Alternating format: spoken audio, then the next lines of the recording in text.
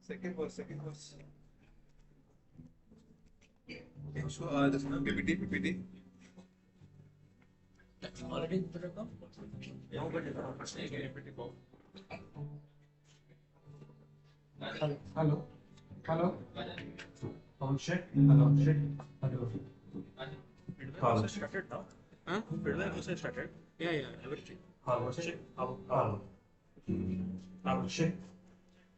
Hello. Mic is check. Hello. Check. Or mic one. Check one. Hello. Check.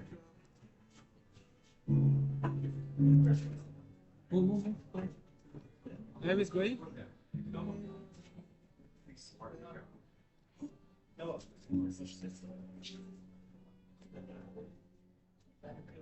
Yeah.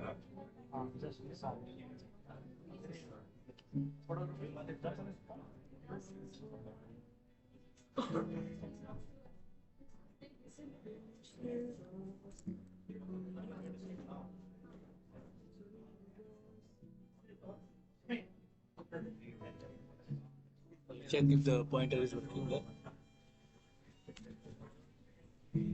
डाल दिया Yeah,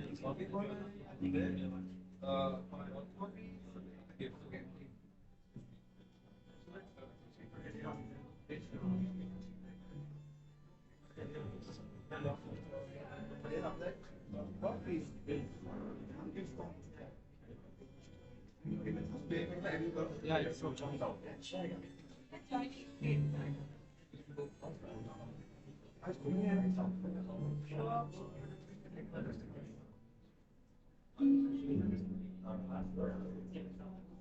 Ali will not go now actually.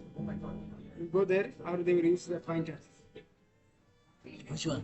They, That is the pointer is working? yeah, Moving. That's enough.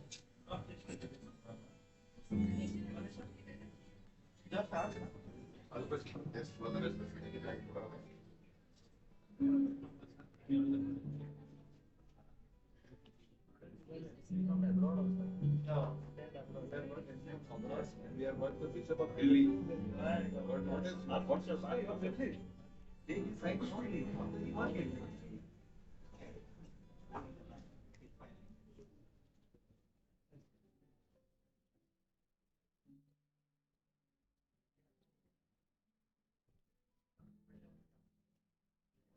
Moving that is moving the camera. हाँ तो I'm moving camera ना. Yeah, then we can no need remote. Yeah, no need to remove. How did you remove? I will tell you. That's what I'm doing. Well, then you can sit here. No, brother. I'm doing that. This is a headache, man. See, okay. This is called zone. Okay. Okay. Yeah, focus Focus on don't it. touch. Pan. Uh, This is called pan, which was Side. side. Okay. uh, Okay. okay. And tilt is up, Up and down. Okay. Okay. Yeah. Okay. You apply. Yeah. That will there. Yeah. Where it is? Where you will go? Where it comes, right? Huh? Where it is? It is here. Configure video. Okay. Okay. You can do one thing. If Yeah, this that is every trying, we didn't do it. That is, you were also there. You are not there.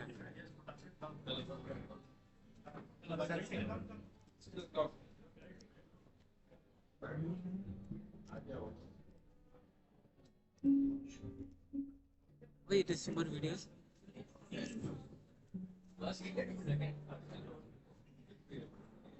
This is okay, it's good, sir.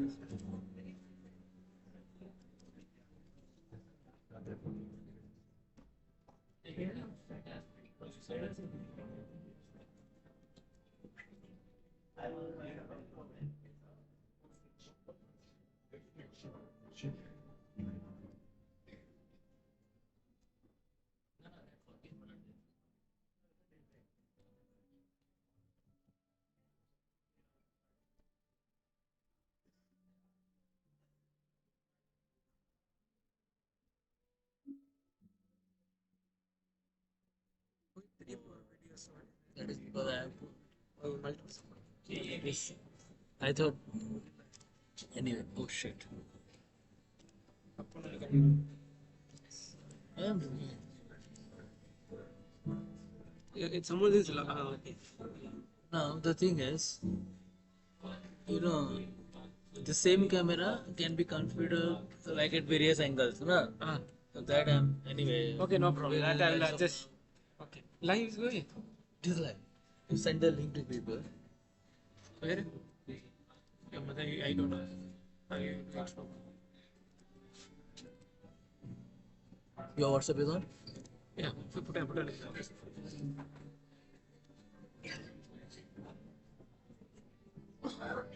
Home to send. Hmm? We'll send to who is the coordinator? Yeah, Alice will send. Alice, Sound. no number is it? Okay, you send me. Okay, Allah. Live streaming. Yeah. But the thing is, have you put the sound? Sound yesterday I was checking. Huh. Here it is. I simply my own audio only I used. But it is working. It's Because the very sound will come from here. Huh. yeah. This is from your mic, right? Huh? This is But my this cable is for already issue. It is not working actually. Right? So I know that something is a it works with you here, which is not absolute fiction. So what is your response to that? As part of the 1.4 billion Indian citizens rather than subjects. I don't want to be a subject. I want to be heard. I want to be actually ideally like that little guy himself Yapura's naked. But at least be his dad. Be close to that person who kind of calls it out because I think it matters. Like, Sound is coming the Prime Minister not going to that cart. that is It does make a difference. So don't think that you're saying, speak. When we speak, it will go. My point is that no, you put where is the mic? This one? Shall I put it somewhere? Connect? Huh? This one, huh? Huh? This one, yeah, mic. This is mic. I will connect with this. This is mic. Yeah, this mic. Oh no, this one. This is not working. No, Why? because it will give the sound. Forget about this. Give me there is the Bluetooth one you bought. Now where is it? Which Bluetooth?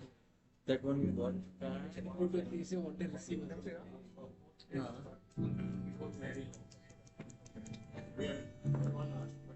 That says my.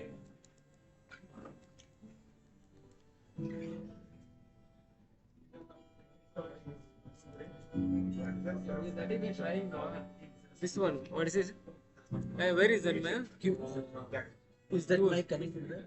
Do you have any other mic like this? Huh? I want to say. Then in video room there is one more like that one. Bluetooth. Yeah. That video room. Can you? Thank you. Oh, see, that is USB, right? Yeah. It's USB, no? Type C. Type I'll check. Oh. Type C also is.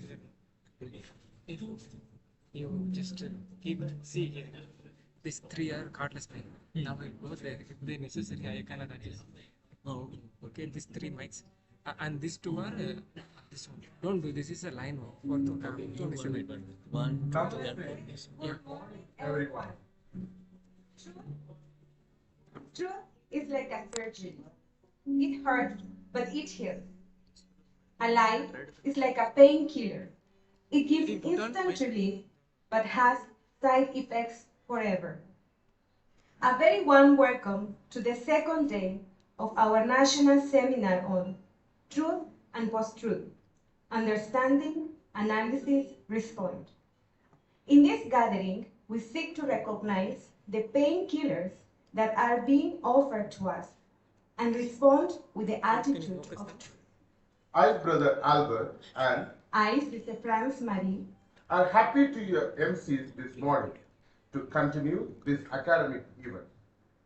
We begin the second day of our seminar by seeking the grace of God. As we dispose ourselves for this special moment, I would like to invite Scholastic Ashish Deekal and his team to lead us into prayer.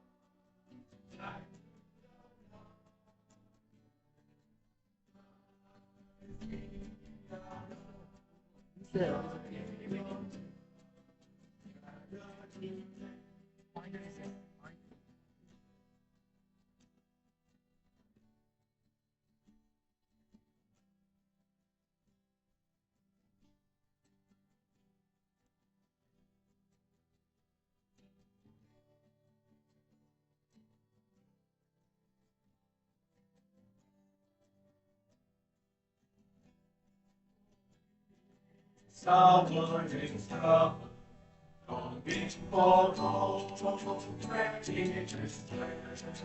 Your boy alone has much to say, but make us your living one. Christ be our light, shining up, shine through the dark. Christ be our light, shining your church, gather today.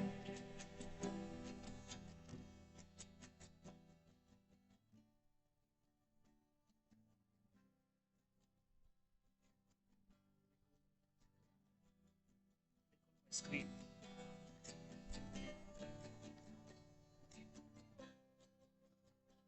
Click on my phone screen. In the day, many the people, in the heart that you know. Let us be stars to one another, making your kingdom come. Christ be our light, shining out, shine through the dark. Christ be our light, shining your truth, and your truth.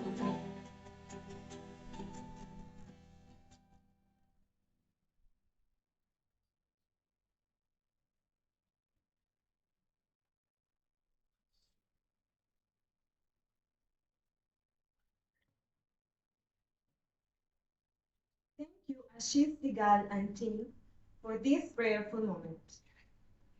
We continue the seminar with a thought-provoking session on a topic that's affecting much our world today: post-truth, fueling populism, and polarization.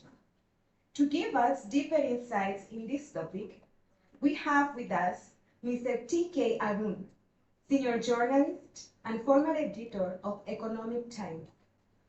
And to moderate this session, we have with us Dr. John Chalamet. Let us invite both of them onto the stage with a round of applause.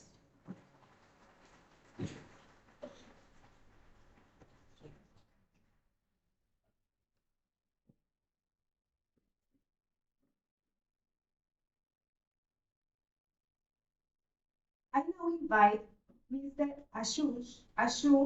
Anshu to welcome and honor the presenter and the moderator.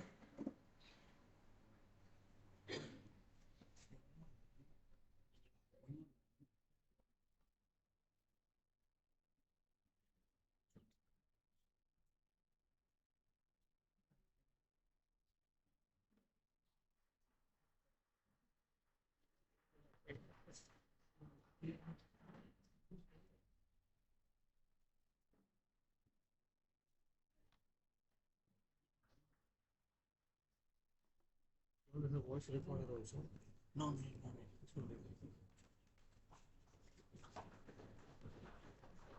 You can take things I think. Like this one. This is Dr. John Chattanal is a Jesuit of Delhi province. He is known for his leadership as a former principal of Vidyajyoti College of Theology, Delhi. Dr. John this Chattanal is has a PhD from University of Chicago, USA. he doesn't know. He has 12 books to his credit, and the latest No, no.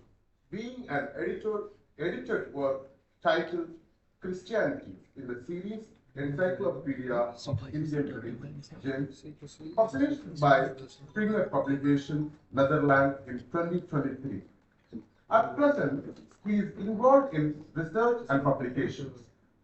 As a Jesuit priest and a distinguished scholar, his work consistently bridges academic theory with practical, socio-political and religious issues, particularly in the area of conflict resolution and inter-community dialogue, reflecting his commitment to social healing. And now, I invite Dr. John Chattanal to introduce our presenter and moderate this session. Over to you, Dr. John Chattanal.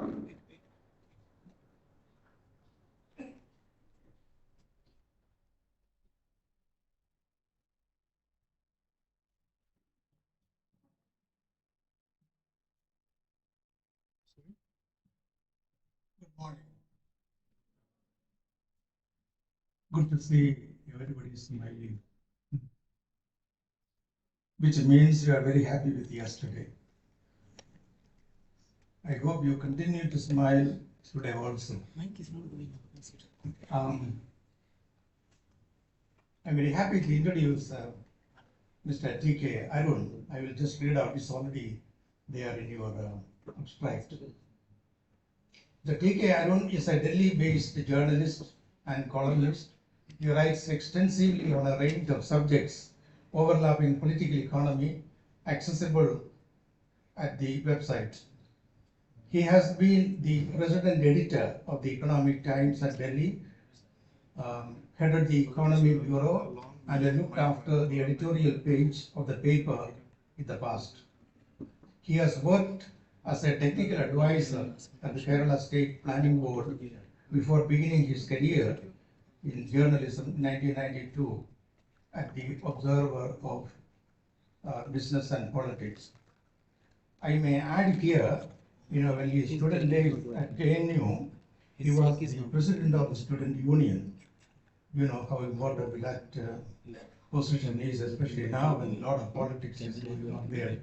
So that shows his leadership qualities, and I don't want to take too much of his time. So we will immediately get into the talk. I don't know how many minutes for this presentation. Totally 15 minutes.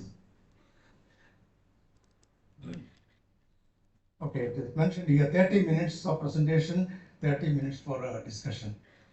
I need at the end 1 minute, that's all. Over. Configure the video first. Please configure only. No, video. No, this one. I am honored to be invited to speak to an audience like this. In my occupation and talking my life, the things that Wait. more profane than spiritual. However, on this particular subject of post-truth discourse, I have a few thoughts.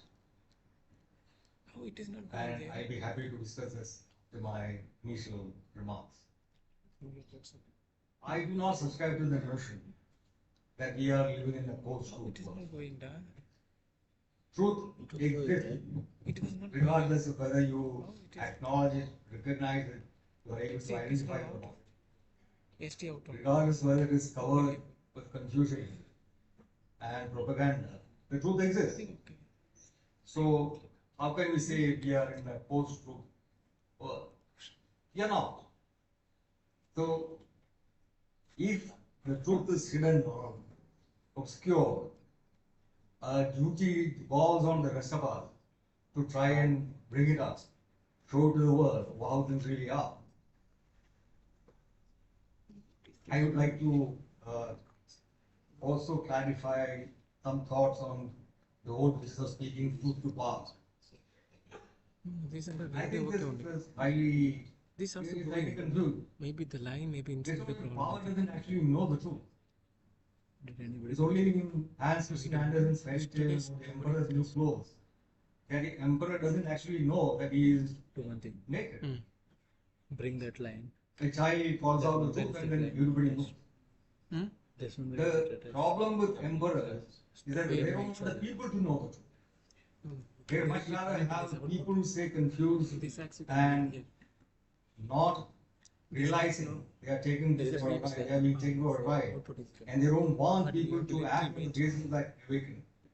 So the real challenge for us is to speak truth to ordinary people, so that they know what the truth is. And this in turn creates pressure on the government to rectify what is wrong. So the real task is always to address the people, not the state, not the power. The power already knows what the reality is. But it is the people from whom the state derives power who must be awakened, who must be made aware of the things that we are. Small adjustment. Now, why is it easy to manipulate public opinion? We live in a world we know where President Trump in the US, he has been able to create a culture,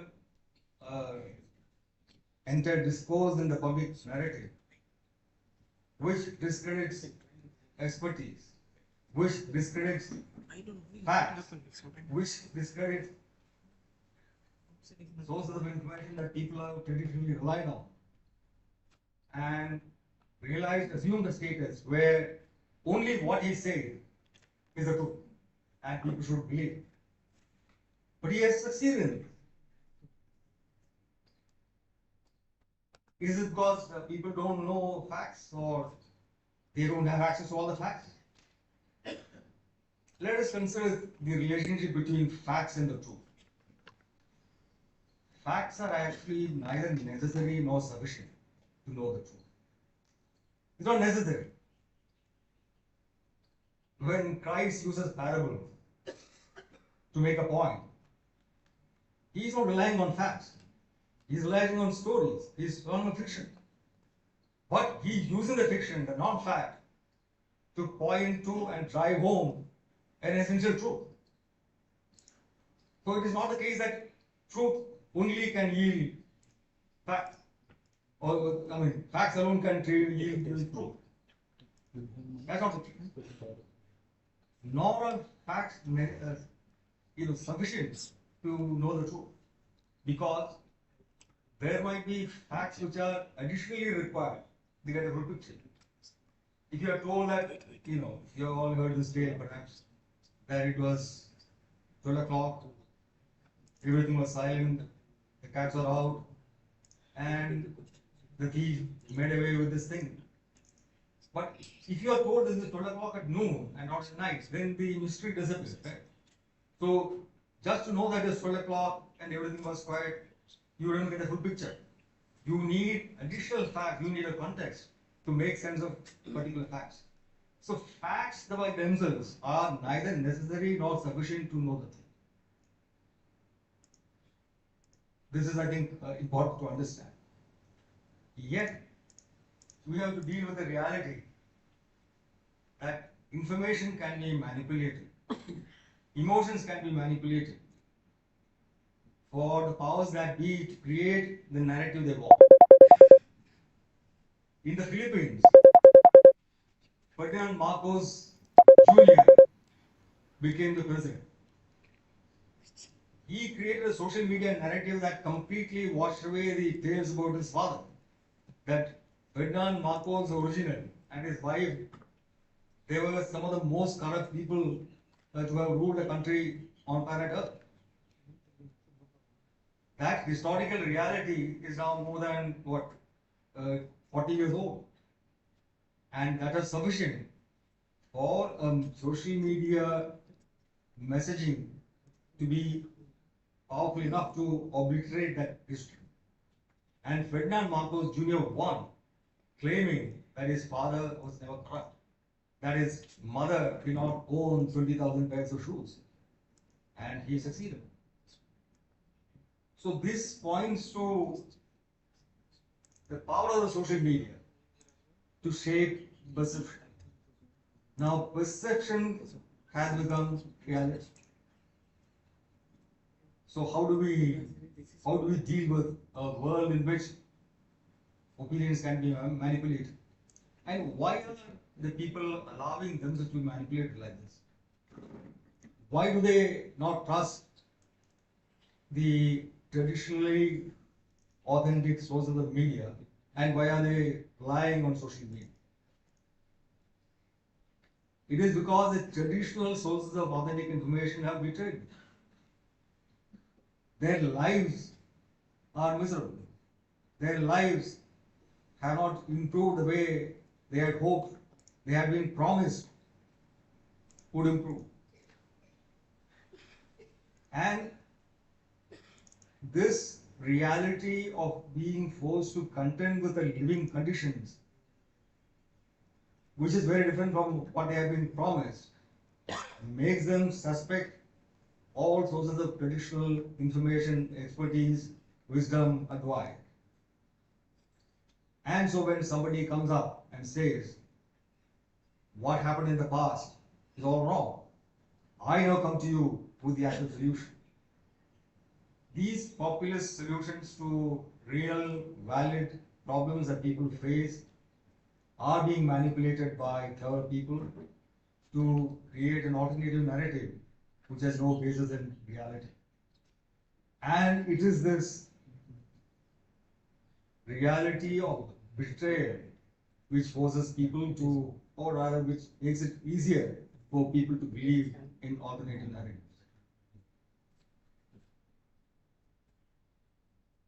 In India, Prime Minister Nehru, in his inaugural speech after independence, said that we will redeem our tryst with destiny, end poverty and ignorance and disease and inequality of opportunity. To a substantial extent, we may not in full. But even today, poverty is real. Absolute poverty is real for many people. Relative poverty is even more real for a much larger proportion of the population. You find tales of caste oppression in many parts of the country. Not the kind of oppression that an IPS officer in Haryana faces, where he feels socially rejected and discriminated against and commits suicide, but rank physical oppression or being beaten up in Madhya Pradesh or being urinated on. So when this kind of discrimination persists, and the people who told you will end poverty and disease and ignorance and inequality opportunity again ask you to support you, that person might not be all that ready to come and support them again. Then they might be fed another tale, another narrative of an alternative set of possibilities and an alternative discourse of what is right and what should be done and what should have been done in the past. So this is how, in my opinion, people fall prey to false narratives.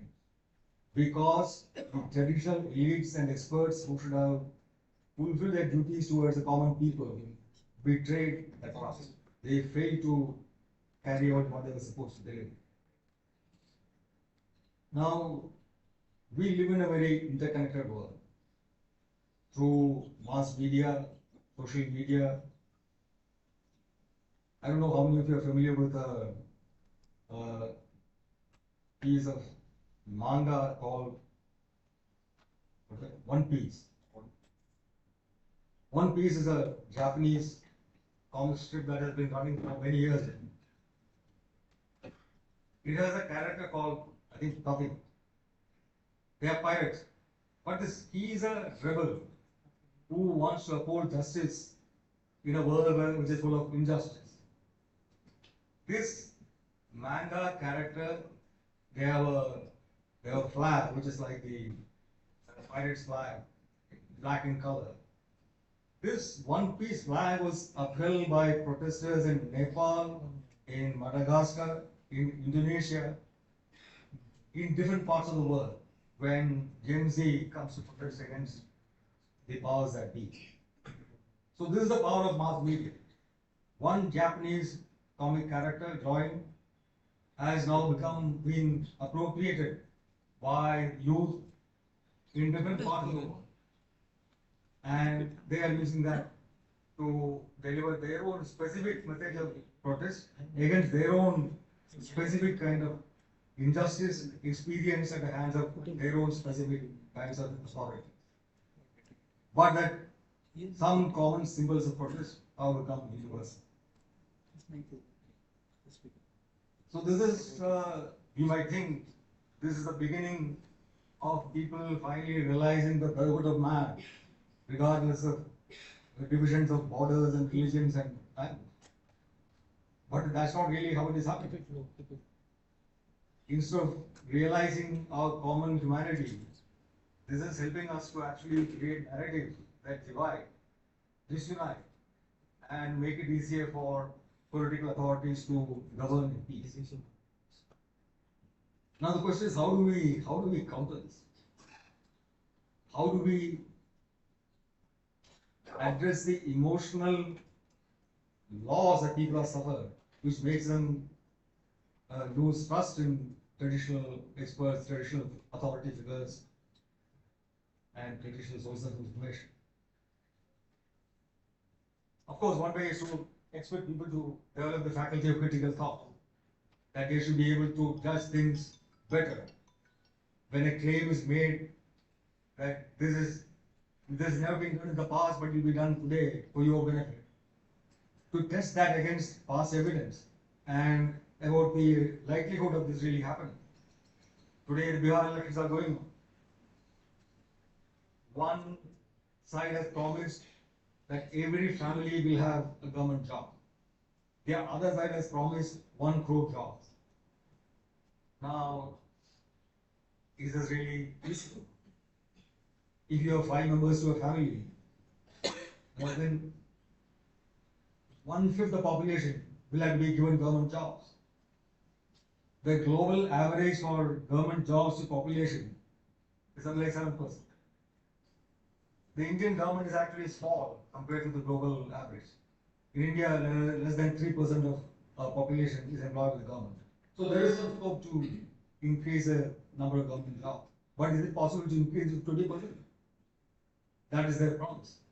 So should we expect people to develop the faculty of critical thinking while assessing what they are taught? So I am not very hopeful that people will develop such faculties of critical thinking if all of their lives they have been trained to accept authority, that they receive wisdom. This is particularly bad in our country. This is valid across the world, but particularly this country. This country, we have this culture that all knowledge is pre-existing and is being contained in the Vedas. And your job is to master pre-existing knowledge, not to create new knowledge. You can interpret the Vedas and create some new insights, but the knowledge exists. Everything pre-exists. You need to master it, not question it. The Shankaracharya was even called the Sarvajna, he who knew everything. Today, of course, you would think this idea is novel, that somebody could know everything. Knowledge is constantly expanding. Every year we celebrate Nobel Prizes for physics, chemistry, physiology, because new knowledge is being created in all these fields. But this is the traditional hierarchy that we are being culturally attuned to. saying that knowledge pre-exists, and those who uphold and impart that knowledge to you, they are a hierarchy which cannot be questioned. So your hierarchy, your abiding by a hierarchy of authority figures in society, and abiding by a hierarchy of authority figures in knowledge. That is your culture. So the possibility of breaking through this culture and making everybody trained in critical thinking is, to my mind, rather difficult. We are just trained in school to learn by rote, not to question and understand why things are as they are. So then how do we proceed? I think when we make a judgment, we make a judgment against a norm, even if it's a fact which is not directly related to that norm. That norm has underlying an entire universe of morality, ethics, and our attitude towards fellow beings. So this cultural sensibility with regard to how we relate to other beings, other human beings, our fellow citizens, that shapes a major role in determining the norm against which you judge anything. When you hear somebody asking you to feel hate towards another human being because he belongs to a different community or different in various other ways, what is the norm against which you judge this call? If that norm has already been coarsened to an extent where this seems perfectly legitimate, then you will listen to the people of law. So I think the way to address this challenge, of course, while trying to create critical thinking and bringing facts to people's fuller set of context-rich facts to make people aware.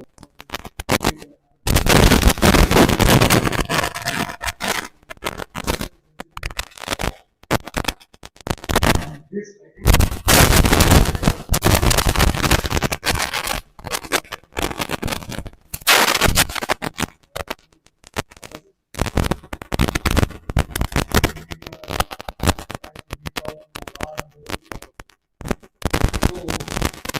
cultural interventions which are articulated through social media, which make people aware of their common human identity and this identity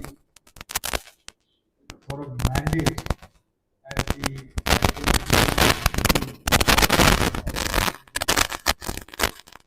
then there is like some of these small things most of people might be judged to be all important work.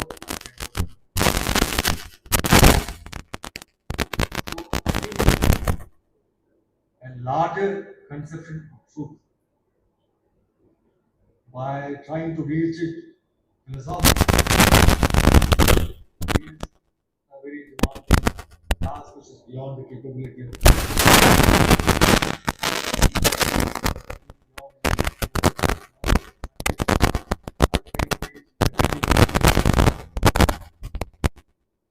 so it might be similar to demanding to expect that of common people who are subjected to every daily paralysis of information. But addressing the cultural sensibility is something that is important. So we used to have actually these kind of films and plays and songs and all that in the 50s and 60s in the afterglow of winning freedom, independence, which were engaged the task of nation building, which address social evils, which call for unity, call for harmony. Like today we have mostly we do have dreams that we do the right and the really problem they have in their daily life and right. So it is possible to bring the democracy so that So it's trying to create an alternate sensibility that is favorable to people understanding what. So to summarize, these are the main things I want to say. That you need to tell truth to the ordinary people. The powers that need already know what is true. But only when people at large know the truth will it actually force them to make their. Narendra Modi knows that he is doing Chhat Puja in an artificial pond which is filled with drinking water and so it's absolutely clean. You don't need to tell him that. But you need to tell the people of Bihar that they are being taken for a ride, that the central government has cleaned up the Yamuna to allow Bihari migrants who are living in Delhi to carry out Chhat Puja and they have cleansed the Yamuna just for them. So they need to be told, not Puja. Apply your plan to realize the truth in order to talk to that. You need not just facts, but always good complemented facts being given context for the facts to yield the truth. Very often the facts are missing, so they will not let you know the truth. Millions of people die in this country due to electric shock. It's a very important fact. Now, just this bald fact that many people die of shock might not be all that crazy. If you die of shock, you die of electricity. But why do they come into contact with high electric wire? Here there is a social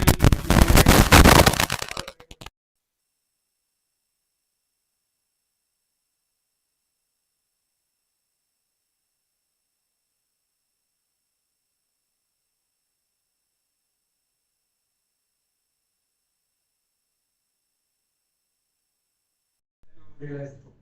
As I said, the myths that tell you, or fables that tell you what is good and what is wrong, they do that on the basis not of facts but of the fiction. But they do serve that purpose of illuminating the people what is true, what is good, what is good in your being and your interconnectedness. And finally, if the elites betray the people who have made them the elite, then there will be consequences of loss of credibility, loss of trust, of confusion, or giving opportunity to populist ideas to distort the reality and persuade people to behave in a way they should not. And finally, a better cultural sensibility will allow people to recognize the truth, because that truth is common to all humanity, regardless of their race, gender, class, language, religion, whatever. I think these are the main things I have to say today. I would like to discuss anything that you have.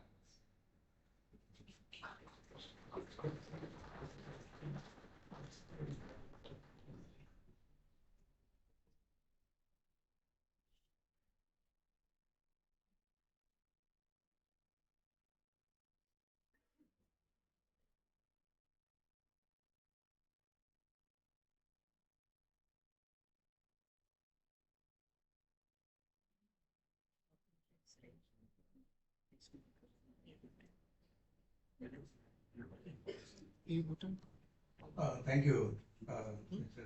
Arun. I think very enlightening talk, the way I was watching the audience kind of pin to your logical ideas. Just pick up one or two trends so that we can have a meaningful discussion about 30 minutes or so. I found your presentation very, very logical. The way you picked up slowly the foundation, the arguments, and then the conclusion. Very, very logical. And in the summary, it is actually very clearly written. Your first premise, the notion of the foundation or the post-truth is fundamentally flawed. That's where you started your talk. Truth is beyond facts. and informations and emotions can be manipulated, and they are manipulated. If they can be manipulated, it will be manipulated. And alternative narratives are believed. Alternative narratives, I would add, which are mostly lies, and they are sort of believed by the general public, the audience people. Where is the failure? Where did we fail? The traditional elite. Probably that was your conclusion also. What is the redemption? So, how do we make a judgment? And there is a foundational norm to which we have to go, which is a kind of maybe turned out from the cultural value system of a particular country or the world at large. So, hence the responsibility. Our responsibility. I suppose your answer would be, though you did not say it exactly in those words, the modern elites. Probably that is where the solution is. And those modern elites, not simply from the religion alone, but through churning of the culture, going back to the public education, probably is very, very necessary. I think this is give a little summary of your logical thinking. So, shall we open it up? And there are, I'm sure, very many points we can discuss, debate. So it is open now to the public. So we have about 30 minutes or so. Yes, we can start.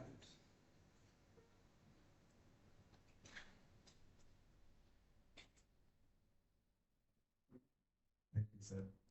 I have two questions. You have, as I heard you, I think you have spoken that people do not believe in the traditional media. This you have said, I think. And you have said that social media has a larger reach to the people. But, and you, I think that you are thinking that this one, social media can actually reach out to the people and it serves the truth. Can it actually, I have little apprehension that can social media can serve the truth reality in reality is the question I have. Another thing you have spoken about that facts and data are important, but they are not necessary and sufficient. But today we have, when we do research or anything we do, these facts and data are important. Without data and without fact, how can we actually reach to the truth is the question I have. Does cultural sensibility is enough to reach the truth? These two questions I have. Thank you.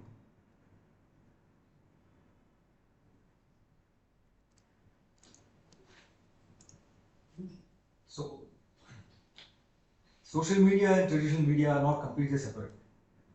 You will find that what is being circulated on social media are quite often clips, audiovisual clips from traditional media, from television, from a speech somebody has made, or some clever point that has been contrived, especially for social media. Now, I fail to highlight enough the failure of traditional media in this country right now. They have been sort of lending themselves to spreading lies and the alternative narrative rather than trying to present the correct picture, particularly television media. Now, when I say it is possible for social media to propagate what is true,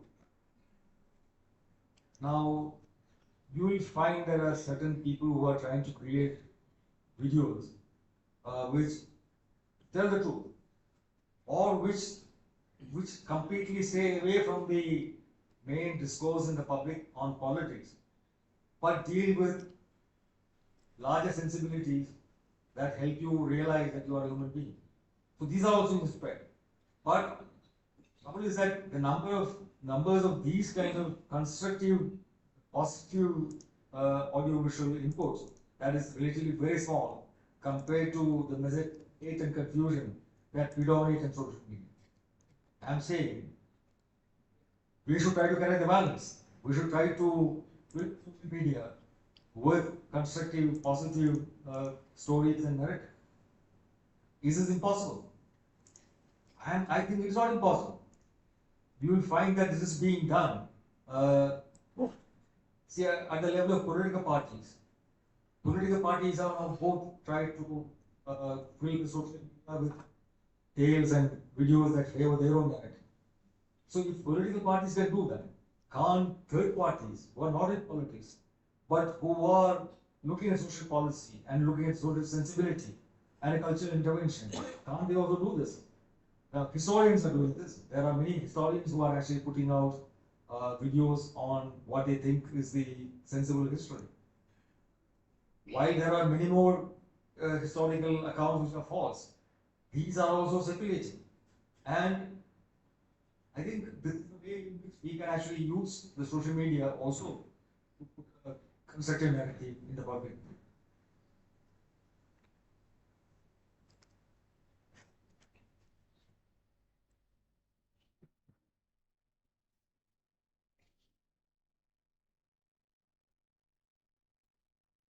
Thank you, sir, for a very logical and systematic presentation. And you have succinctly and very in an indirect way given how the post-truth interacts with populist narratives. And one of my doubts or questions is how this relationship between the post-truth, that is a political post-truth culture, is different across different political contexts, like right-wing context, right-wing populism, and left-wing populism. Thank you.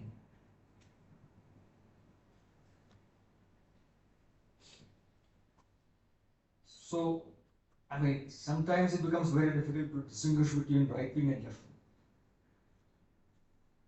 Now, the Soviet Union was considered to be left wing in its ideology, socialism, or whatever they professed.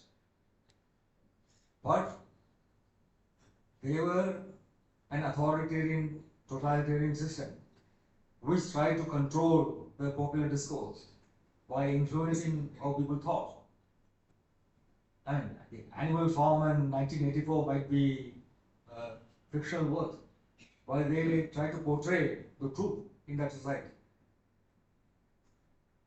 Now, I met a professor from Chicago who had worked in Syria when Hafez Assad was the president. Now, Hafez Assad claimed to have made fundamental breakthroughs in medicine.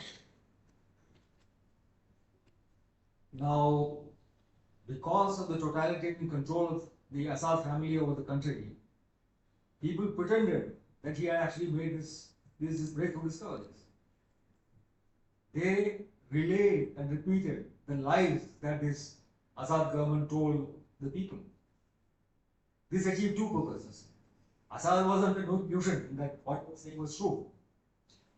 But by forcing people to accept the lie as true and forcing people to tell each other the same lie, he destroyed the trust that people had in one another.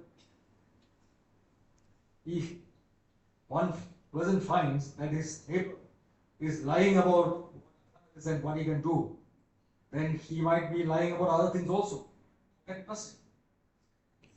So here you are using propaganda as a tool, not primarily to spread your narrative, but to control the people by destroying their usual trust in one another.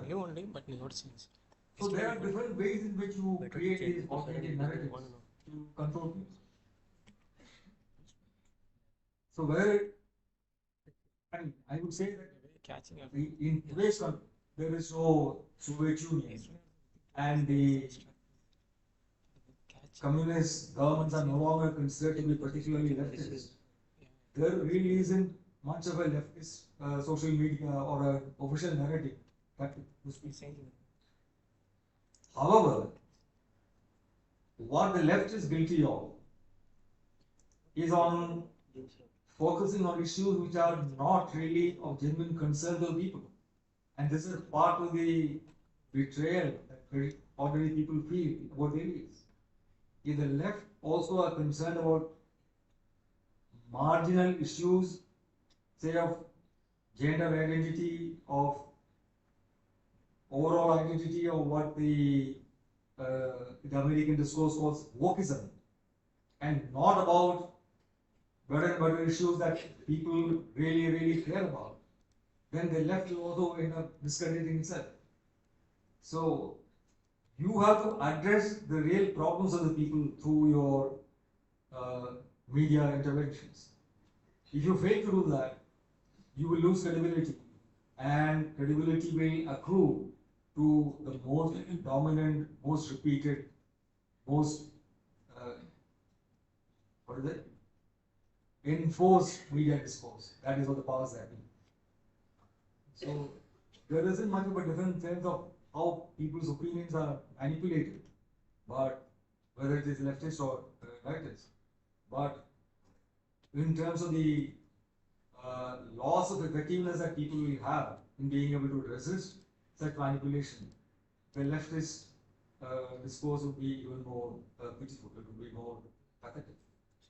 So we need to have constructive agenda, and we need to tell the truth in the sense of what really is happening, and we need to couch it in a language and idiom that people can relate to, and that I think we have been failing so far. You know, my daughter tells me, she calls me actually as my but father, what you write, what you say is pointless. She said, you are talking to sense. I am saying this is wrong with this policy, I think this is not worth the money could have been spent, but you are talking to sense. You need to address the sensibility. It is people's sensibilities are being damaged. You need to address that. And I unfortunately cannot do that. That is the realm of artists and writers and poets and filmmakers and all the other cultural interventions. But that is the reality. Sir, very insightful presentation. Sir, I like the way you titled your presentation, Post-Truth Fueling Populism and Polarization. So my question is, what is fueling the post-truth itself in the first place? Of course, we had the beautiful truth, we had beautiful lies. So what led us to this ugly concept called post-truth? Or what is fueling post-truth? Thank you. I'm sorry, I hit upon that. I think it's a failure of the dominant discourse to fulfill their promise to be common people. That is, if you say that you believe in equality, you believe in prioritizing the concerns of the common people, of removing poverty and ignorance and disease and inequality opportunity, but end up spending around 2% of GDP or less on education, or spending less than 1% of GDP on public health, you have failed the people. Why should the people believe you when you say, no, I will come and do it for you? So this is what has happened. If you promise to care for the people, but when you build the temples of modern India, the large dams and the large steel factories that came up after independence, but fail to reason to the people who were displaced when these dams came up and when these factories came up, you are failing the people. So in the first rush of happiness over independence and industrial development, many people might have overlooked this failure of project conceptualization in those early years to take into account what happens to the people who are displaced as a result of these prerequisites of industrial growth. You need dams, you need steel factories which occupy a lot of land. You need open mines. You displace people who lived on the mines are located. So you may not really tackle these issues properly. But over time, thanks to our still functional living democracy, people mobilize, against it, compensation less, rehabilitation less, development. So people started demanding rehabilitation for project, for the positive development. So the consultancy solutions are still possible and they need to be explored more effectively. Thank you, Mr. Arun, for giving a new perspective in this post-truth and presenting it very logically. Now, you said, and I appreciate it very much, that there is no need to speak truth to power. Power already knows truth, and what power does is selectively amplify, if I may use the term, half-truth. And you said the vocation of media is to speak truth to people, that is the vocation. In this context, recently there are many fact-check agencies coming up. When once some lie or half-truth is propagated, immediately fact-check and present. Do you think in this era now there is a possibility for media outlet, at least like-minded media outlets, to come together and present, or as a unity in presenting this truth to people, or is it all disintegrated today? The media, unfortunately, is not a vocation for media owners. So, I might be a journalist because for me it is a vocation, it's a calling. But for the media owner on whose platform I work, it's a business. He wants to make money. If he is threatened by the government with raids by the Enforcement Directorate or income tax scrutinies, he is willing to play along. So, editorial freedom is now in the hands of the editor. Editorial freedom is in the hands of the media owners. So, this vote for media platforms should come together to expose the half-truths and lies is actually very limited. Of course, they will tolerate a fair bit of journalistic freedom being exercised to bring out the truth on their platform. But they would not like to see this as being like a campaign against the government. In which case, they will be the ones facing the punishment at the hands of the government. So, in an authoritarian establishment which does not hesitate to exercise the power against industry, particularly media industry, you cannot expect the media owners to come together and create such a platform. It can be done at the grassroots level independently by the sites who do fact checking, and they have done a good job. And of course, our job as individual citizens would be to amplify this message. If you come across a fact checking, you should repeat it, retweet it, or share it on your own friends. And similarly with articles that you think make sense, which question the government directly, you should share it with your friends and family and colleagues, so that more of that information goes out. Passively seeing and enjoying a perspective that goes against the half-lies being spread, without yourself doing something to amplify that message, by at least taking it to your own circle of influence, that would be a dereliction of duty. That's all what you can do. Thank you, sir, for your wonderful presentation. I would like to get your opinion on Indian psyche in specific when it comes to exploration of truth. Why I ask this is because, see, when we speak of post-truth or propagandas that are propagated, only when people buy it, the propagandas become widely circulated. For example, if you take the example of Bihar itself, the manifesto that we saw yesterday, the government is supposed to come on a progress card of what it has done for 20 years, but it has the courage, instead of giving what it has done, instead of that they come up with a new manifesto that they'll give jobs and so on. So only when people believe, the leaders have the courage to do so.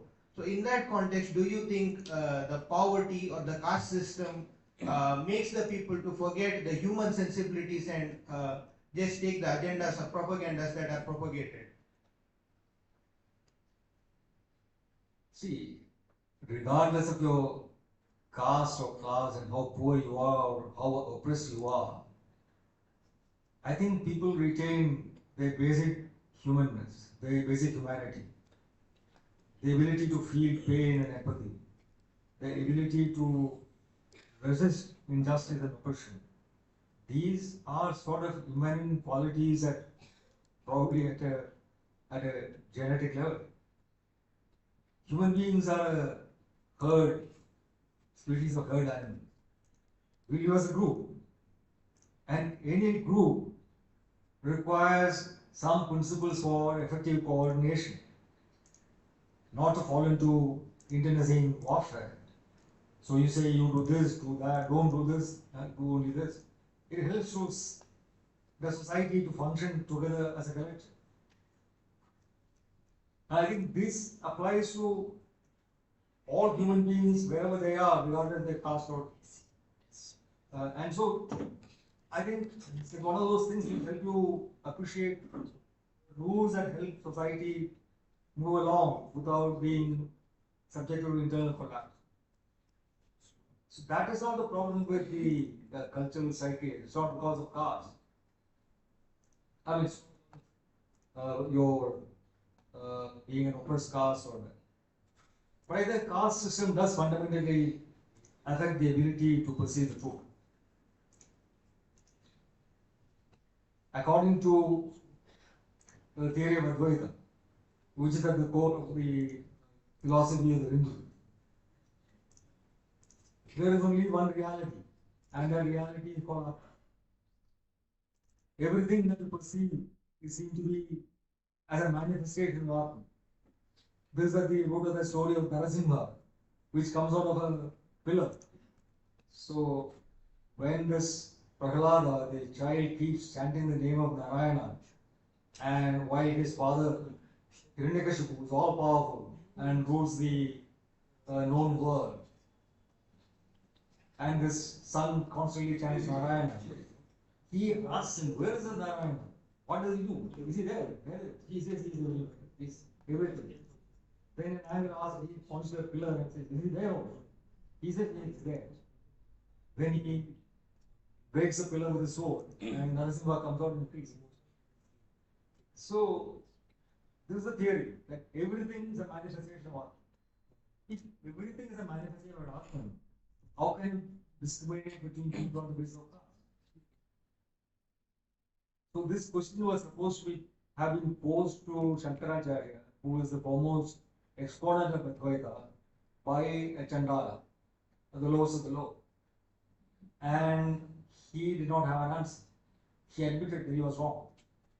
But when he shrank away from the Chandala because he is an untouchable member of a very, very low caste, the Chandala confronted him with this philosophical question. You preach the oneness, the unity, Advaita in the world, but you practice the discrimination.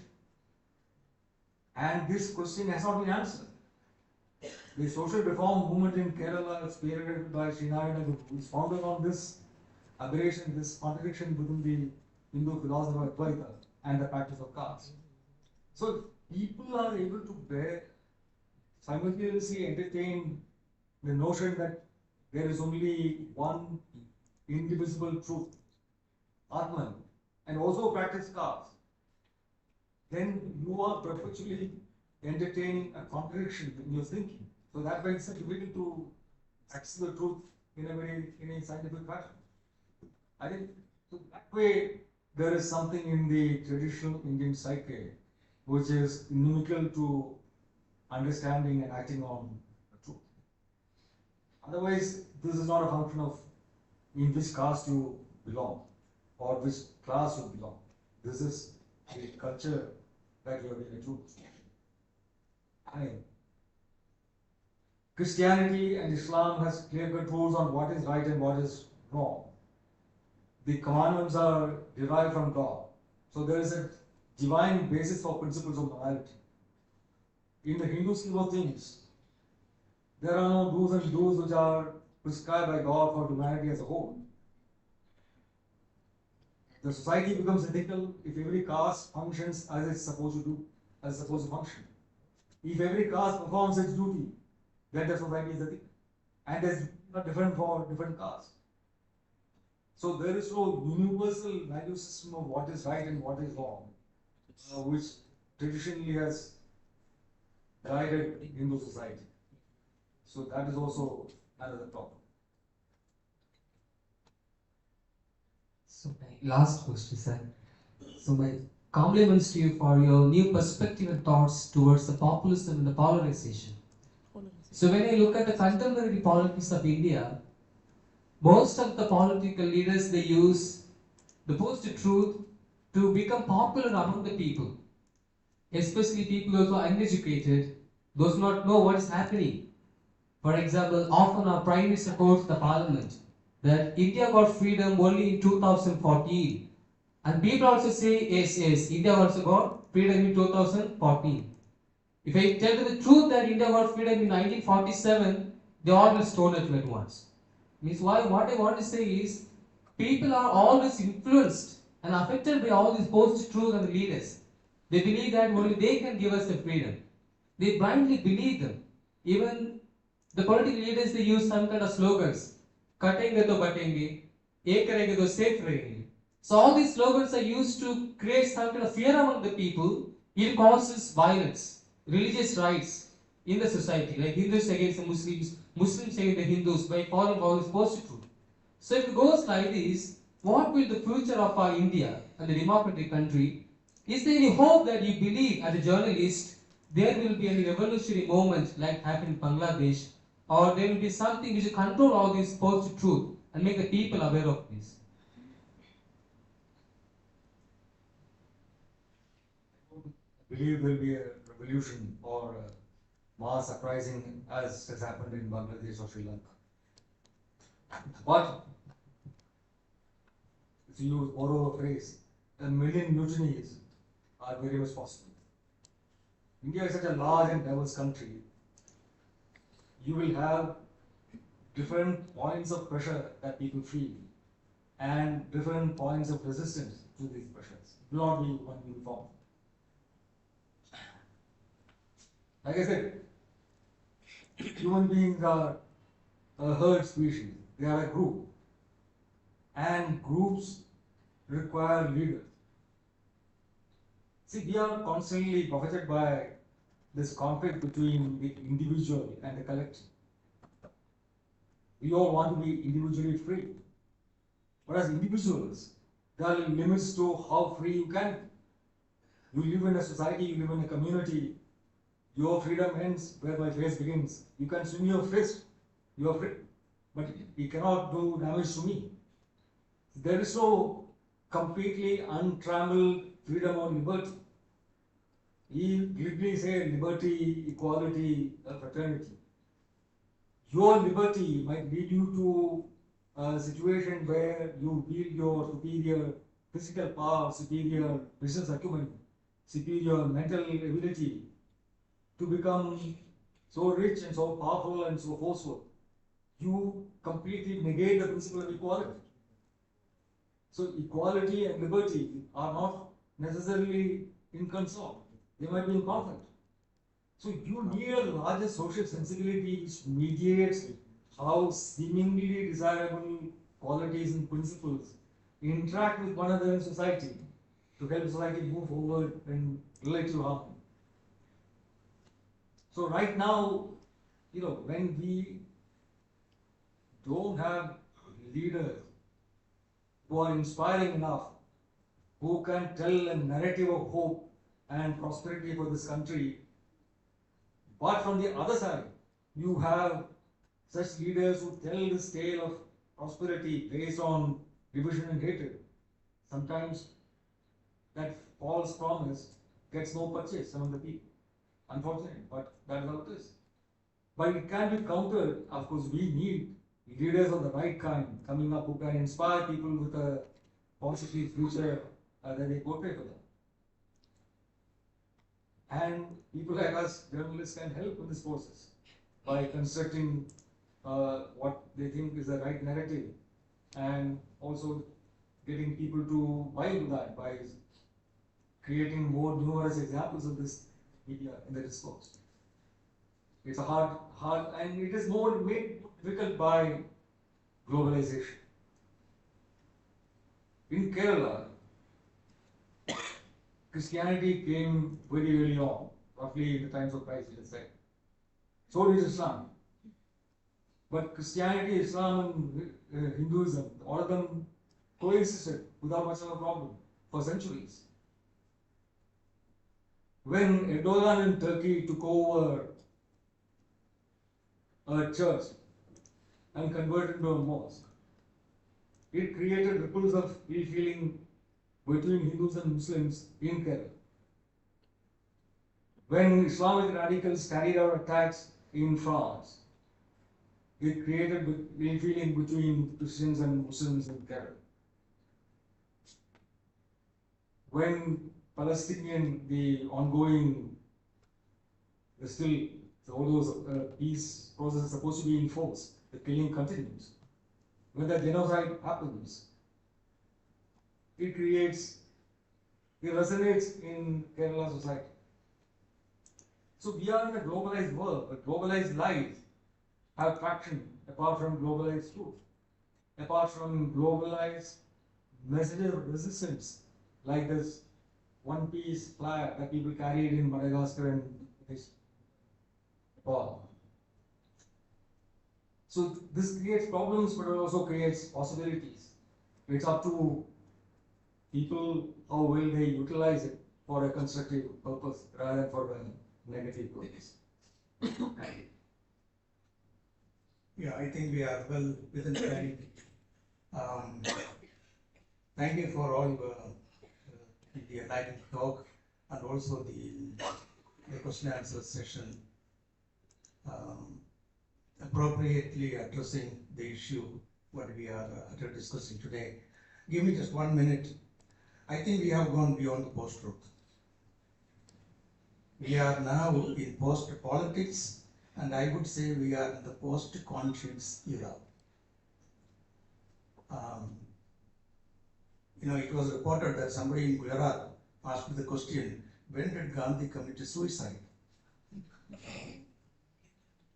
And there are people believing that. It is not simply a stupid question. There is a big agenda behind it.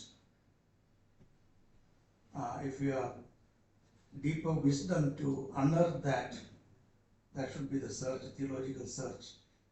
When did Gandhi commit suicide? So this is the era that we are living. Doctor was mentioning about the value system, the norms finally controlling. Then my question is, why is that we are allowing the politicians to set the value system today? What happened to the popular wisdom, to which we rely a lot, and also what you mentioned, the cultural elite or the intellectual elite or the media was supposed to be showing a different value system. What happened to that? That is actually your main question. Perhaps we can stop there. So I think we have gone beyond this post-truth, even the conscience. Otherwise, how do you answer so much of money spent on one baggage? What happened to the conscience?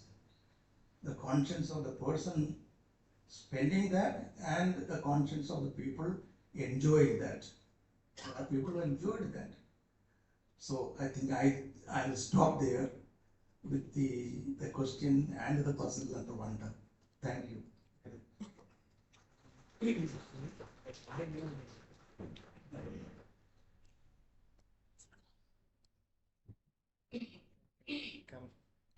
Thank you, Mr. T.K. Arun, for your inspiring and enlightening thoughts.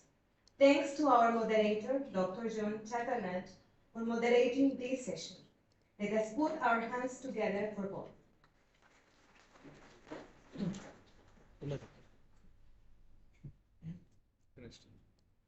Finish. It is now time for something different. a video presentation that brings the theme of our seminar to life. This video has been thoughtfully prepared by Karwan A. Mohabbat. Karwan A. Mohabbat is a movement that spreads love and truth in the world full of hatred and polarization. We cordially invite Julius Trudeau to come forward to introduce us the content, screen the documentary, and initiate the discussion. Over to you, Julius.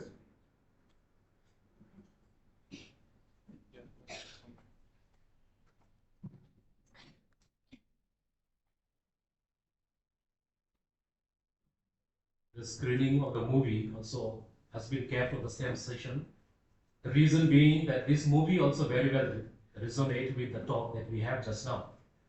The name of the movie is Head Speech, and by now we know that there are several acts which were once considered crime, now have become a new normal. New normal has been a common vocabulary. And the movie that we are going to watch is prepared by the Karwani Mohammed. Our MC has introduced us. Karwani Mohammed is an organization founded by Harsmander. The group of Harsmander himself will not be present today, but we are screening the movie and we are going to see in the head speech how the head speech created a certain atmosphere which has led to the winning of the BJP government in Maharashtra. The movie was shot soon after before the election, and certain parts were shot after the election, and we see that how the head speech which were carried out in Maharashtra, they became just a new normal, and that new normal set propaganda for the winning of the BJP government in the state of Maharashtra. So it's a 40 minutes of movie, and after the movie we are not going to have question and answer. If you have time, you can just listen to some of the responses from the audience. Thank you.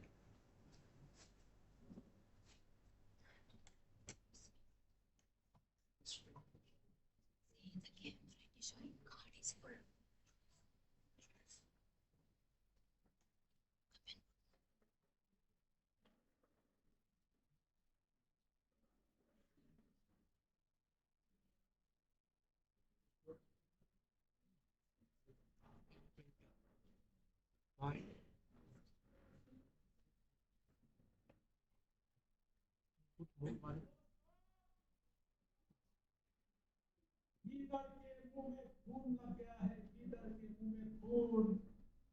गीदड़ को लगता है अपने लोकसभा में vote जिहाद करके मोदी जी को परास्त कर दिया, लेकिन अब सोए नहीं है, अब हम जाग गए हैं, अब जाग गए हैं और जाग कर अब हम लोग इस चुनाव में वोटों का ऐसा धर्म युद्ध लड़ेंगे, ये गीदड़ों के ध्यान में आएगा कि अब उनकी चलने वाली नहीं है, गीदड़ों को उनकी जगह Speaker is little loud. They are outside. It might be.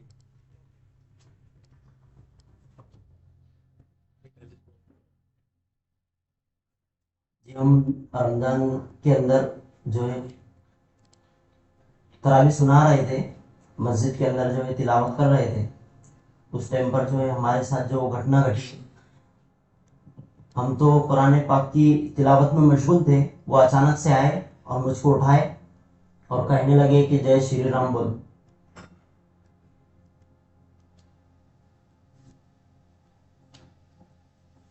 दो शख्स अंदर आए, इसी जगह पर मैं बैठा हुआ था, यहाँ से उन्होंने मुझको उठाकर वहां पर लेकर गए उस दरवाजे के पास, और तीसरा जो शख्स था उसने मुझको दवाई सुना दिया, जिसकी वजह से हमें बेहोशी की शिद्दत हो गई और हमें चक्कर आ गए और हमें कुछ समझ ना आया। उसके बाद हमारे साथ उन्होंने क्या क्या किए हम आगे बता नहीं सकते।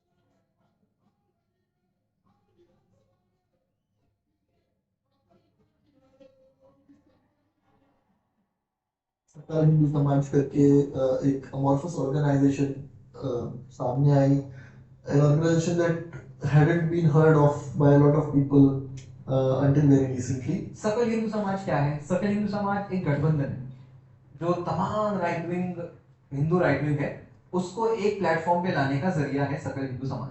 वो सब साथ आए और उन्होंने रैलीज करना शुरू किया, एक के पीछे एक, औरंगाबाद में, वेस्टर्न महाराष्ट्र में, मराठवाड़ा में, नांदेड़ में, मुंबई में, they were saying some of the nastiest things about Muslims.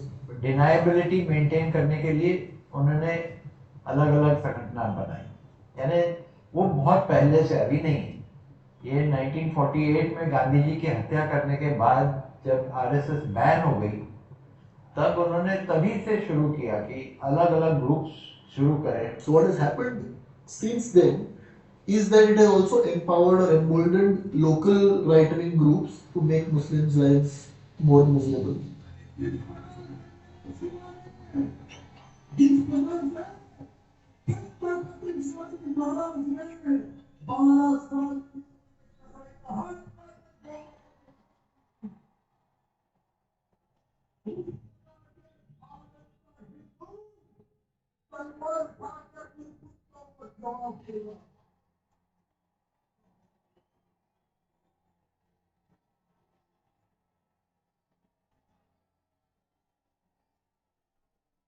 In 2023, we documented 668 hate speech events across 18 states, 3 union territories, and the National Capital Territory, that is New Delhi.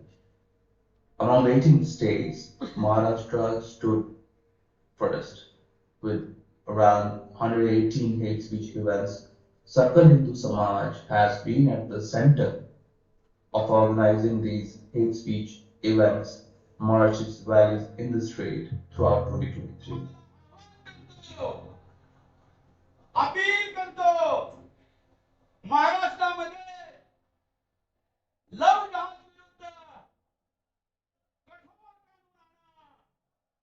Aftab Poonawalla नाम के एक मुस्लिम व्यक्ति ने एक हिंदू अपने लिविंग पार्टनर की हत्या की। इस केस को बेसिस बनाकर महाराष्ट्र के टियर 2 और टियर 3 छोटे छोटे शहरों में सकल हिंदू समाज ने लव जिहाद के खिलाफ रैलीज ऑर्गेनाइज चालू की। तुमची मुलगी झाशीची राणी असेल, कुठल्या लांड्याची हिंमत नाही लव जिहाद करण्याची। आमचे सुरक्षित मुसलमान आमच्याकडे नियम है, मार कर आने का, मार खा के नहीं आने का। क्या राम राज्य में रावण होता है? अगर रावण होगा तो राम राज्य नहीं है, मानना की लड़ाई चालू है। हाथ में कलावा बांधता है, नाम बदलता है और हमारी सीता रूपी बहन को उठाकर लेकर जाता है, उसका खात्मा करने का संकल्प लेना। लव जिहाद का मुद्दा खड़ा किया गया, उसके दो उद्देश्य, एक मुसलमानों के खिलाफ नफरत फैलाना, दूसरी तरफ से लड़कियों पर नियंत्रण। उसके आधार पे लड़कियों को कहा जाता है कि देखो भाई कोई भी मुसलमान लड़का तुमको फंसा लेगा। अब उसमें एक तरफ से हिंदू लड़कियों का अपमान किया। एक तो श्रद्धा वारकर के बारे में बहुत सारा कवरेज मीडिया में आने लगा। एक केस लेकर ऐसा प्रोजेक्ट कर रहे हैं कि जैसे यहाँ बहुत बड़े पैमाने पर लव जिहाद चल रहा है। आफ्ताबने श्रद्धाचे 35 तुकडे केले। श्रद्धासाठी माझ्याकडे शोक संदेश नाही, पण ह्या भगवे फिटे बांधलेल्या ह्या माझ्या माता भगिनींच्या रक्षणार्थ मी वचनबद्ध आहे। आफ्ताब आमचा शत्रू नाहीये, आफ्ताब नंतरचा शत्रू आहे, पण आफ्ताबला जन्माला घालणारी ती देशद्रोही, ती जिहादी संस्कृती, ती जिहादी सभ्यता, तो अतिरेकी आम्हाला संपवायचा आहे। जिथे आफ्ताब जन्माला येतो तो अतिरेकी गर्भ आम्हाला संपवायचा आहे। डॉक्टर की भाषण की शुरुआत पिछले 2 सालों में थी। 2014 के चुनाव के दौरान बड़ी मात्रा में एक स्पीच हुआ था और उसके बहुत जल्दी बाद तो पहला लिंचिंग देश भर में हुआ था 2014 के चुनाव के बाद। वो एक नौजवान थे मोहसिन शेख, पुणे में उनकी हत्या की गई।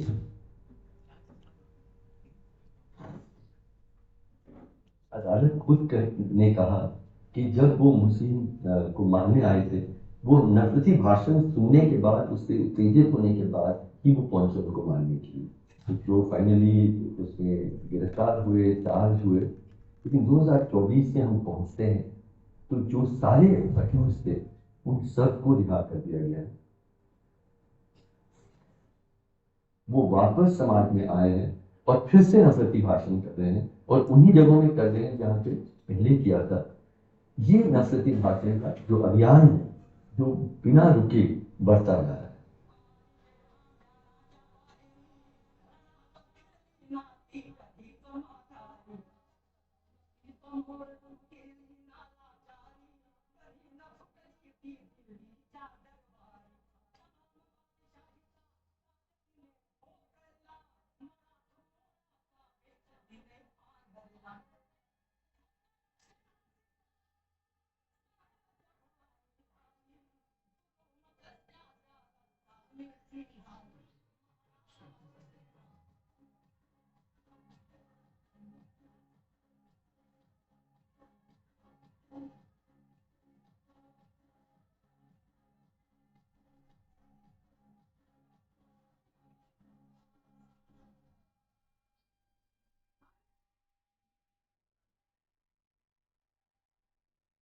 हिंदू लक्षात ठेवा, तुम्ही शिवसंतानाची संतान आहात आणि जिहादी भस्मासुर आहेत.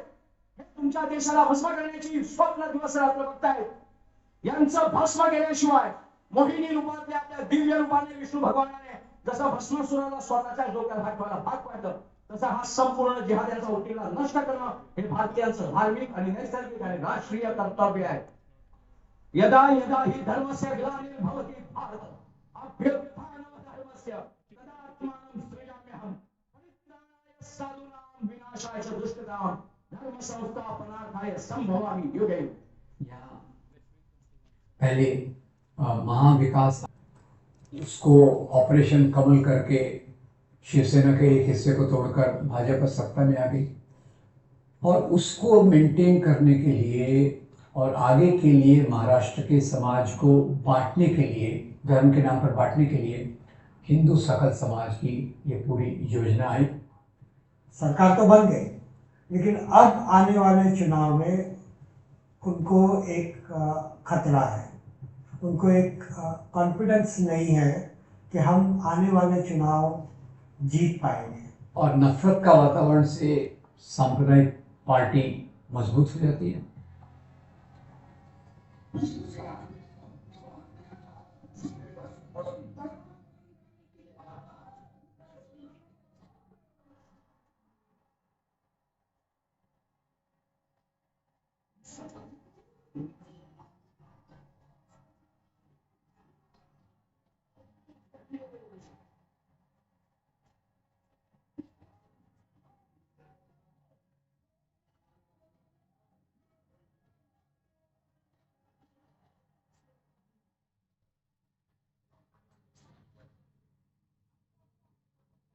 शहर के अंदर पुलिस स्टेशन एक बजरंग दल और आरएसएस वालों का एक अड्डा हो चुका है। जब भी पुलिस वाले मुसलमानों पे कोई एक्शन लेते, उनके ऊपर केसेस करते, उन्हें जेल में डालते, तो दूसरे दिन जो है सो पुलिस वालों का सत्कार किया जाता है, उनकी गुलपुशी की जाती है, उनको इनाम दिया जाता है। रमजान के दिन थे, शहर के इंतजाम करके मैं जो है घर में आराम कर रहा था, उसी दौरान जो है सो घर को कोई तो भी खटका मारते। उस दौरान मेरी लड़की देखकर कहती है कि कौन है, खिड़की में से देखने के बाद बोलती है कि 6-7 पुलिस वाले आए और बाहर जीप लगाई हुई पुलिस गाड़ी, पापा आपको बुला है। 11:35 को मैं घर से निकला और सीधा मुझे पुलिस स्टेशन ले लिया गया, और रात के 2:35 पे मेरे पे गुनाह दाखिल करके मुझे लॉकअप में डाल दिया। तब मैं पूछा कि मेरा गुनाह क्या है, मैंने करा क्या, मुझे बताओ। तब मुझे मेरा वीडियो मुझे बताया गया। यहाँ पर 9 तारीख को राजा सिंह हैदराबाद इसकी सभा होने वाली है। ये सभा को रोकने के लिए तमाम मुस्लिम कौम विरोधी के तमाम मुस्लिम नौजवान यहाँ पर जमा हो चुके हैं। ये कल की उसकी सभा के अंदर जो ध्वज बनने वाला है, वो ध्वज बनने के बाद आपके विरोधी ने पूरे तालुके को ने, पूरे शहर को ने, ताकि पूरे जिले को, पूरे महाराष्ट्र को, पूरे हिंदुस्तान के अंदर जो है ना दंगल उछल सकती, दंगल हो सकती। पूरा माहौल खराब हो सकता, बातचीत निर्माण हो सकती। इसलिए इस सभा को रोकने के लिए, इसका नियोजन इसको यहाँ पर रद्द करने के लिए हम सब मिलके, हम कांग्रेस के 5 नुमाइंदे आपके सामने खड़े हुए हैं। ये हमारी जो आप लोगों की गुजारिश है, एसपी ऑफिस, कलेक्टर ऑफिस, तहसील office, police station, IG, DSP office, यहाँ पर निवेदन देना है। जब मुझे जेल में डाल दिया गया, नागरिक जेल जिला कारागृह में मुझे भेज दिया गया, तब उस दौरान 9 तारीख को तो सभा हुई, लेकिन टी राजा सिंह को आने का मौका नहीं मिला। टी राजा सिंह तो नहीं आ सके, लेकिन कालीचरण महाराज आए थे उनकी जगह पे। उन्होंने इतने जातिवादी भड़काऊ भाषण देकर गया है, तब भी उनके ऊपर कार्रवाई तो हो चुकी है, एफआईआर तो फट चुका है, लेकिन आज तक उनको अटक नहीं किया गया है। आणि समाजातील दुष्टांची जे लोक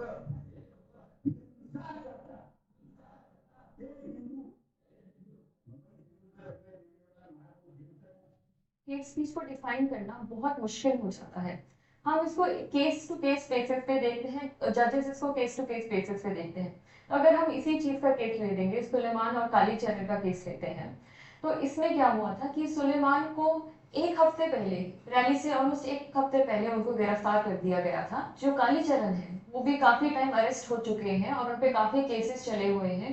महाराष्ट्र में और छत्तीसगढ़ में 505 इसी चीज पे, हेट स्पीच पे, डिस्पाइट दैट उनको वहां पे प्लेटफॉर्म दिया गया बोलने का।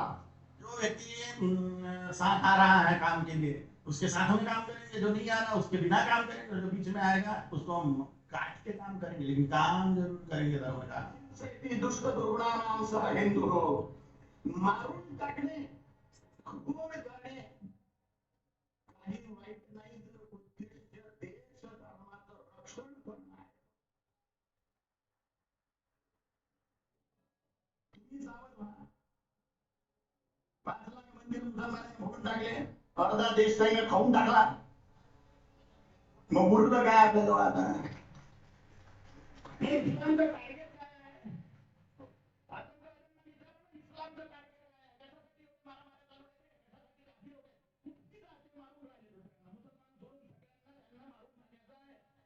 रैलीज को भी बैन लगाना चाहिए था, इन पर केस होना चाहिए था। सुप्रीम कोर्ट कह रही है इन पर केस करो। स्टेट ये जो पोलराइजेशन चल रहा है, उससे उसका फायदा उठाना चाहती है, उसको स्पॉन्सर कर रही है indirect.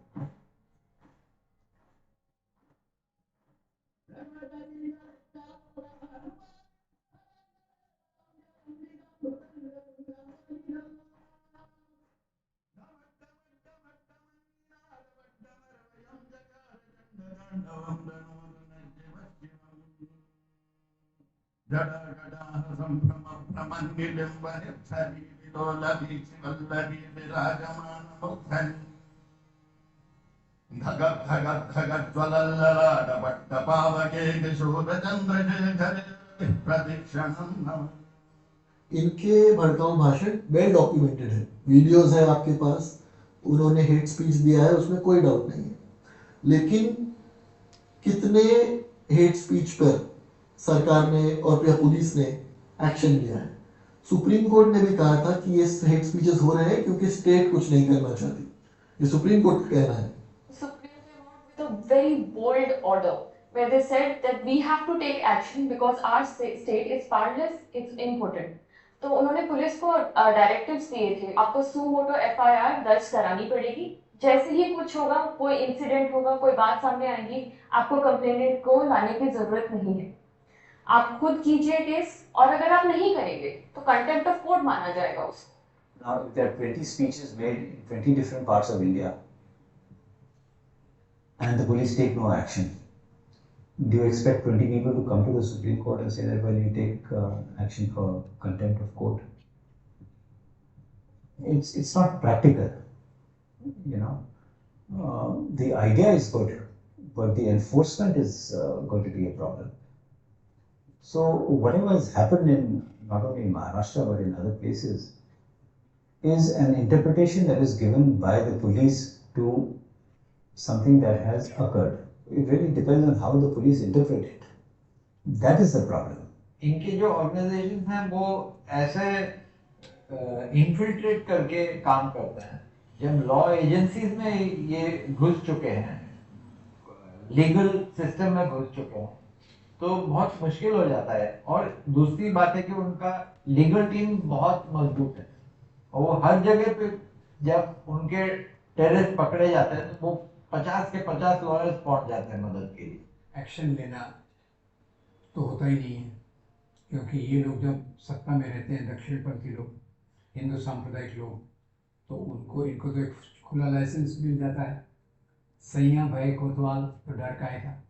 You see, it is not that the state is important in controlling hate speech. The question is, does the state want to control it? एक संन्यासी म्हणून, धर्मगुरू म्हणून, धर्मादेश रूपात मी हे घोषणा करतो की हिंदू साम्राज्य संस्थापनेसाठी आदरणीय एकनाथजी शिंदे साहेबांना पुन्हा मुख्यमंत्री पदावर बसवा। जो हिंदू हित की बात करे उसी को हम मतदान करें। तर जर तुम्ही हे मानत नाही तर तुम्ही तुमच्या आई वडिलांचे बलात्कार स्वतःच्या डोळ्यानं पाहिलं, मग तुमच्याही मुंड्या घेतल्या जातील, तरड्या अर्ध्या.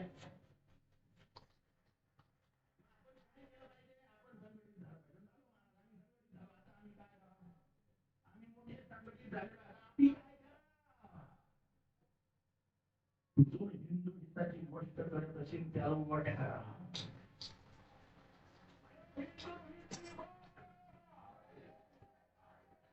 जो हिंदू हित की बात करेगा वही देश पे राज करेगा।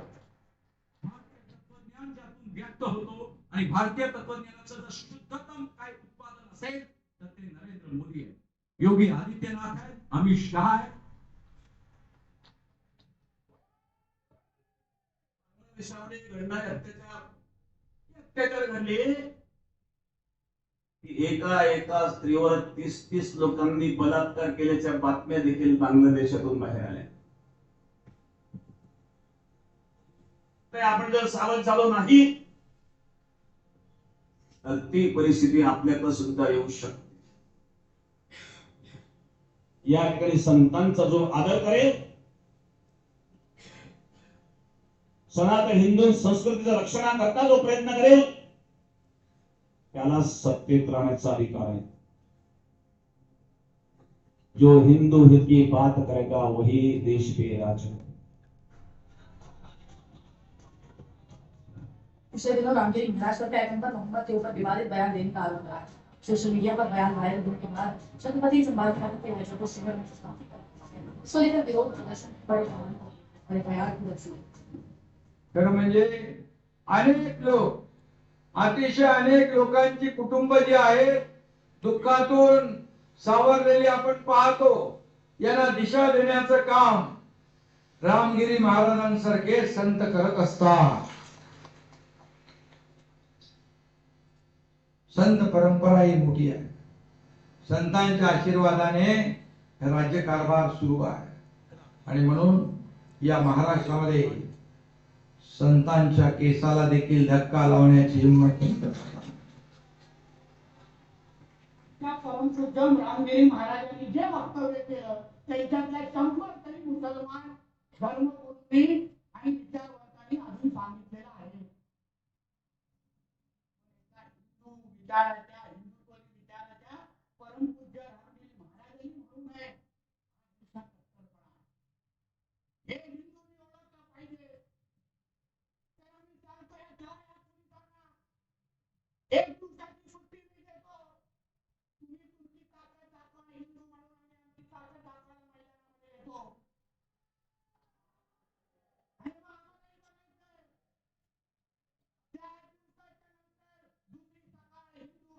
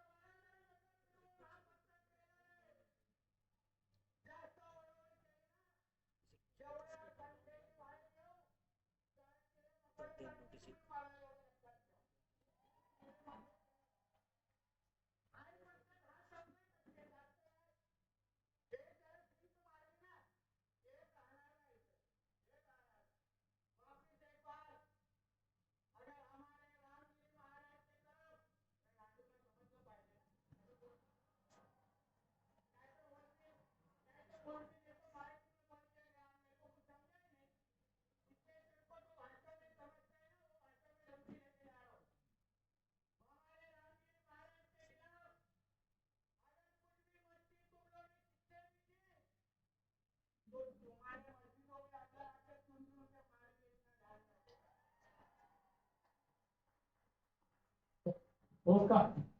कणकवली विधानसभा मतदारसंघातील भाजपा महायुतीचे लोकप्रिय उमेदवार माझे मित्र नितेश राणे हे नव्या रक्ताचे आक्रमक नेतृत्व म्हणून पुढे येत आहेत.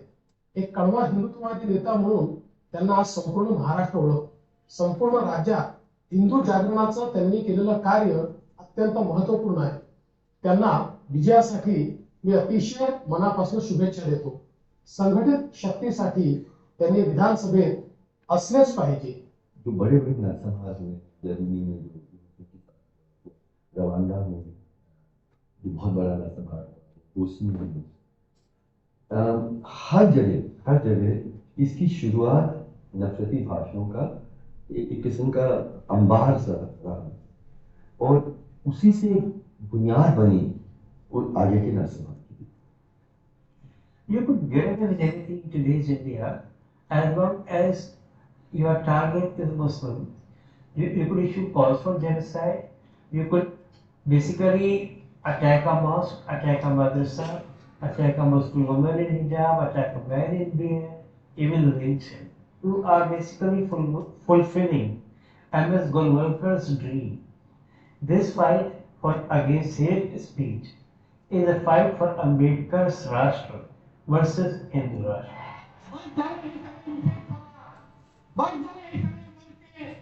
पुढच्या वेळी माझ्या हिंदू धर्मावर कोणी वाक्यामध्ये पाहिलं तर हिंदू म्हणून त्याची मान ठिकाणावर मी ठेवणार नाही. मी शपथ घेऊन पाहिजे इथून तुमच्याकडे निघाला पाहिजे. काय बघू आम्ही कायदा काय करायचंय. आम्ही सरकारमध्ये बसलो हिंदुत्वादी विचार सरकार काही चिंता करू नका.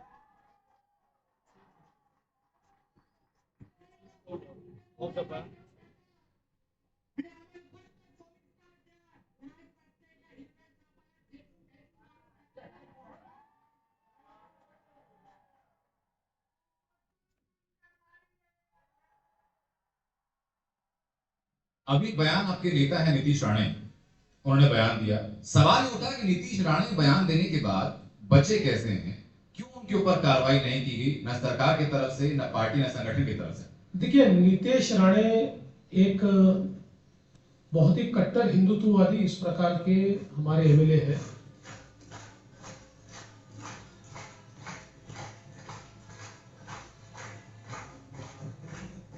क्या वो पार्टी लाइन से मैच करते हैं? हिंदू मैं बता रहा हूँ, पूरी बात सुन लीजिए. पार्टी तो हिंदुत्ववादी है ना, हम हिंदुत्व विरोधी थोड़ी है, हम कांग्रेस थोड़ी है. हम तो डंके की चोट पर कहते हैं जी हम हिंदुत्ववादी है. सवाल ही नहीं उठता.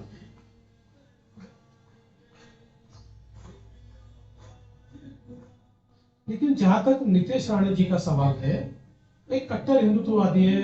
वो जो सकल हिंदू संगठन है उसके साथ लगातार वो काम करते हैं, हिंदुओं का जागरण का काम करते हैं.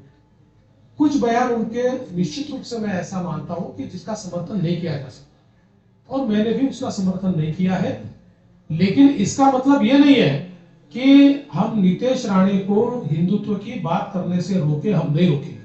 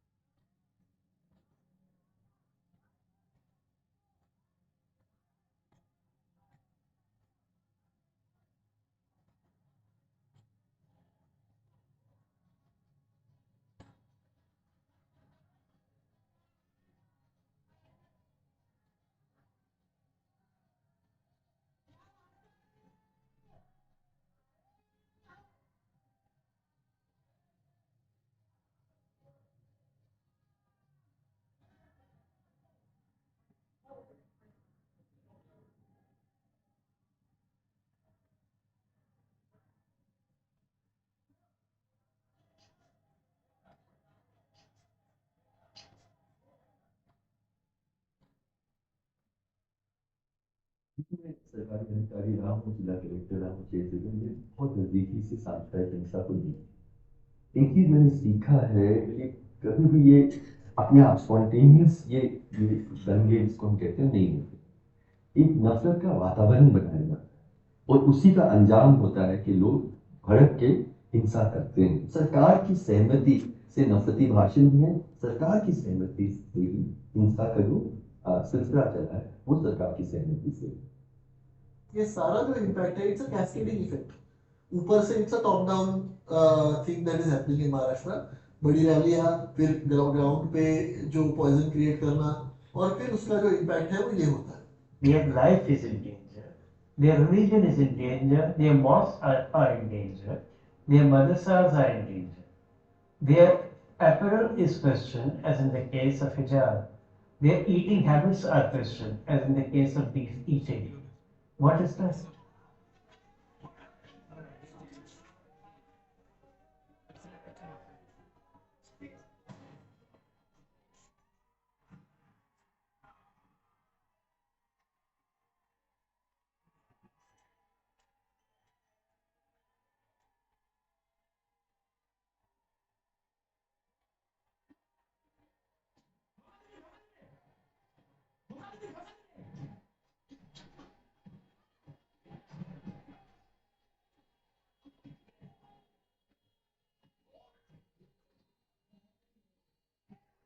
सिर्फ एक व्हाट्सएप स्टेटस की वजह से महाराष्ट्र का कोल्हापुर हिंसा की आग में जल रहा है।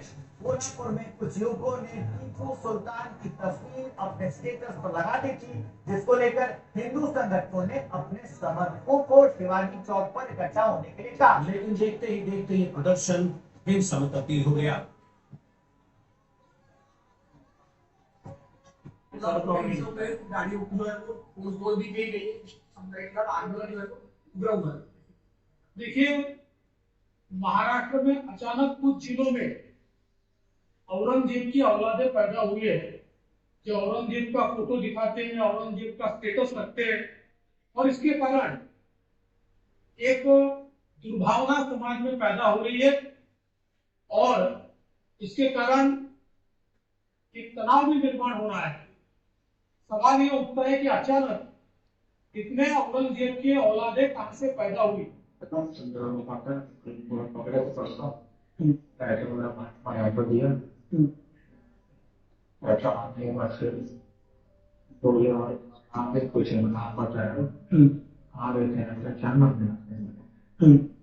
मैंने पता नहीं था तकलीफ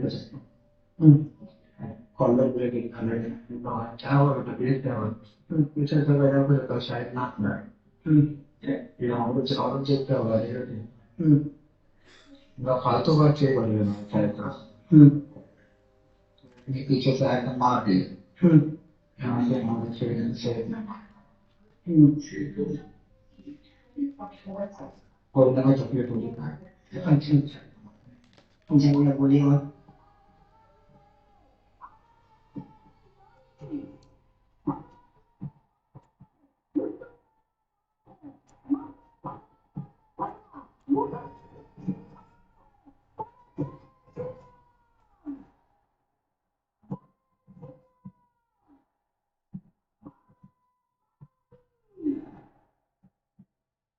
जनता जनार्दन के बारे में सच बताइए कि निजाम था कौन, ये निजाम था कौन और इसके रजाकार थे कौन, जिन्होंने निर्ममता पूर्वक हिंदुओं का कत्लेआम किया। निजाम का रजाकार कोई और नहीं था, ये निजाम के रजाकार वही कट्टरपंथी मुस्लिम है जो आज भी जगह जगह कहीं गणपति महोत्सव पर, कहीं रामनवमी की शोभा यात्रा पर और कहीं पर हमारी आस्था और सम्मान के प्रतीक विशालगढ़ जैसे जिलों पर कब्जा करके भारत को बंद करने का कार्य कर रहे हैं।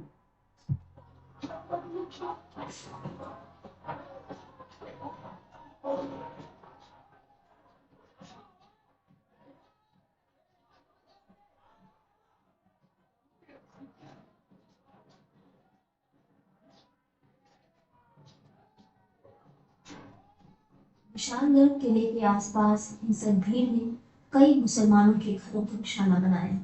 अतिक्रमण हटाने के नाम पर यहाँ कई लोगों के घर तहस नहस कर दिए गए।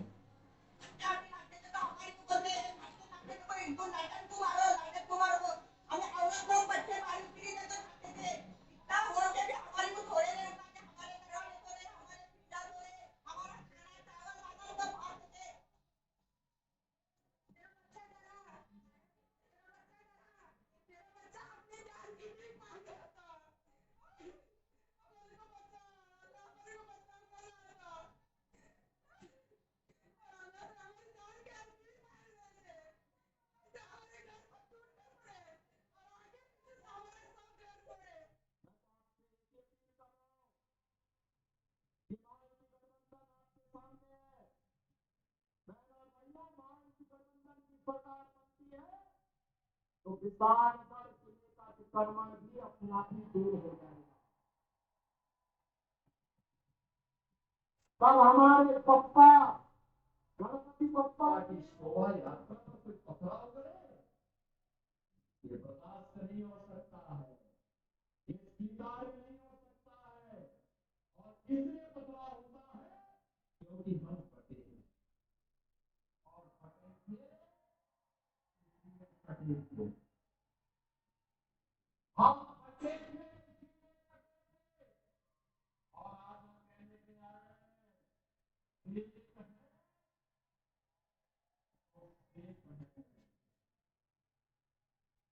एक है तो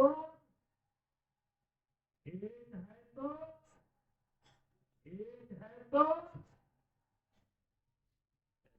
एक कहेंगे और सिर्फ कहेंगे कि वोट जिहाद करता है, वोट जिहाद आता मी तुम्हाला विनंती करण्याकरता आलोय। हे जर वोट जिहाद म्हणत असतील तर आपल्याला मतांचं धर्मयुद्ध करावं लागेल। मतांचं धर्मयुद्ध आज केल्याशिवाय गत्यंतर नाही आहे। आता जर थांबलो तर आपण संपून जाऊ।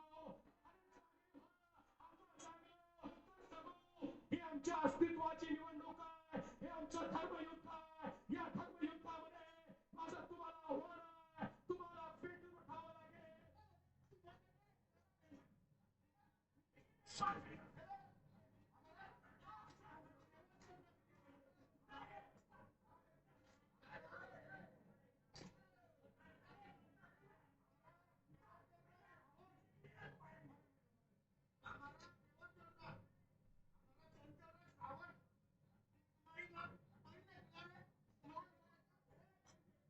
Another death by cow vigilantes has sent shockwaves. A killing where a man has been lynched to death in Maharashtra's Nashik over the weekend. In just 15 days, 2 incidents of mob lynching has happened in Nashik district of Maharashtra. एक माँ होती और माँ का एक गलत समझ सकती है, बस उनकी हुकूमत है, उनका सब कुछ है, पुलिस उनकी, कानून उनका, फाइल उनकी, कलम उनका, सब उनका है। लेकिन यहाँ कोई गरीब लोग कुछ नहीं कर सकते।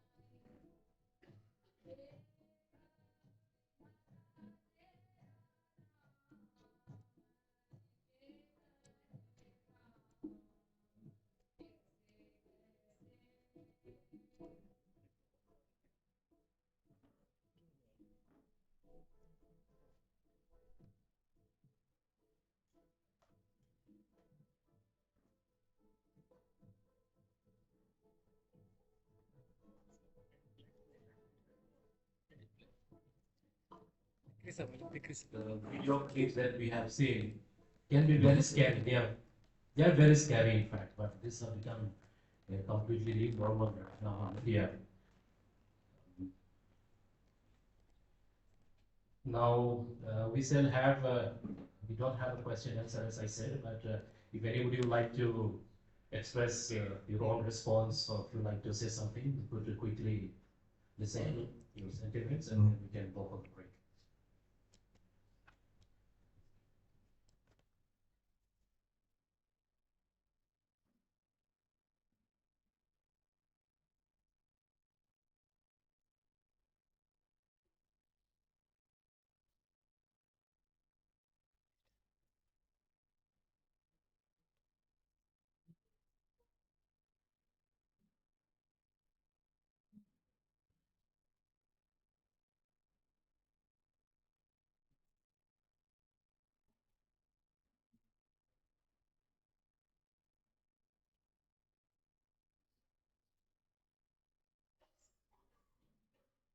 Finish.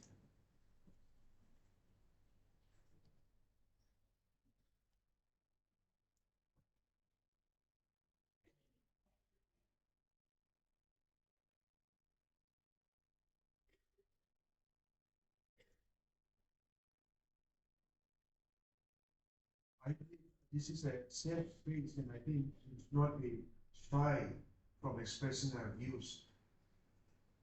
Or are we scared to express our views?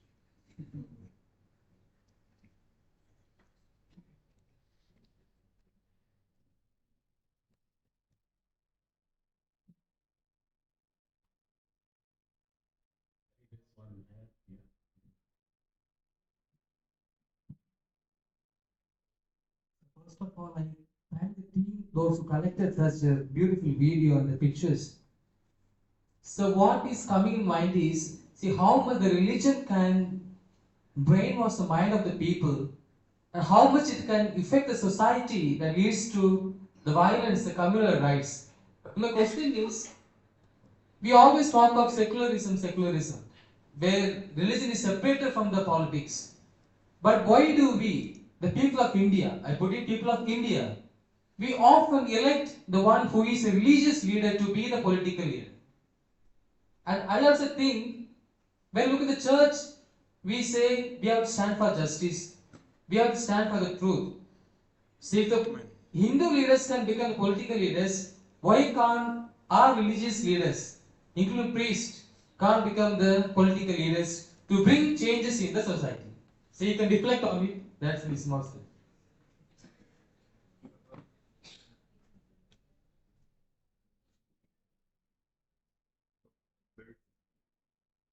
So thank you for the group for bringing such a wonderful announcement.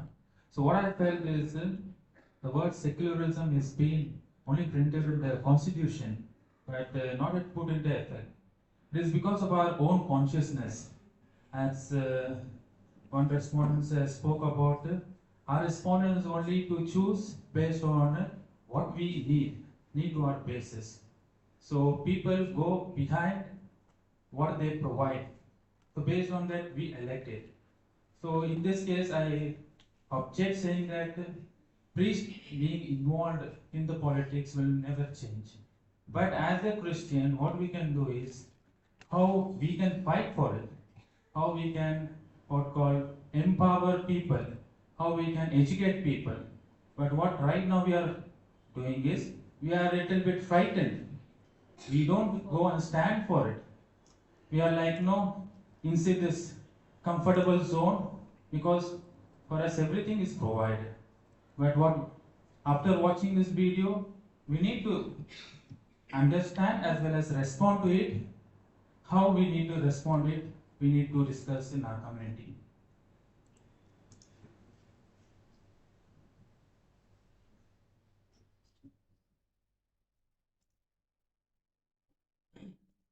India Hate Lab had documented 1,165 hate speech last year, and now it's recorded that 74% increase in hate speech, and that's also the reason because sometimes our judiciary and law enforcement department has failed to act upon the FIR when they are filed. However, we can continue to reflect on this.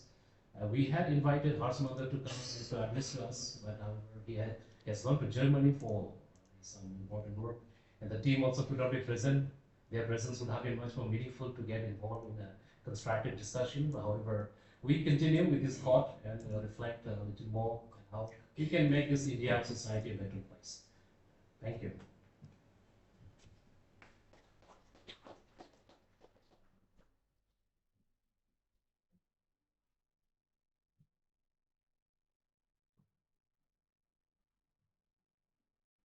The documentary exposed us to the disturbing reality of our modern times and motivates us to build bridges of love. Thank you, Karwan and Mohabbat, for this documentary. Now, let us take a short tea break of 10 minutes and enjoy some refreshments together. Tea and snacks will be served downstairs for all. Please be back by 11:15 a.m. sharp. We have more exciting sessions waiting for you. Thank you.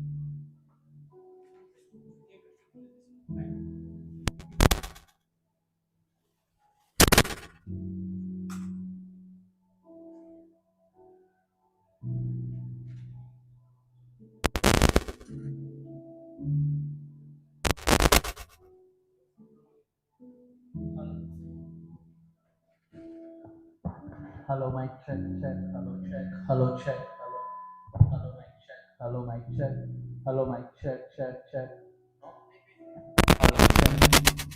hello, check, hello, check, hello, check, hello, check, hello, check, coming.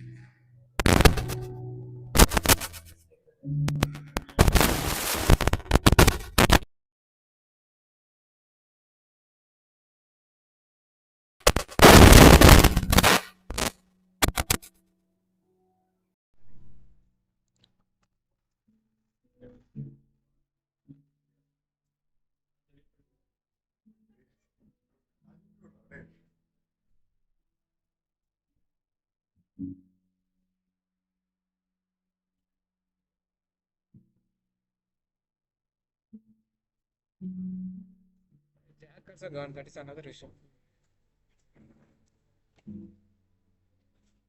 Hello. Come. चल चल छोड़ दे. Only we should not speak. बड़ी anyway note तो अच्छी. चल. Okay.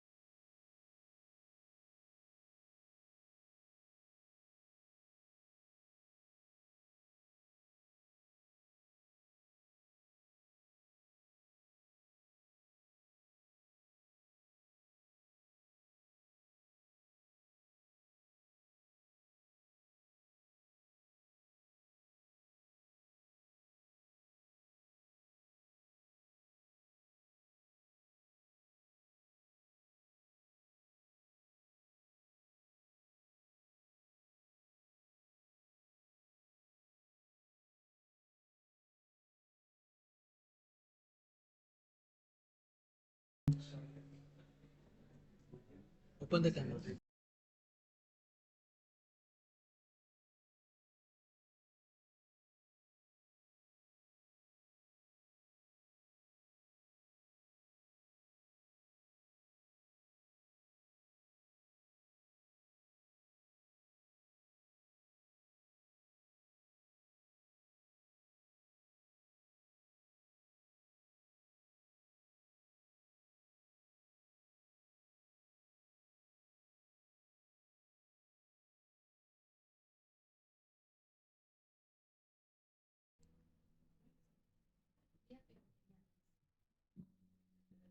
Stop recording now.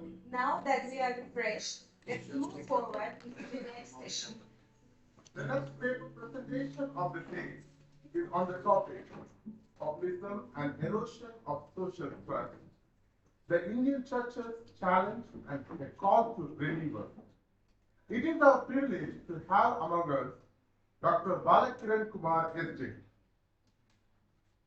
Director of Center for the Religion and Culture, Professor of Economics at St. Joseph University, Bangalore, who will be presenting this paper.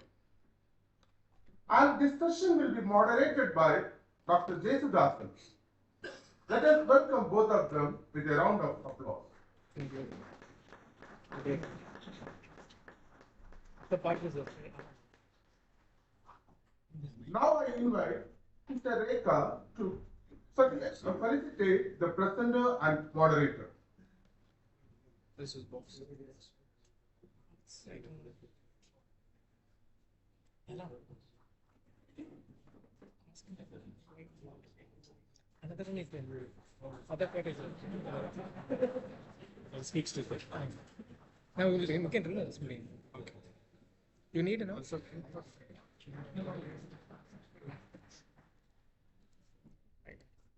Dr. Jesudasan, OCP, is a Carmelite priest and a member of the teaching faculty here at Vidyajyoti College of Theology.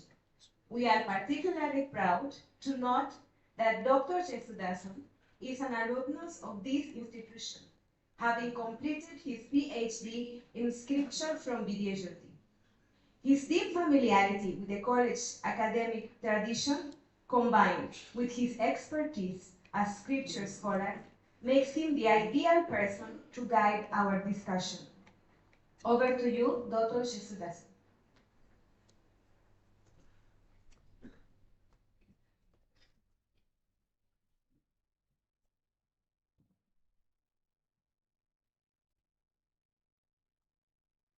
Good morning to everyone present here.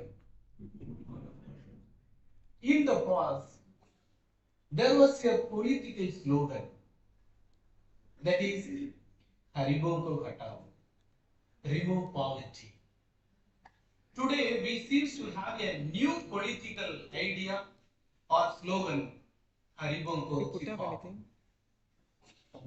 So in this situation, the church has a major role to play in challenging such tendencies and standing with the marginalized.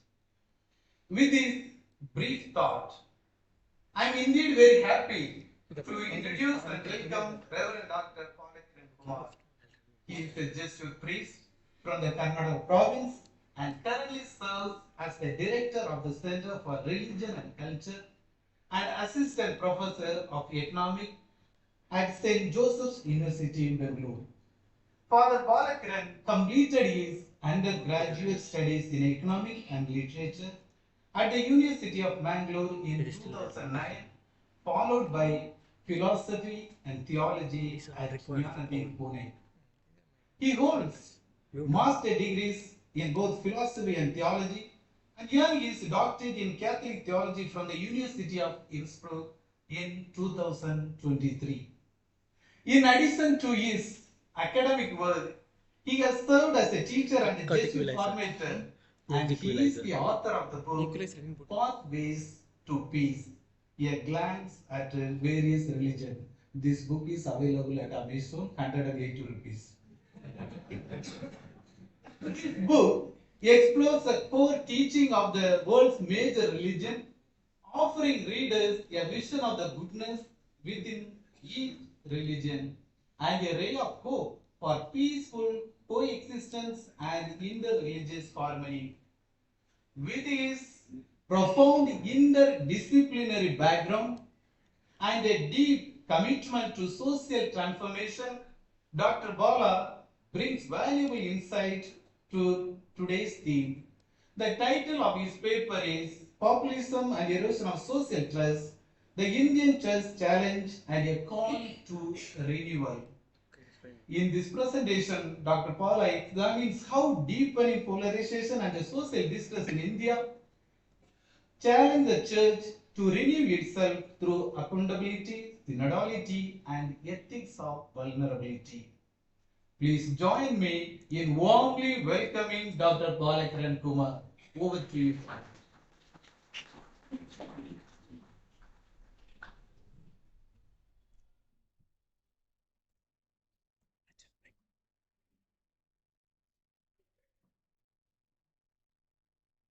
Once again, good morning.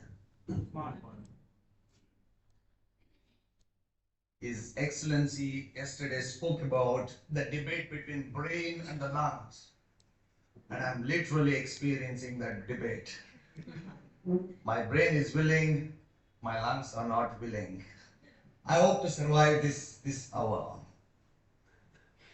I'll begin with 3 personal experiences. More or less, they summarize my entire presentation. The first experience is the day before yesterday. I just left the campus in Bangalore. I was late, so I had to take an auto. I jumped into the first rickshaw that I saw on the street. Normally, I initiate a conversation just to be friendly. I saw a man wearing a saffron shawl, and Hanuman is hanging there. More or less, I knew. Then we initiated usually what's your name and so on. And the first topic was traffic, Bangalore traffic. Oh, there's too much traffic.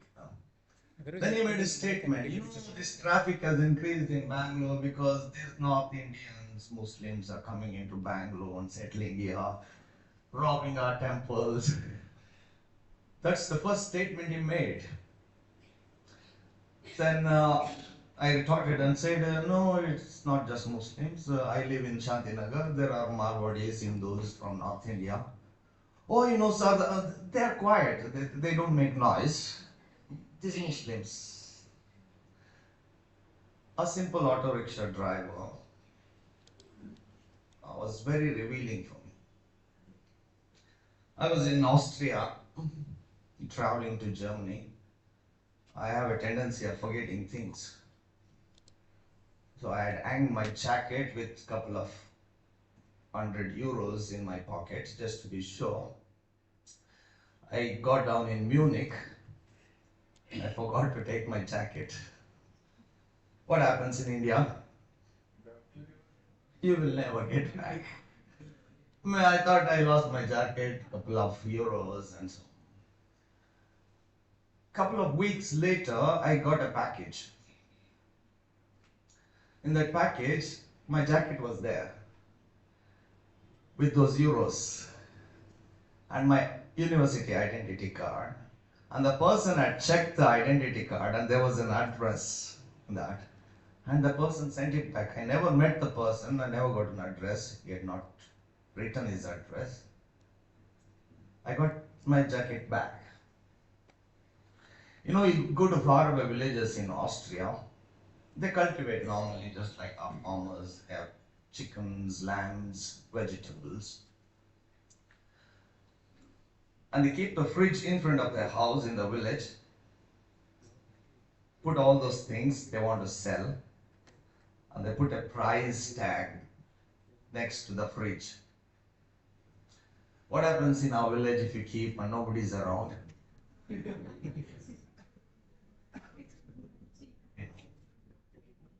You can be sure those persons who are driving by stop, look at the price. I have seen people looking at the price. They check the quality and put that money in the basket, open, and they take whatever they deserve for that price. Society which has lost empathy and trust cannot be functional society. Charles Taylor. So my friends, in next 30 to 35 minutes, brother told me 25 minutes, and try to finish in 25 minutes. I have three objectives, just three objectives. The first one, I want to argue there is a significant erosion of trust both within Indian church as well as in society in general. This erosion has been deepened by 5 agents of populism. I will identify them later in my presentation. That's my first proposition. The second one, I contend that theology of populism must prompt us to rethink our social and political discourses, to search for a models that nurture and sustain social trust. That is my second proposition. Finally, I propose that synodality offers one such model, a transformative path that can rebuild trust through dialogue, participation, and shared discernment. And I'm sure you've attended hundreds of lectures and you're not going to remember anything that I'm going to present. That can be sure. Therefore, I just want to present 3 words at the end of my presentation. If you can remember these 3 words, I think that will do well. One is social trust. The second one is populism. The third one is synodality. Just 3 words. Let me make them into 3 phrases. From fear to faith, the first one. From control to communion, the second one. From populism to participation. If you can carry these 3 phrases, that would be good. Social trust has been compromised locally, nationally, and globally. We trust neither one another nor our institutions. The annual Edelman Trust Barometer survey of 2025 corroborates my claim. According to this survey, the low-income population is far less trusting in the government, businesses, media, and NGOs than their richer counterparts. The migrant workers' exodus during COVID-19 lockdown revealed a painful collapse of this trust between citizens and the state. We just saw in the previous hour frequent incidents of mob lynching, hate speech, often fueled by social media rumors, expose how easily fear now replaces neighborly trust. Increasing public skepticism towards the bureaucracy, the police, the judiciary, even the media, points a deeper moral fracture of the Indian society. The allegations of electoral malpractice, what people famously call oath chori, have further weakened our trust in the democratic processes. It is in this context we reflect on social trust. How has the Indian government responded to this phenomenon? It has often attributed the current erosion of social trust to a combination of external and internal threats. The alleged infiltration of terrorists from Pakistan, the rise of so-called anti-national elements, the religious minorities, the Naxalites, the tribal communities fighting for their fundamental rights, the Dalits demanding for their public representation. These are all national threats. But these protest movements are frequently framed as risks to our national security. Conversely, if you talk to the marginalized groups, they identify Hindutva ideology as aggressive nationalism and politically motivated hate rhetoric as the principal cause of this division and social fragmentation. Amidst these broader societal division, the Indian church faces both internal contradictions such as caste discrimination, linguistic divisions, clericalism, hierarchicalism, and external pressure from nationalist forces that perceive the church's presence as a challenge to their ideological agenda. And this is the context. Very briefly on social trust. Francis Fukuyama underscores the significance of social trust by describing it as the most important commodity that will determine the fate of a society. Angela Merkel, the former Chancellor of Germany, declared the most important capital for politics is social trust. Trust, at its core, is an attitudinal disposition towards the others, grounded in the expectation that they will act in a trustworthy manner. It is both a moral and a social resource that enables cooperation, coordination, and cohesion within the human communities. Building on this insight, Karen Cook and Alexander Gerapsi distinguish between two kinds of trusts: thin trust and thick trust. Thick trust emerges within a close-knit social relationships such as families, friendships, where bonds are personal, affective, and reinforced through familiarity and shared experiences. In contrast, thin trust goes beyond these intimate circles to include acquaintances, colleagues, neighbors, strangers, and even the foreigners. It is this form of trust that allows societies to function smoothly among people who do not know each other personally. Further elaborating the multi-dimensional nature of trust, Dominic Latushek makes four distinctions of trust. One is relational trust, the second is organizational trust, the third is institutional trust, and the fourth one is general or social trust. The relational trust operates within intimate groups such as families and close friends. It is the trust between you, your parents, and your siblings. The organizational trust arises in a collective setting that is shaped by shared membership in an organization. Trust in your superiors, trust in your congregation, trust in your bishops, and trust in Vidyajyoti College that tomorrow there's going to be a class and professors are going to come. That's organizational trust. Institutional trust reflects confidence people place in systems, rules, and structures that ensure societal stability and predictability. I and you trust that a normal judge gives a fair and impartial judgment. If you don't get it, then the trust is breached. Finally, generalized trust, what Kevin Valier terms social trust, refers to confidence individuals place in others within their society, even when they have little or no personal acquaintances with them.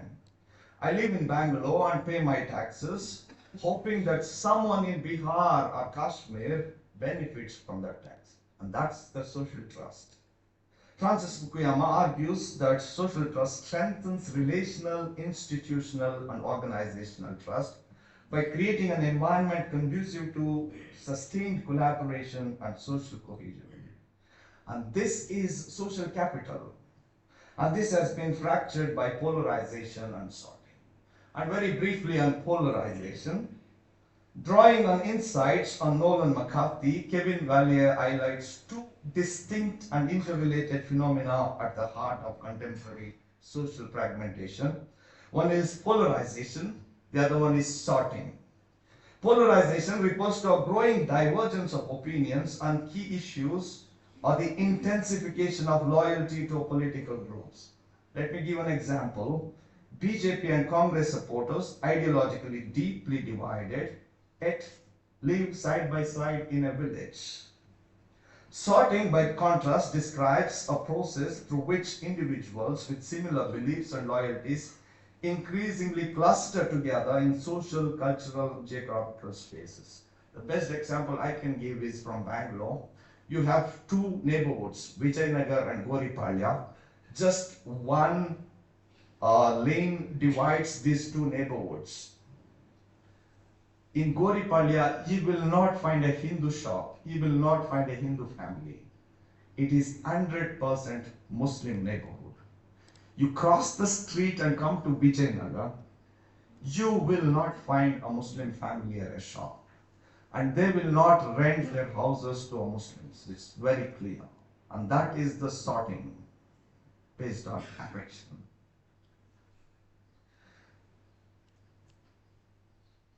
So we come to the Valier further refines this analysis by distinguishing between issue-based and affect-based forms of polarization. Issue-based polarization concerns the subjective divergence of policy positions, citizens disagreeing over concrete questions of governance, economic, social policies, The best example are Republicans and Democrats in the United States. Affect-based polarization, however, is more identity-driven. Individuals begin to form and reinforce their self-understanding around political group membership. This leads to a positive attachment to one's in-group and hostility and mistrust towards opposing group. And we just witnessed in the previous hour in that video. And a similar duality applies also to the sorting. You have issue-based sorting occurs when individuals gravitate towards political groups that align with their pre-existing policy preferences. You have this phenomena in the United States. You know, the Democrats living in Republican states are slowly selling their houses and moving to the states that are Democrat dominant, and vice versa, the Republicans are moving away. The affect-based sorting, on the other hand, takes place when political affiliation is guided primarily by emotional identification, and this is what the 8 speeches were doing in the video. Now, very briefly on populism. In 2021, Christ University in Bangalore organized an international virtual conference titled New Populism and Response in the 21st Century. Among the distinguished presenters was James F. Keenan, a leading moral theologian from the United States, Boston College, delivered a paper on the phenomena of populism. In his analysis, Keenan identifies 5 distinct agents of new populism. They are the populist masses, the populist leaders, the wealthy, the political, religious, and cultural leaders, and the elite.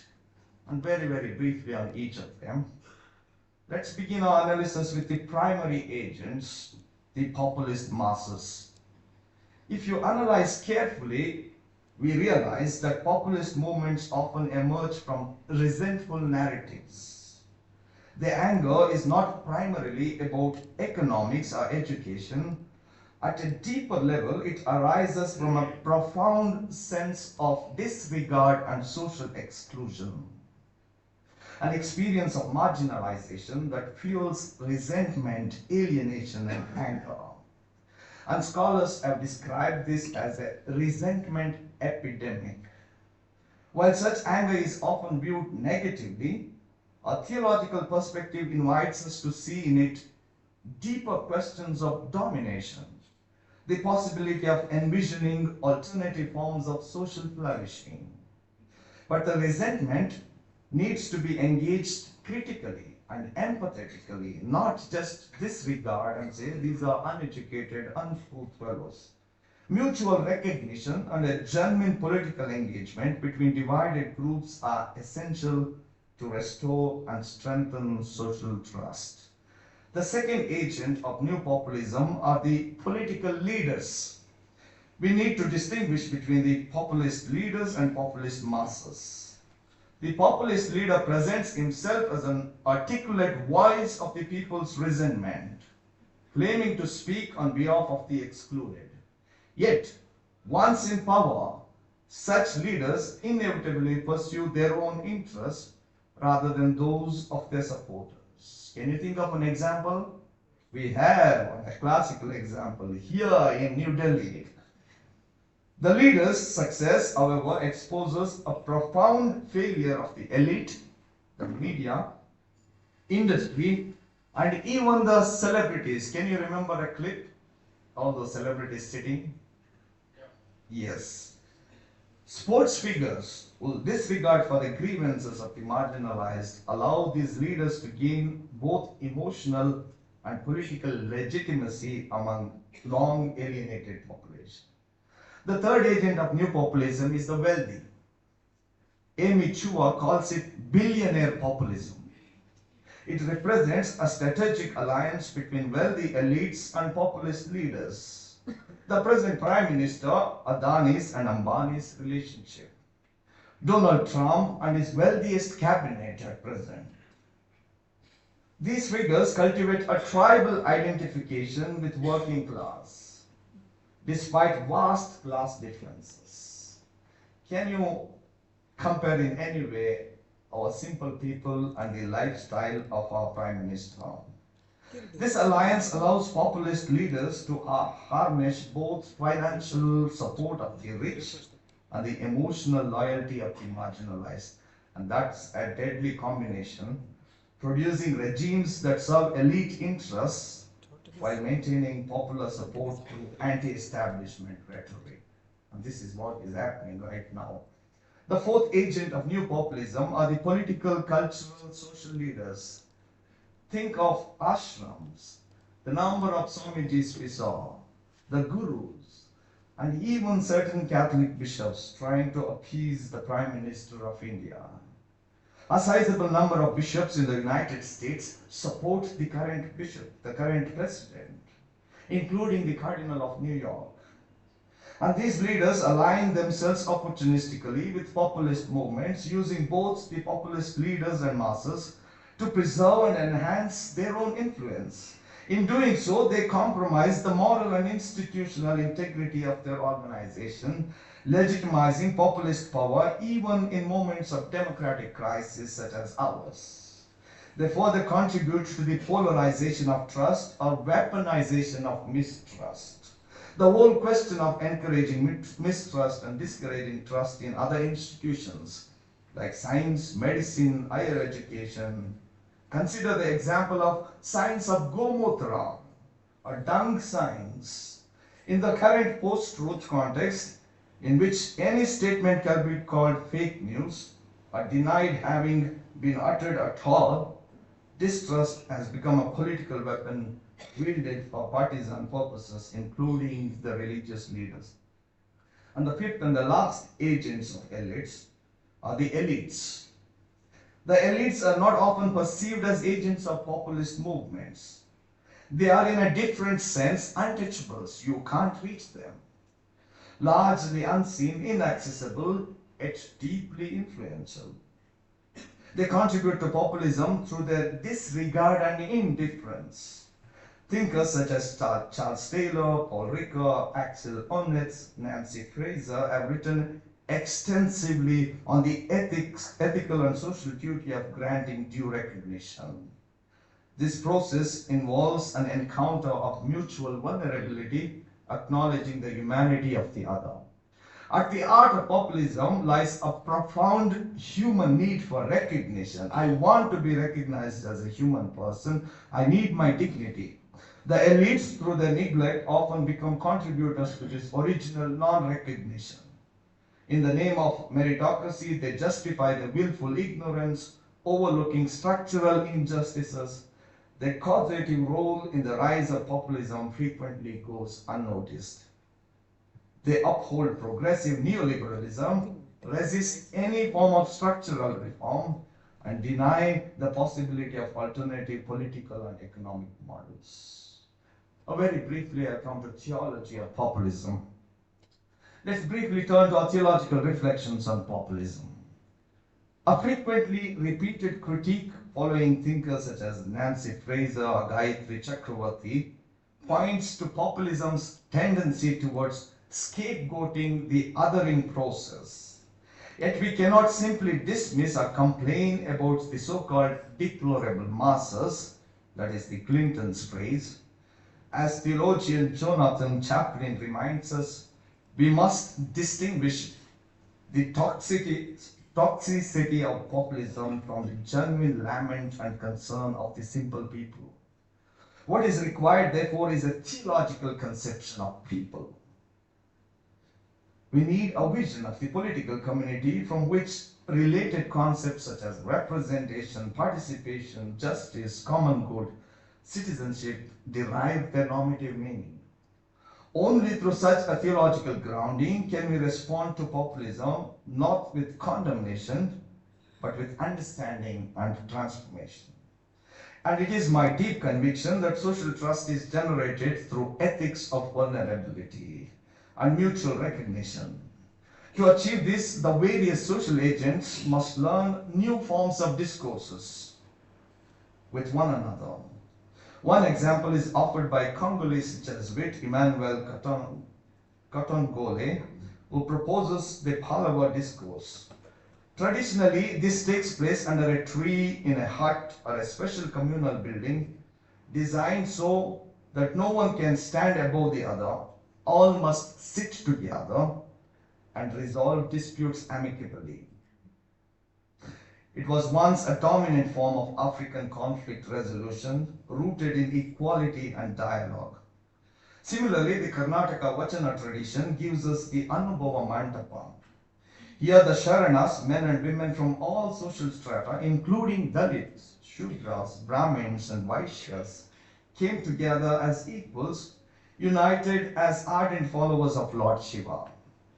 Under the guidance of social reformer Basaveshwara, they were encouraged to depend on their own labor, Kayaka Kailasa, think rationally, and contribute to society through dasoha, the sharing of one's work and wealth for the common good. And the last part of my presentation is synodality as the model of social trust. One of the fundamental challenges confronting the Indian church today is the pervasive influence of clericalism and hierarchicalism, both of which have contributed to alienation of laity and the erosion of ecclesial trust. James Keenan draws a crucial distinction between clericalism and hierarchicalism. While clericalism is a culture or a mindset within the church that prioritizes the power, the privileges, and the superiority of the clergy, that is us, hierarchicalism reinforces structural barriers that shield the hierarchy from public accountability. They are answerable to no one. This dynamic impedes the emergence of bishops and priests as true servants of the people, stifling their ability to model humility and pastoral leadership.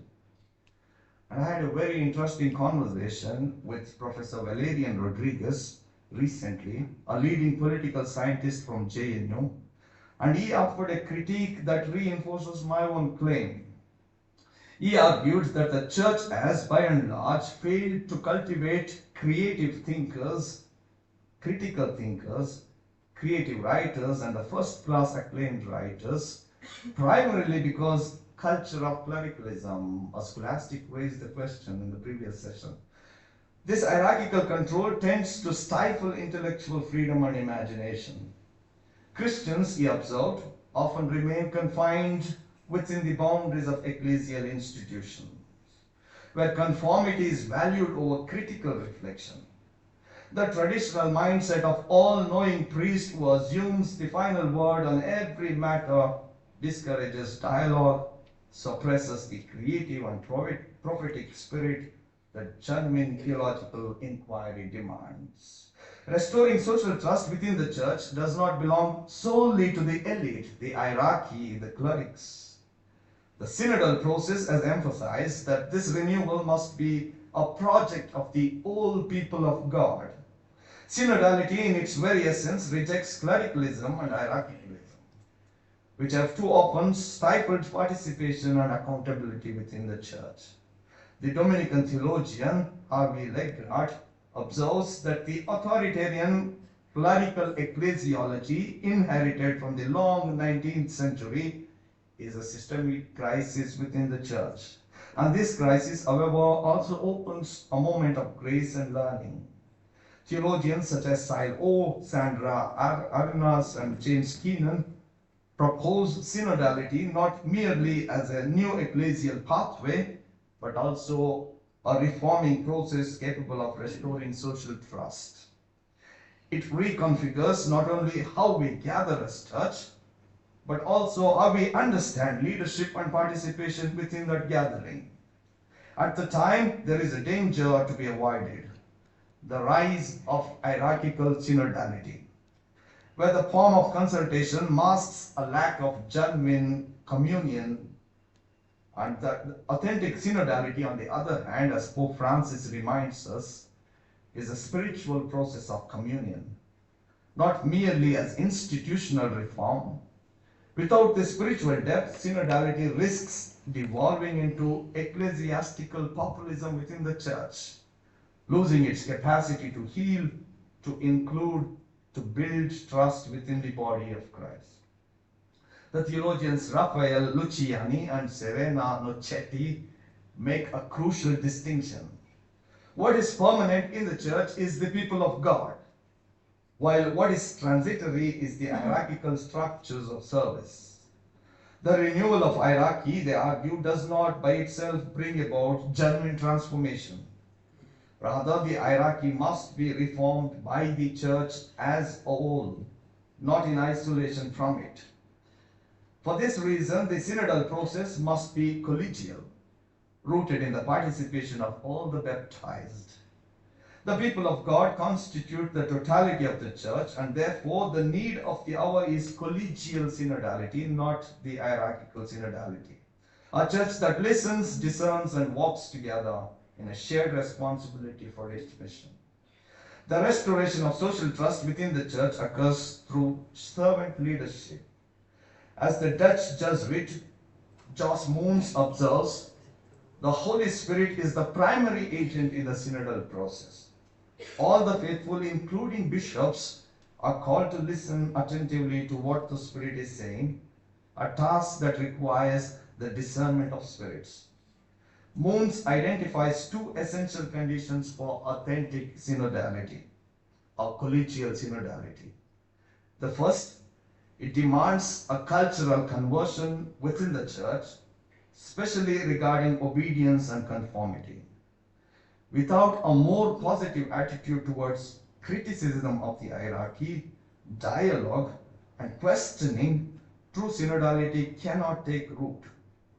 Second, synodality in its fullest form requires greater inclusion of the laity.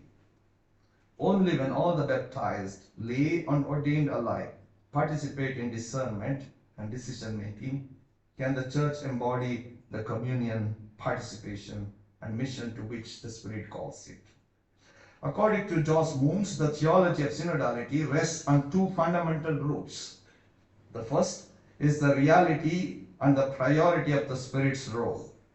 The Holy Spirit is not merely an instrument of Christ in the hands of the hierarchies and bishops, but a protagonist in the life of the church. Theologically, the Spirit's role takes precedence over the hierarchical leadership, guiding the church into communion and truth. Second is the baptismal dignity of the faithful, which affirms that the Spirit dwells and works in all believers who gather together constitute the people of God. Moons cautions against viewing the church as only where bishops speak and the laity listen, or where bishops lead and the laity merely follow. Ultimately, the credibility of synodality depends on whether we trust one another and through one another trust the Spirit who speaks and acts in the whole body of the church. I conclude. I have argued that there is a significant erosion of trust both within the church and the Indian society at large, an erosion intensified by what I have identified as 5 agents of the populism. I have further suggested that theology of populism must challenge us to rethink our social discourses, moving beyond reaction and critique towards models that nurture and sustain social trust. Finally, I have proposed synodality as one such model, transformative paths of renewal. If you don't remember any of these 3 words, from fear to faith, from control to communion, from populism to participation. Thank you.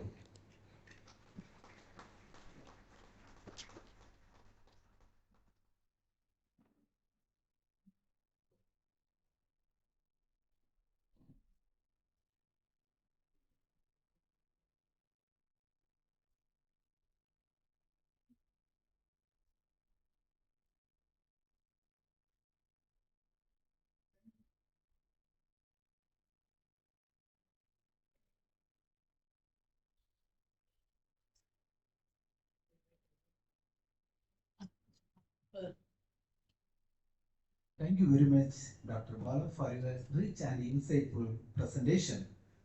And you have also challenged us to reflect on how the Indian church can become a community of credibility and accountability and compassion in the midst of growing division and distress. And you have also shown us the way.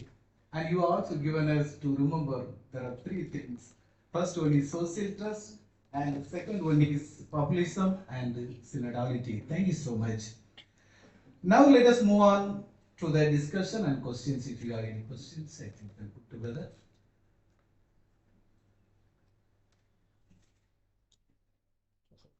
Thank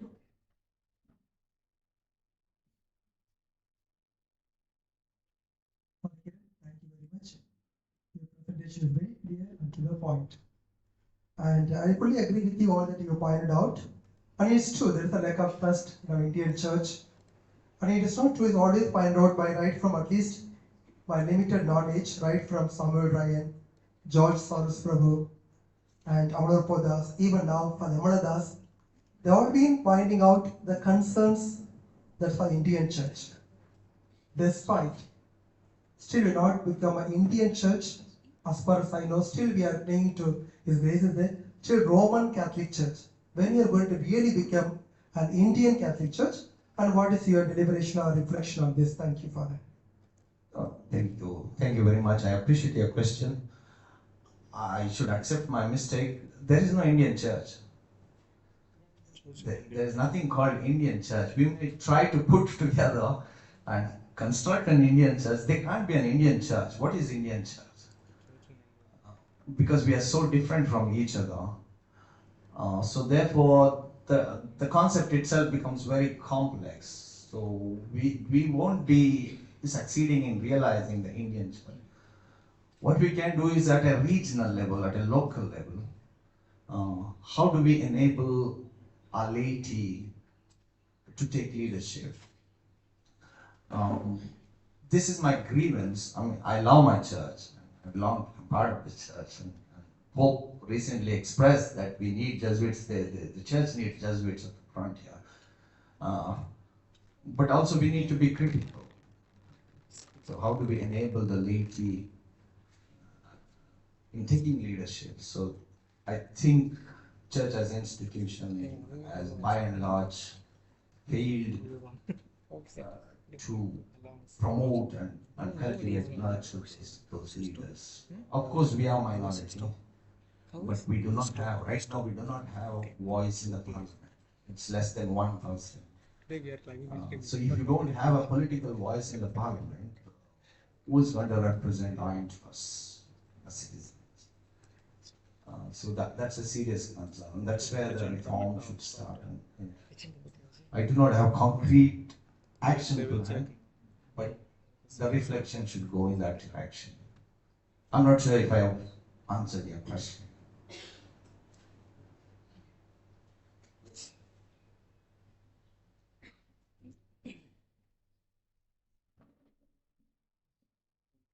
Mention your name so that I'll learn you.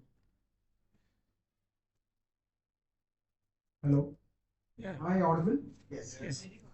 Thank you, Father, for that exhilarating presentation. So you've covered a gamut of issues with regard to populism and how religious fanaticism has taken over the world.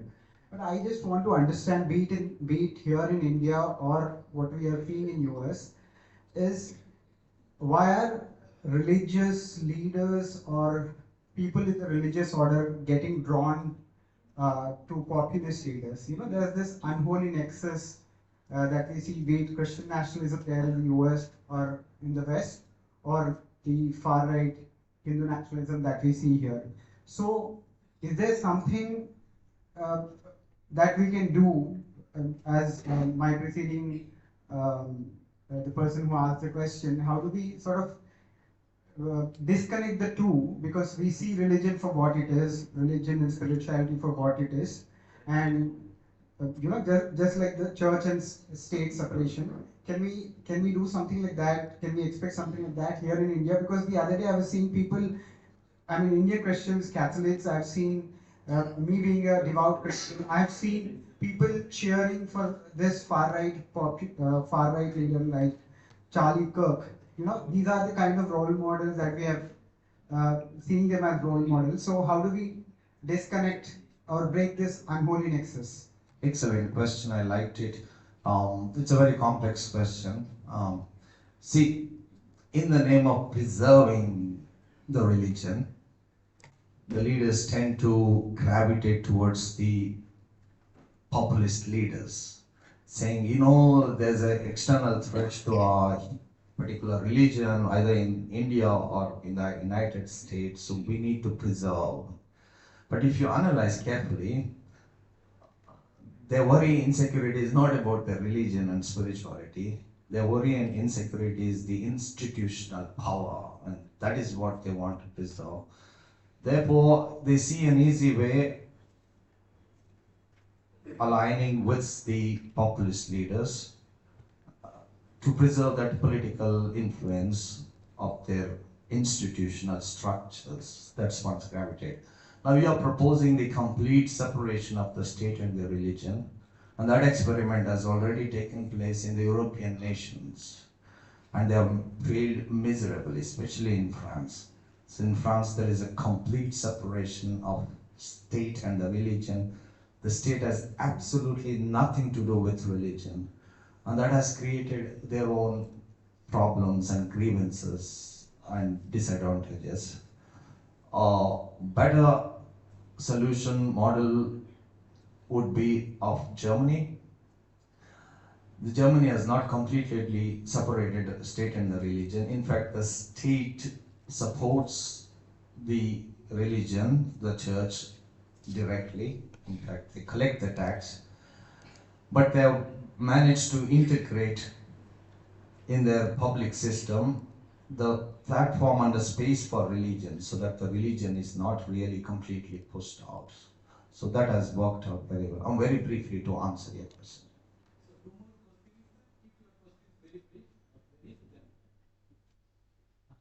Thank you, Father, for the wonderful talk. Father, I have just thought about one question. Can indifference of the leaders and masses be one of the main reasons for the erosion of social trust? It is, yes. Especially the elite, the celebrities, the sports. Somebody was mentioning yesterday. I think Seema mentioned in her talk. See, they have face. They can do a lot. They have nothing to lose. They have enough. But none of them speak out when it is mostly needed. Including for their own community, they don't represent. I don't want to take out the names. How many sports stars come out and give statements when it is needed? So mostly they are worried about their security, their wealth, because they know if they speak out, there are consequences. Thank you, Father. I have some doubts actually and some comments to give. Actually, I feel church is a blind follower of populism. This is the feeling I feel this one some of the times because I come from Jharkhand. And one of the incidents actually I feel some years ago near Kanke, we are actually fighting for one land where actually that law university was upcoming and some of the parties actually was supporting us. Today that party is in the power and that party wants to take that land and church is actually keeping quiet. That the feeling and supporting this I feel. Actually and from within we are divided and church has no clear stand. This is the feeling. How could you react this one or respond? I have to, before I answer, I have to correct you because you have to qualify. When you say the church, it becomes a universal concept. So if you say Jharkhand church has failed to answer, Yeah. I think that makes much more sense. Yeah, I agree with you. I mean, the church, not the Jharkhand church, knows it has consequence if you take a stand, a political consequence. Dear Dr. Bala, on behalf of the Principal Professor Dr. Rajkumar, the organizing committee, Father Anil and Scholastic Francis, I sincerely thank you for your wonderful presentation and response. Thank you.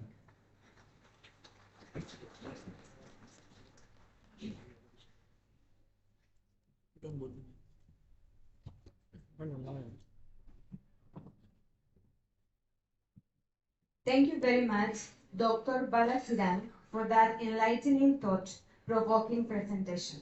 Thank you, Dr. Jesudasan, for moderating this discussion. Let us show our gratitude with a round of applause.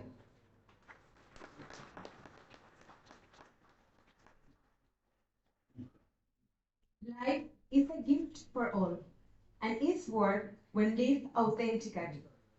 Our next topic is Indic vision of Satya and its manifestation in life, which will be presented by Dr. Jagadish Murala, SG, Professor of Philosophy at Sacred Heart College, Satya Nilayam, Chennai. And the moderator for this session is Father Joseph Putten. Let us welcome both of them to the stage with a round of applause.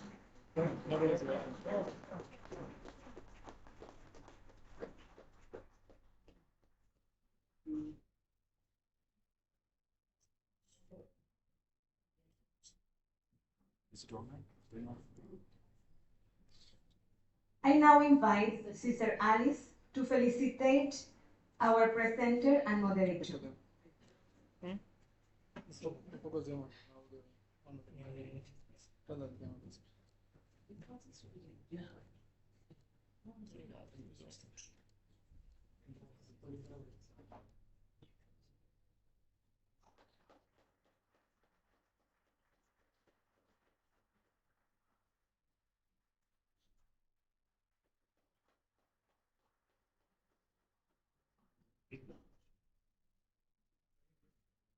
Father Joseph Putten is a Jesuit of Patna province. He completed his licentiate in biblical studies from Rome, and he is currently pursuing his PhD in scripture. He has a rich experience of engaging with pastoral dialogue and applying Indian ethos to Christian theology. I request Father Joseph Putten to introduce Dr. Jagadish and moderate this session. Over to you, Father Putten.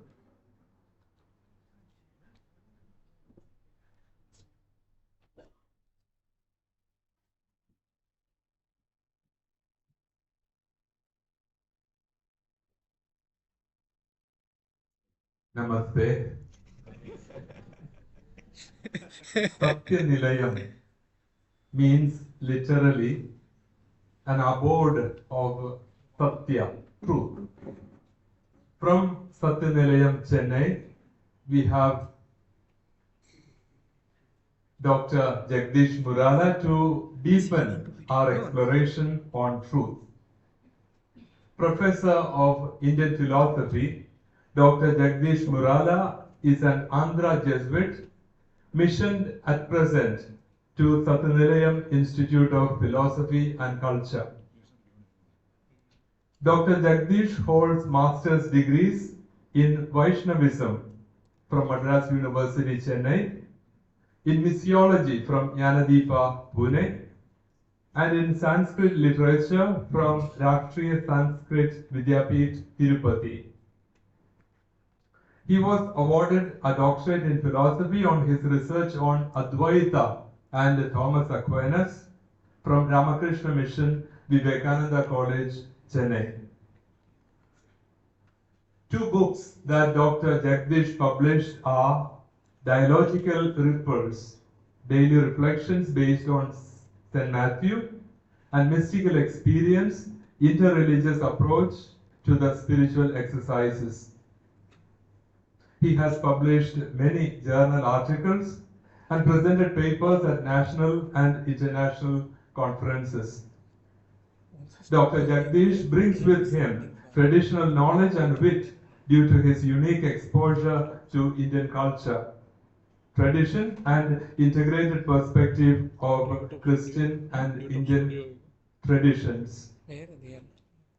The paper that we await is Indic vision of Satya and its manifestations in life.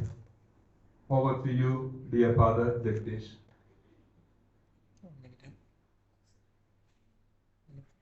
You are not given the PPT. PPT. Sister. not tightly there. These are not. The roll is not. I'll check.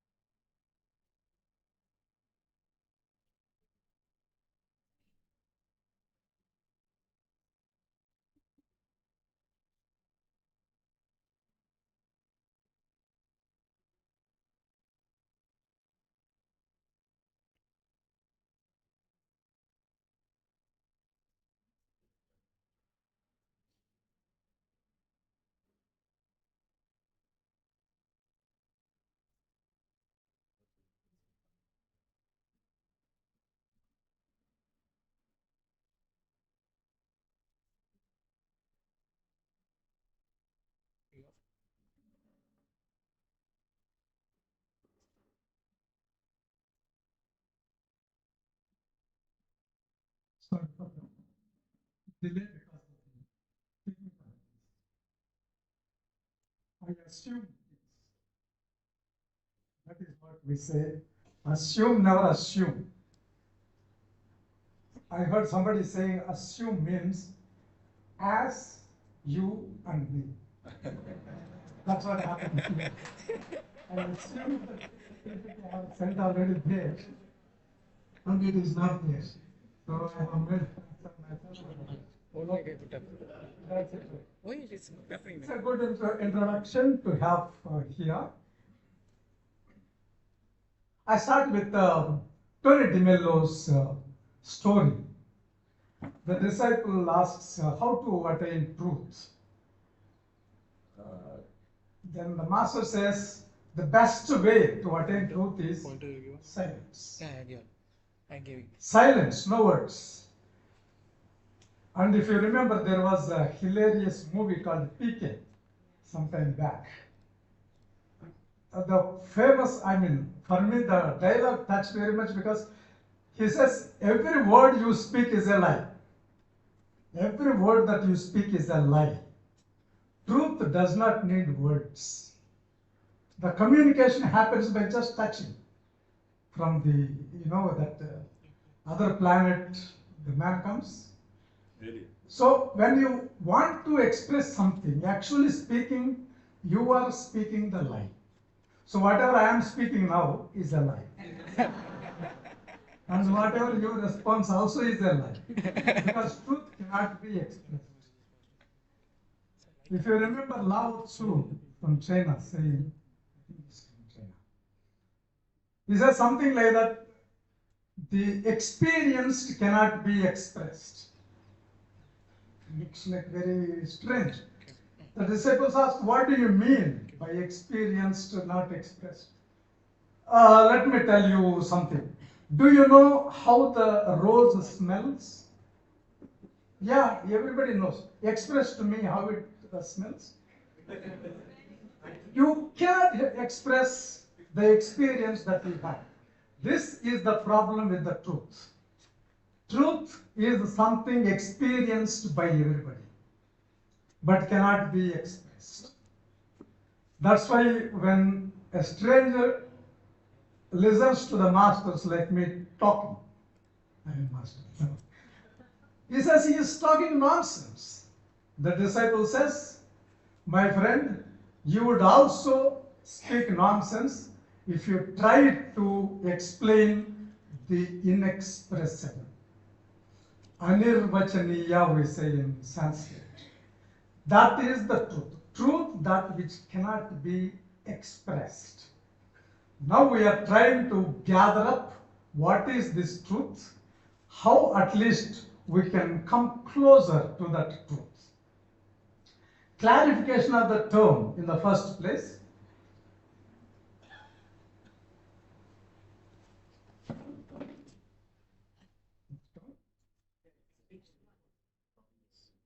Yes. We need to clarify first what do we mean by truth, especially when Indian. You cannot say it is a theology or philosophy. Because Indian phenomenon is very, very strange. You cannot have watertight department that this is theology, this is philosophy. They use one word called satya. We need to understand the meaning of the satya in the first place. Incidentally, sat means existence. You say satya, it is the truth. But when you say the word sat, it is existence. It's not the mere factual accuracy, but it's beyond. It's almost like ultimate reality.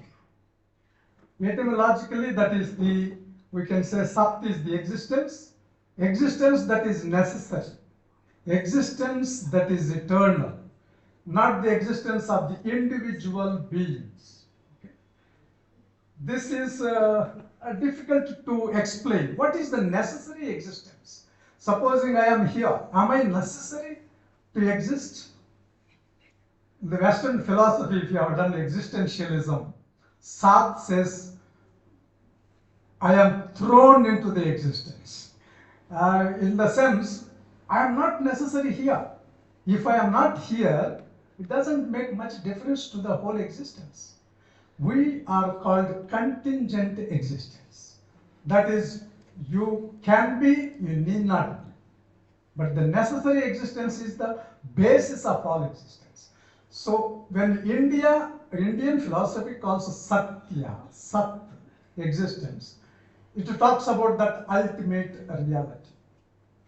This brings to my mind the scriptural Exodus 3rd chapter, verses the masters will know. Moses asked the question to God, what is your name? God says, I am who am. He said, who I am is a wrong translation. I am who am, not I am who I am, no. I am who am. I am who is the existence. So the name of God is existence. Because of his existence, the other existences are there. This is the meaning of the ultimate reality. Aristotle had got 14 books after all the sciences he has written, biology, chemistry, all those things, which the librarian put somewhere and put as metaphysics. The subject matter of these 14 books is this existence. They say the science of the being. So being is that existence. So we are talking about satya means what is that ultimate reality, ultimately that exists. And what is the connection between that ultimate reality and me? Why should I, in the first place, have to know this ultimate reality? Is there a necessity? And this is what the exploration goes on.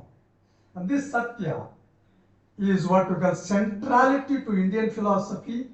Whatever schools we have orthodox schools and heterodox schools. Separately, you have got yogic system. Everything speaks about this satya. I mean, without any differences, all the schools talk. Now we shall go into a little bit of philosophical foundations of Satya, ontological dimension. Once again, I am a bit of freak with regard to the words. I go into the etymology all the time. Ontology is, of course, comes from Greek word. Whenever there is a logi, that is from Greek. Ontology actually means on, onto. To means the definite article the. On means being, the being. So ontology means we are again going into the explanation, the science of the being. The same way with the Sat, that existence. What is the aim, the goal of the knowledge of the Satya is liberation. Liberation, which means the knowledge of the being itself liberates me. What is the bondage again? Bondage is experience of the duality. The mind always understands duality only. If you remember Aristotle's definition is to separate. First you have to say what it is not, then you say what it is. That is the mind's business. It differentiates things. And differentiating is the bondage. Whenever you are differentiating, I am different from the other. You are actually doing in the bondage. Now the duality, because of this bondage, we have got other dualities coming in like sukha, dukkha, raga, dvesha, the love and hatred, the happiness and sadness, all comes because of this duality of the mind. That's why to go beyond this duality, we have in the Brihadaranyaka Upanishad the well-known sloka, Asatoma Satyamaya. Asat, Asataha, from the Asat, from the non-truth, lead us to the truth, to the Sat.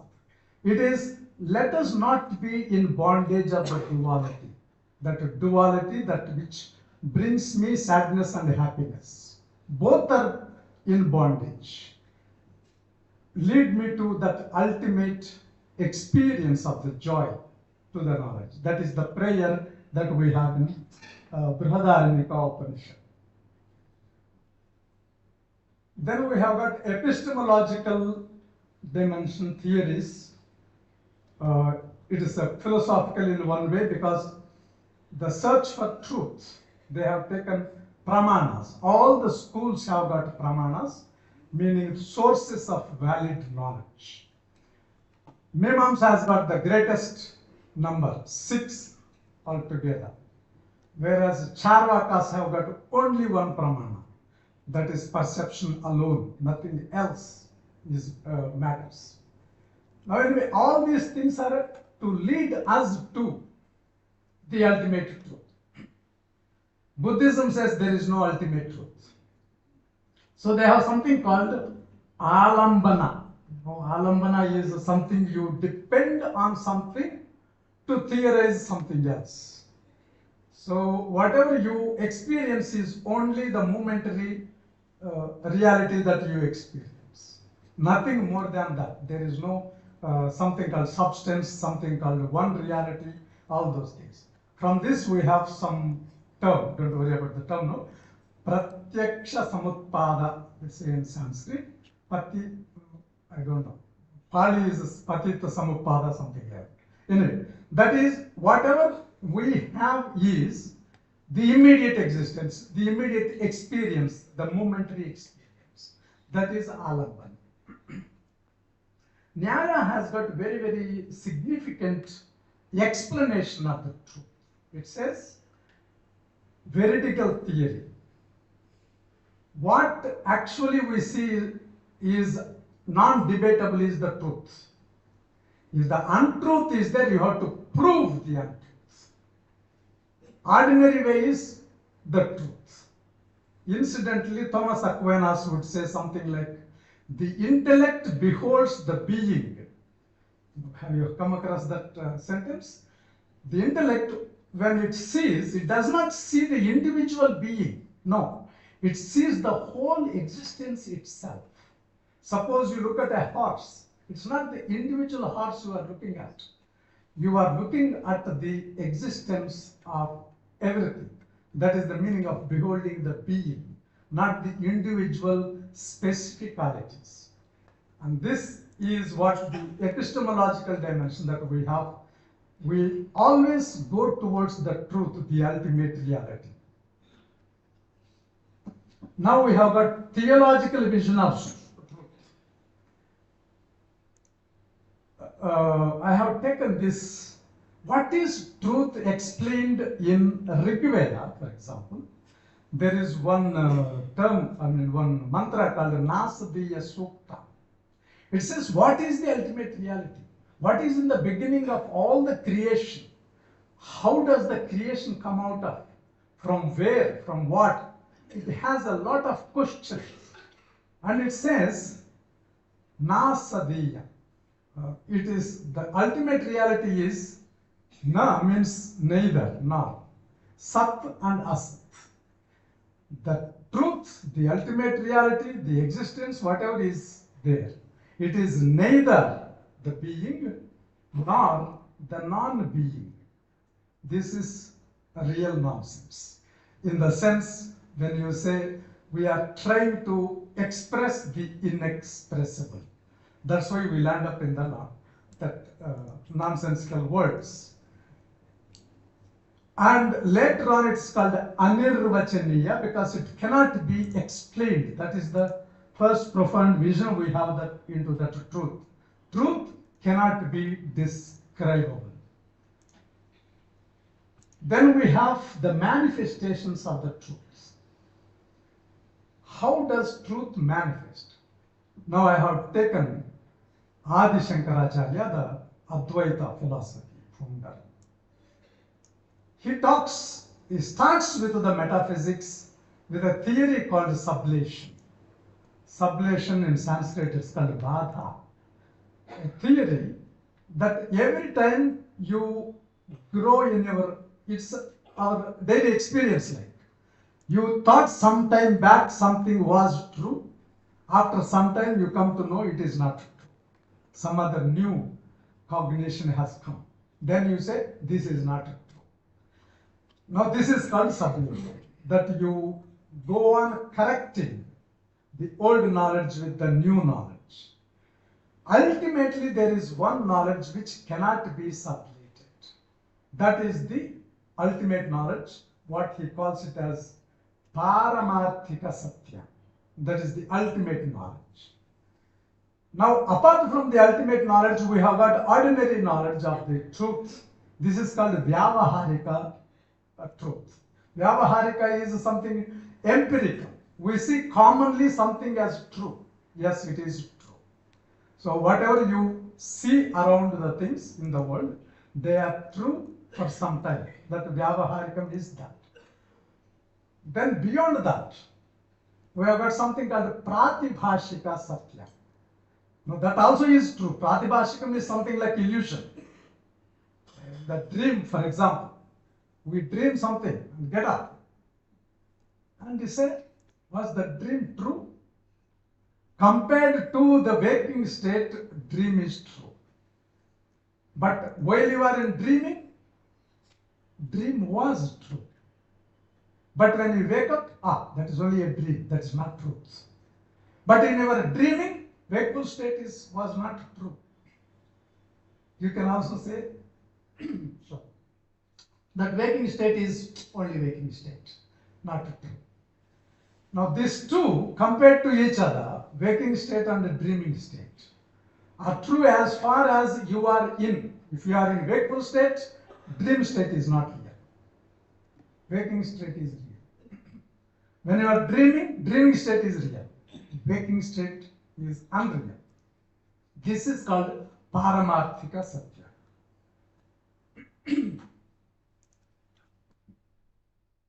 With regard to the Vyavaharika Satya, what happens is we are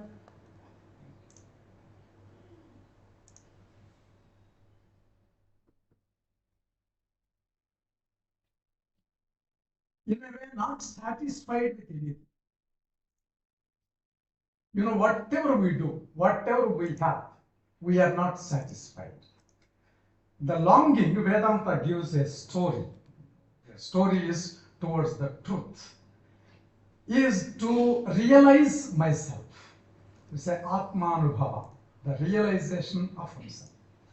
Some small story is given, like Princess of Kasi, that was the story. Kasi, once upon a time, is a big kingdom. There was a king. King has got a son, maybe around 6-7 years old. There was a big drama happening, and there is no character for a girl, one girl character. They made a prince into a girl, decorated. Of course, small children, they look boys and girls the same. Beautifully it was done. Then the painter, the court painter, has painted this boy in the girl attire, named as Princess of Kasi, date. And of course it was put somewhere. The prince has grown up. He is around marriageable age now, 21, 22, 23. One day he was looking at the old photos of all. He came across this Princess of Kasi. Immediately he fell in love with that photo, in the sense that girl. Then saw that date, this must be of my age. This girl I must marry. So he fell in love, could not eat, could not drink, he had fever, all those things. Now nobody knows what is happening. The queen calls the minister and asks him to go and find out what's happening. Of course, conversation happens and he says, I want this princess to be married to me. Minister laughs, of course, tells it is you. This indicates that whatever we are longing for is to realize ourselves. That's why the other things do not give us the satisfaction. That is the truth. What is the truth? I am the truth. I need to realize myself. This is the way of Advaita. Now this application of how to realize oneself, what is ultimate truth, all those things, can we really know? That is given as the concluding part here.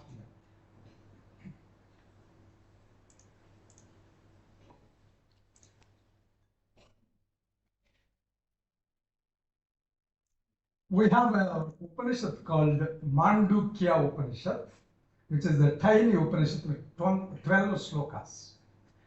And in the 12, there is something called Atma Vichara, the meditation into the self.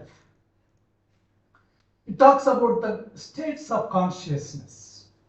The truth is consciousness, and the consciousness has got different states. We have first consciousness that we know is the waking state. We are awake now, we know all the things, subject-object duality is there. Then we have got something called a dream state, Swapna Avastha, when you are in the dream. Also subject-object duality is there. You experience the same things as you experience in the waking state. Then there is some moments of sleep where there is no dream. This is called Sushupti, the deep sleep. What happens at that time we don't know. Unless you enter into that state, you don't feel you have slept well. When you get up into that state and get up and say, I had a very good sleep, the dreamless sleep. There is no duality there. You don't experience anything. This, the Vedanta calls as a pure consciousness. The ultimate truth has a glimpse at that time. If you can be aware of that state in the Sushupti, you know what actually is Atmanubhavam, and you know actually what happens in the moksha, the state, and you know what is ultimate reality. And ultimately, Upanishad also says something called Chaturthi, the state of ultimate oneness, whatever it is, that is after the death. To make sure that Swapnavastha and Jagradavastha, waking state and dream state, have got equal footing with regard to truth. Equal footing means either you are waking or in dream state. That is not the truth in the sense of the ultimate. So that relatively truth is given there. Here there is one story in the Upanishad. There was one man called Janaka Maharaja. He is a king, a philosopher. He had a dream. He was in a fight, warlike. He was defeated, wounded. The horse takes him far away from the war. He falls down on the way. All over body, the wounds are there. Blood is oozing. The clothes are torn, dirty. And he falls down from the bed with that dream. He goes to the minister and asks him, is this true or is that true? Now which is true? Is the dream true or waking true? That's why they say they are relatively true. Neither of them are the truth. Once we come to this state, now we can go in the sense, what is ultimate truth? That which cannot be explained, but which can be experienced. That experience, almost every day we experience.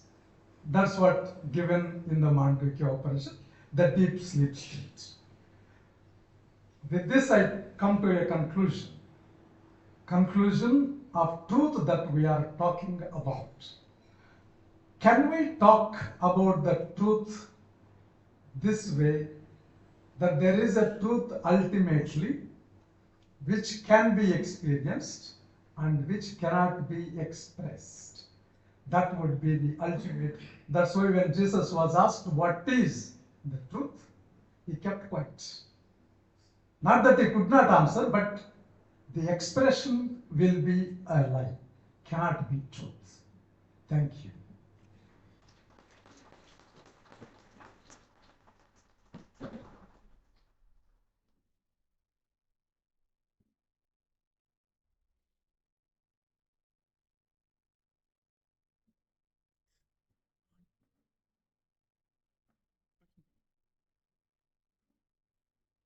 Thank you, Dr. Jagdish.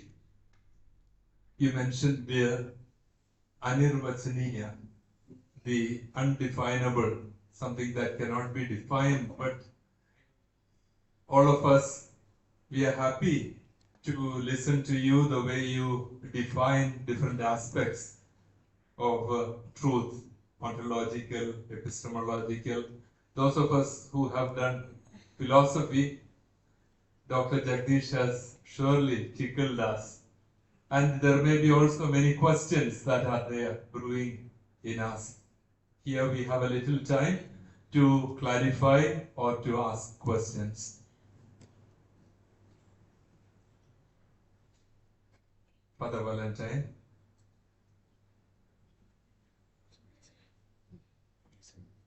Thank you, Father. Actually, you spoke about Buddhism. If I am not mistaken, this one in Buddhism we don't have ultimate truth. This way you spoken. Then you spoke about dependent origination, that is Pratitya Samutpada. And I feel two different contradicting ideas. One we speak about Pratitya Samutpada, another thing we speak about enlightenment. How these two are actually two stages can be actually realized. Thank you. I too had a lot of doubts. They say there is no ultimate reality, but Buddha always talks something called consciousness, awareness, the universal awareness. So whenever you wanted to speak about the ultimate reality, just displace ultimate reality with the consciousness. This is what Buddha was doing. When I was reading a lot afterwards, a lot of literature I was reading based on the three Pitakas, especially Abhidhamma Pitaka, that is the higher metaphysical this one. I found this profoundly being used, consciousness, the world consciousness, the cosmic consciousness. So Buddha also had a notion of the ultimate reality, but he does not want to admit it because of, you wanted to go away from the those people who are talking about that ultimate truth, but not doing anything in order to realize them. That's why he negated the whole concept itself. But in his explanation, always he had that. When you say Buddha consciousness, the cosmic consciousness, what he is talking about is about the ultimate truth. I hope I have answered. Thank you, Father. Thank you, Father, for excellent presentation. I like that one. And I have a question on the very first sentence you made and last about the. Yes. So you said about the truth or experience cannot be defined. According to metaphysical this one analysis of the structure of being, even Shankaracharya speaks about two levels of being, paramarthika level and vyavaharic level. Something like Immanuel Kant will speak about nomenon and phenomenon. Okay. Now, according to me, Shankaracharya spoke about anirvachaniya over the paramarthika level, a being for whom language cannot be used. Vyavaharic level, whatever we have, we describe it. Language may not be sufficient, that is different. Otherwise, all our descriptions will be lies only. So I like to get a little more explanation because we speak, we express it, structure of being has got, let us say, substance and accidents. Accidents are part of our experience and we describe it in our own language. Little more explanation. Thank you, Father. That was a profound, deep question. Usually what we say is Maya theory. We think Maya means illusion. Shankaracharya never used Maya for illusion. Maya, the etymological meaning is mane, means to think. Thinking is Maya. When we are in the Vyavaharika level, what we are looking at, the truth is not the truth. We are looking through the mind, through our thinking. Okay? Suppose you go out, you speak to someone, immediately what you see, the person is not the person. You see whether the person is a woman or a man. How he or she dressed. What is the color of the skin of that person. You have all this in the back of mind. This is Maya. That we are looking at the reality, not as the reality, but interpretation of the mind. The mind is all but differentiating. It differentiates. The more you differentiate, the far away from the truth you are. Either in the Vyavaharika level or in the dream level. That is called Pratibhashika level. Both the levels are, you are looking at the reality with the brain. As we say, colored glasses. We look at the colored glasses. And this is what actually the truth is Shankaracharya saying. Once you come to Paramarthika level, Vyavaharika and dream level, that Pratibhashika level will be deleted. That experience you need to have. Otherwise, supposing I am in Vyavaharika level, suppose I am in the dream, some snake is chasing me, I am panting, running, and you get up from there and you say it is a dream, not real. But look at, feel your heart. Even you are sweating also. That is true in the dream. Only when you wake up it is not. The same way, when you go to Paramarthika level, only you can realize Vyavaharika level is not true. It is like a dream like, because it is generated by the mind. Thank you, Father.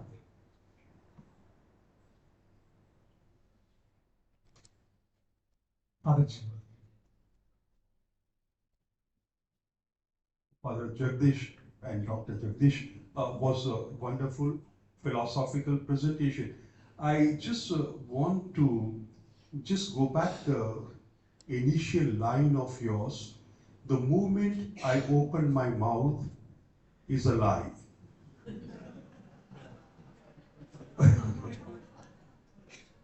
Then you certified yourself as a liar, and then you authorized us to be a liar.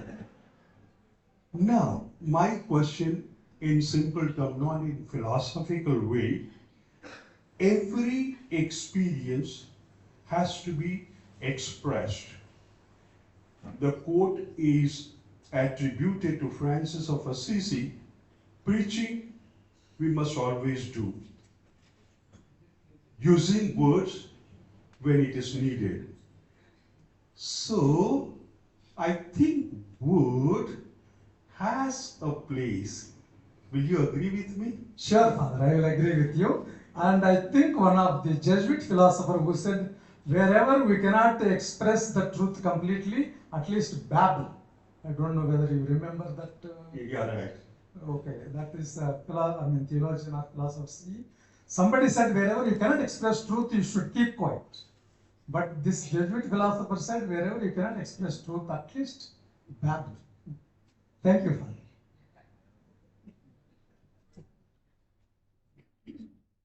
One of the duties of the moderator, especially at the pre-lunch session, is to make sure that the lunch doesn't get cold.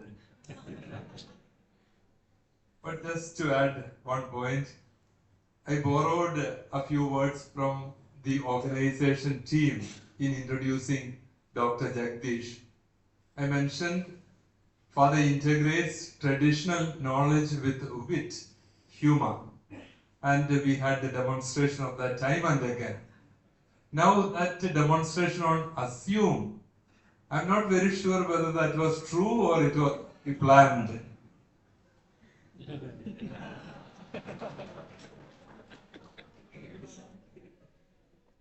Thank you very much, Dr. Jagdish. There are other questions, but may I kindly request you to maybe interact with the doctor personally later. Over to the MCs.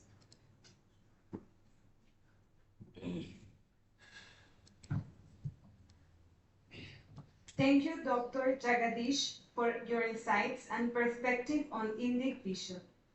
And thank you, Father Putin, for moderating this session.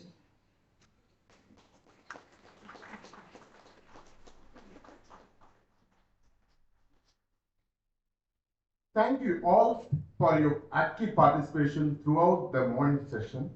Now, we invite everyone to proceed for lunch at the VJ residence. After lunch, we will reassemble here at 2:20 sharp to continue with the afternoon session of our seminar. Kindly be punctual so that we can begin on time. Thank you and enjoy your lunch.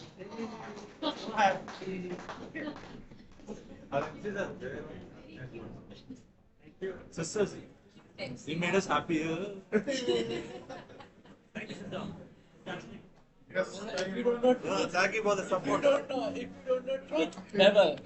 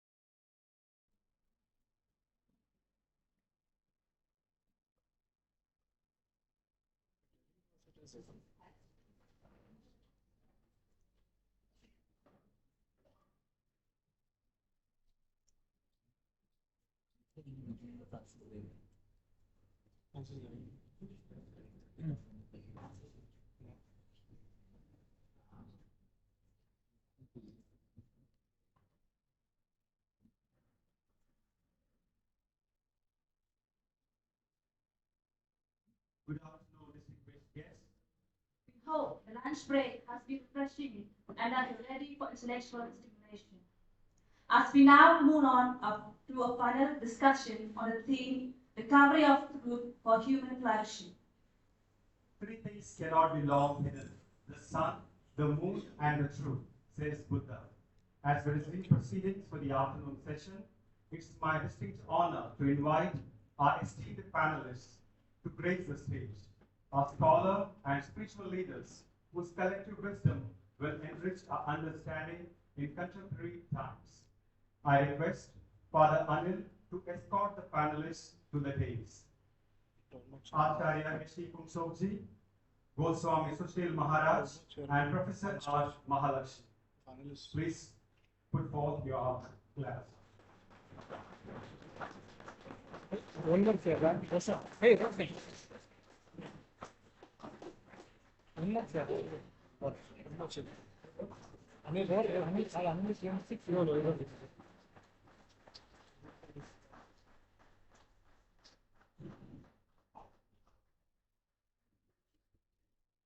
First, I introduce to you Acharya H.T. Kumsokji, former Deputy Speaker of Tibetan Parliament in exile and senior Buddhist Mahayan monk, advisor of Bharat Tibet Sahyog Manch, and patron of Salyut Tiranga.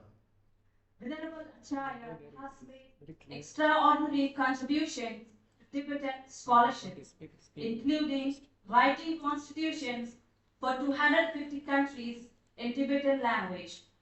He is a recipient of the Shamay Prasad Mukherjee Award and has delivered over 100 talks globally on Buddhism, democracy, and human rights, including at the UN Human Rights Convention. Hearty welcome, Acharya ji.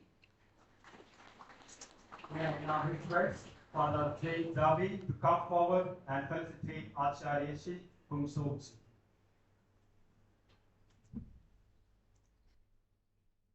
A big round of applause, please.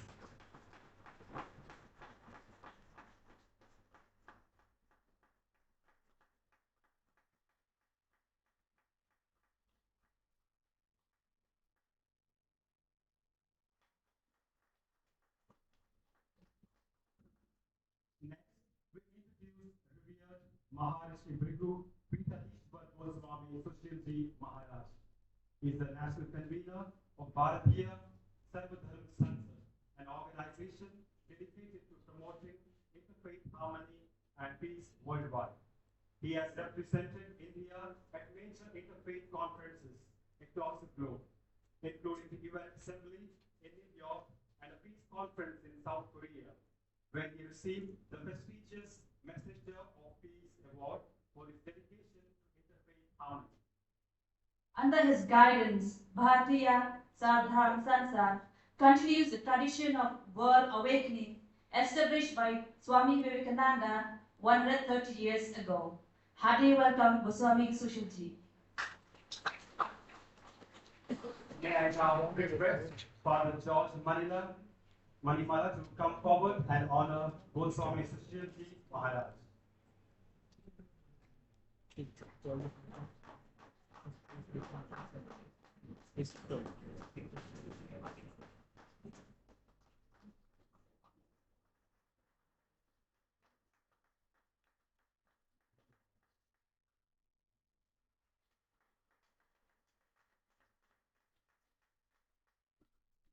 And finally, joining us is a distinguished professor at the Center for Historical Studies, Jawaharlal Nehru University, Professor R. Mahalakshmi, who will be also the moderator of the panel discussion.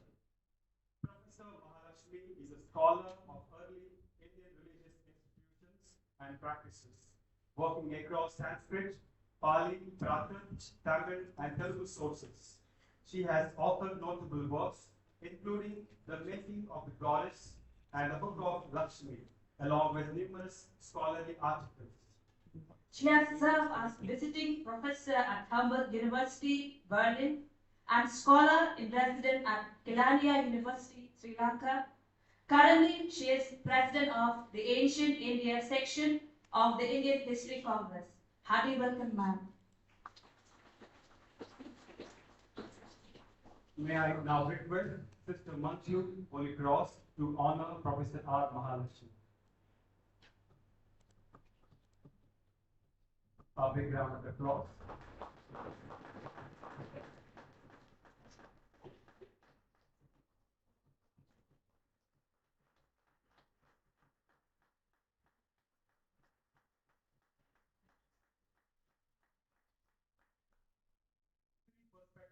One platform, three voices, infinite wisdom.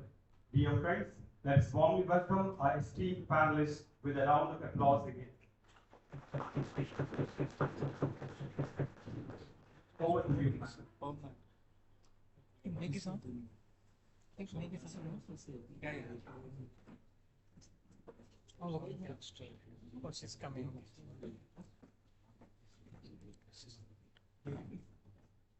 Yeah, adjust the mic, ready? That mic. Okay. Thank you so much, Father Rajkumar, Principal Vidyajyoti, Father Anil Almeida, and my dear friend, Mr. Anthony Thomas, for having me here today. I deem it a privilege to have been invited to moderate this session with such eminent people who are working towards presenting the unity of religion, who are working towards bringing and building bonds between people despite their own religious locations. So it's really a great pleasure for me to be here and a privilege, and I thank the organizers for giving me this opportunity.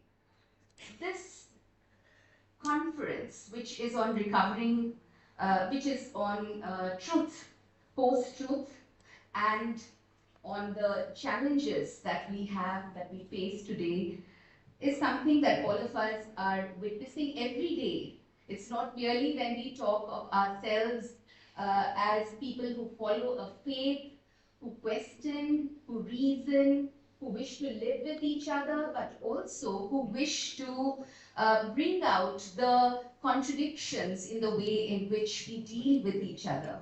Given this context today, where increasingly there are restrictions on what we say, how we say it, and whether we can say it at all, given that we have been, put in this position, not merely where we live in India, but also across the world.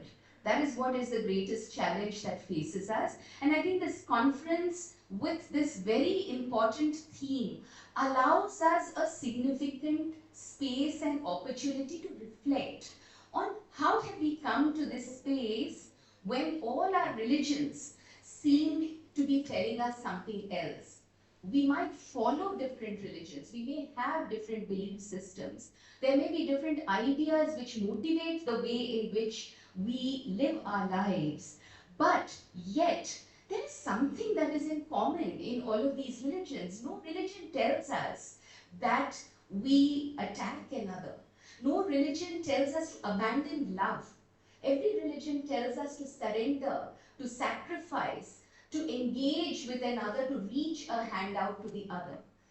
And in these post-truth times, we are being told that no, our religions, our belief systems can be safeguarded only if we repudiate the other. That is the irony of this situation, and that is why it is very important for all of us as engaged beings, as people who believe in a world where love should flourish, where there should be human flourishing, that I think this conference has really provided a very important platform for different kinds of people, as was mentioned, from different perspectives, to come in and to talk about these issues. Now, both my panelists have spoken spoken extensively on these issues in various fora.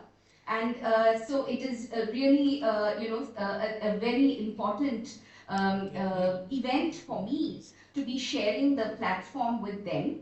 However, I must say that this is the first time that I have actually spoken in a conference or a seminar which doesn't have too many fellow historians on the panel, which doesn't have any other fellow historian on the panel. So I feel a little intimidated by the task at hand. But I think that the important part of this is that whether we speak from within the religion, whether we speak from outside of a religion, is it possible for us to look at the way in which ultimately the goal of human flourishing, can we reach that goal? How do we reach that goal? Now, in the Greek traditions, the idea of eudaimonia is where we find best this idea of human flourishing that is expressed. And Aristotle, who understood this as the highest human good, he advocated virtuous activity in accordance with reason. And in the Greek philosophical traditions, this is something that has been expounded upon, expanded upon, and you have various ways in which this concept itself was enriched.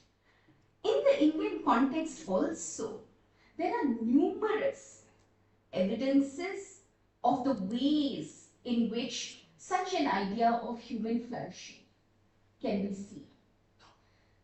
And in all of these numerous traditions in the Indian context, the one important thing is the seeking of knowledge, the seeking of truth, of something that is higher than our existence, that we look for, that we move towards.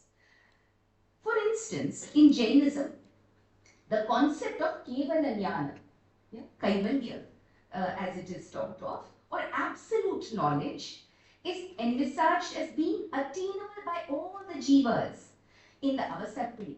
Now, according to the Jaina understanding of cosmology, you have Avasarpinis, that is the descending order, and the Utsarpinis, which are the ascending order within a Kala Chakra, within the circle of time, the time cycles.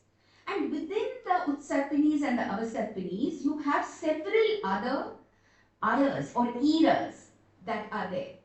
So you have Sukha Ara, you can have Sukha Ara after that, then you have Sukha Dukha Ara, then you have Dukha Ara, and then you have Dukha Ara, and then you have Dukha Ara. This is in the Avasarpini, the descending cycle.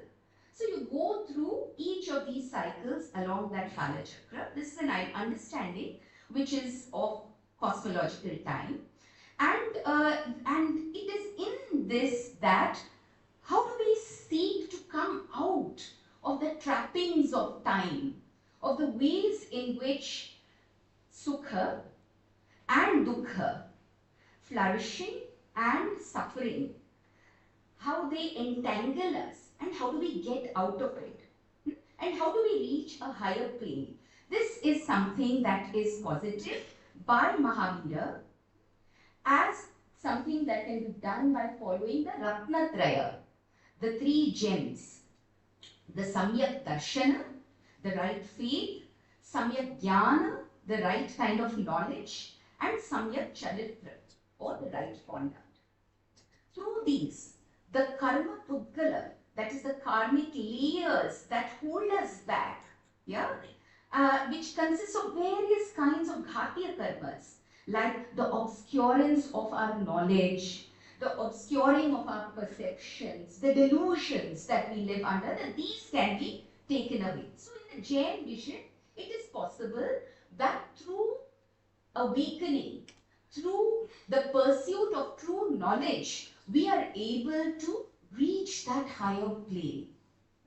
Similarly, in Buddhism, Gautama, the Buddha, enunciated the Chattari Arya Satyangi. And there he talks of dukkha, he talks of the tanha or the desire that creates this suffering.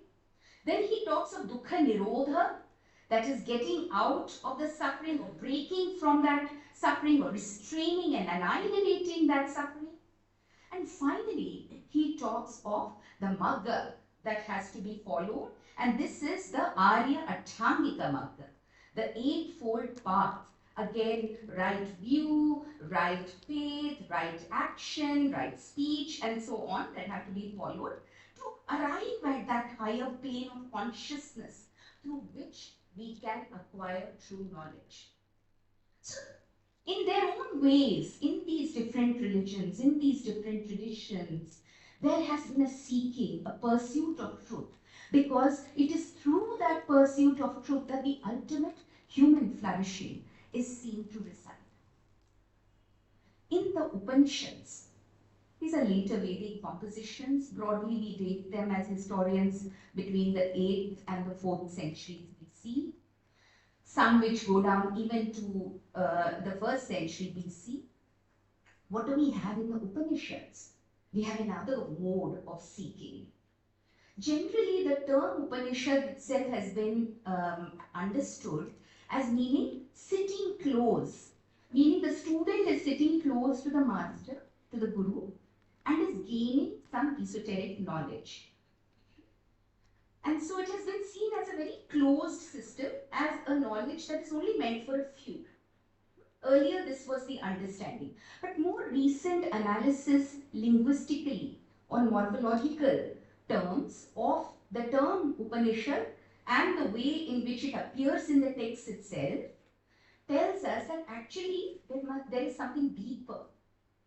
And that depth is one where ideas and concepts that are closely linked, that are being brought together through a higher knowledge, through a higher understanding. This is what the Upanishads offer us. For instance, the way in which Brahman and Atman are to be understood. Brahman may be simplistically understood as just referring to God. But when we look at the Upanishads themselves, there are many ways in which Brahman is understood. It is understood as the ultimate truth. It is understood as the Veda itself. It is understood as the cosmic essence. And Atman, it can be understood as the self, but not just the spiritual self, even the bodily self is something that is identified as the Atman. And many examples are there in the earliest of the Upanishads, the Brihadaranyaka and the Chandogya Upanishad, which bring out this layered way in which the concept of Brahman, the concept of Atman, is being understood by the intellectuals of those times, the great thinkers, the sages of those times. And what they are trying to do is, by bringing these concepts together, they are trying to talk about a higher truth, a higher plane of consciousness. Again, pre-Buddhist, pre-Jain ideas, which also seek some kind of truth, some kind of knowledge that is not so easily perceptible, which requires application, which requires consciousness. Now, in theistic belief systems, this seeking of human flourishing, and I would see this as the seeking of human flourishing. There are many historians. There's wonderful work by this great historian, Professor Irfan Nabi. It's an edited volume called Religions in Indian History. And when we read the introduction, we find that Professor Habib argues that ultimately all religions ask you to suspend reason. This is a point that we'll come back to at a later point of time once our eminent panelists finish speaking. But they ask us to suspend reason. So in that sense, we're not really looking at the pursuit of truth. Because for pursuing truth, you have to reason, you have to rationalize, you have to question, you have to dissent. Is that a possibility that religions offer? I would argue that at a broad level, the point is well taken, but in the context of the way in which religions develop, even Karl Marx said that religion is something that provides a heart for those who live in a heartless world.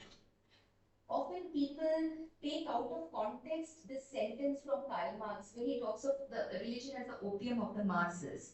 But this is what he meant. Why is religion so powerful for all of us? Why does it allow us to go through life despite all the difficulties, all the calamities that befall us?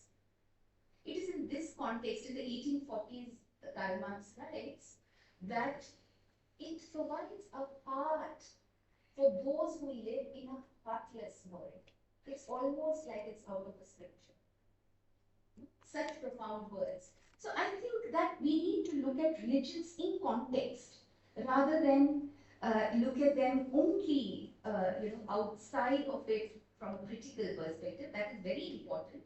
But when we also look at how religions must have played such a pivotal role, such an important role in the lives of people in any time of history, in any region of the world, I think it's important to acknowledge that religions have offered truth and they have offered the possibility of human flourishing. I will end with the reference to the Bhakti traditions in India. And these largely draw starting from the Bhagavad Gita to the Puranas to the many regional manifestations of Bhakti, whether it is the Tamil Bhakti of the Nayadars and the Alvars, whether it is the Bhakti of the Veerashaivas.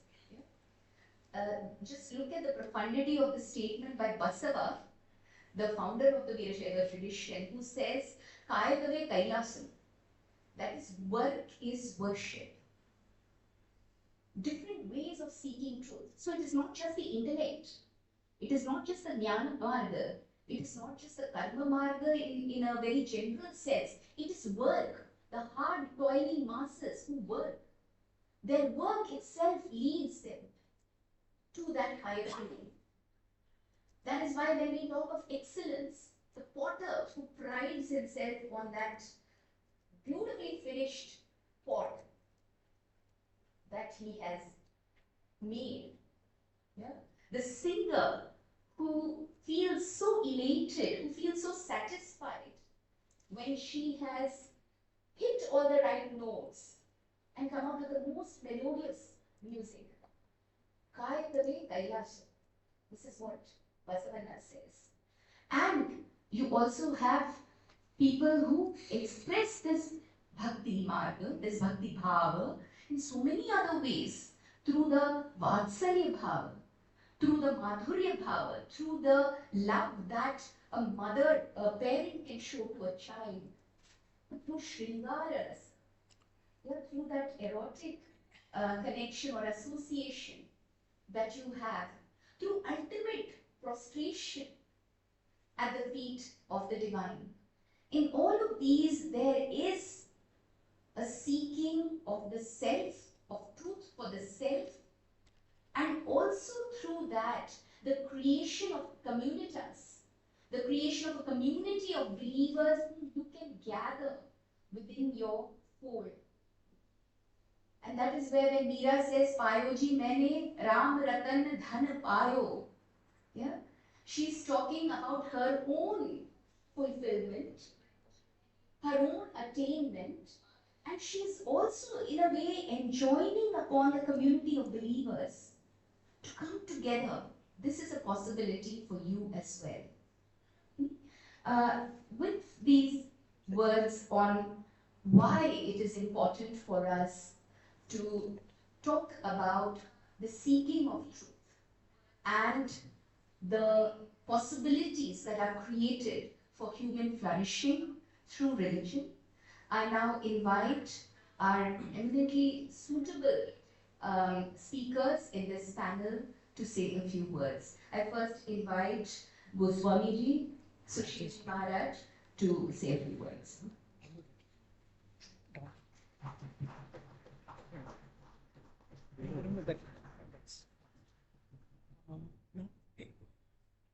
Okay. Okay.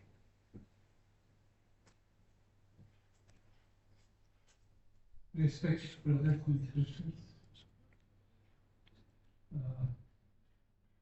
respected prize, panelists,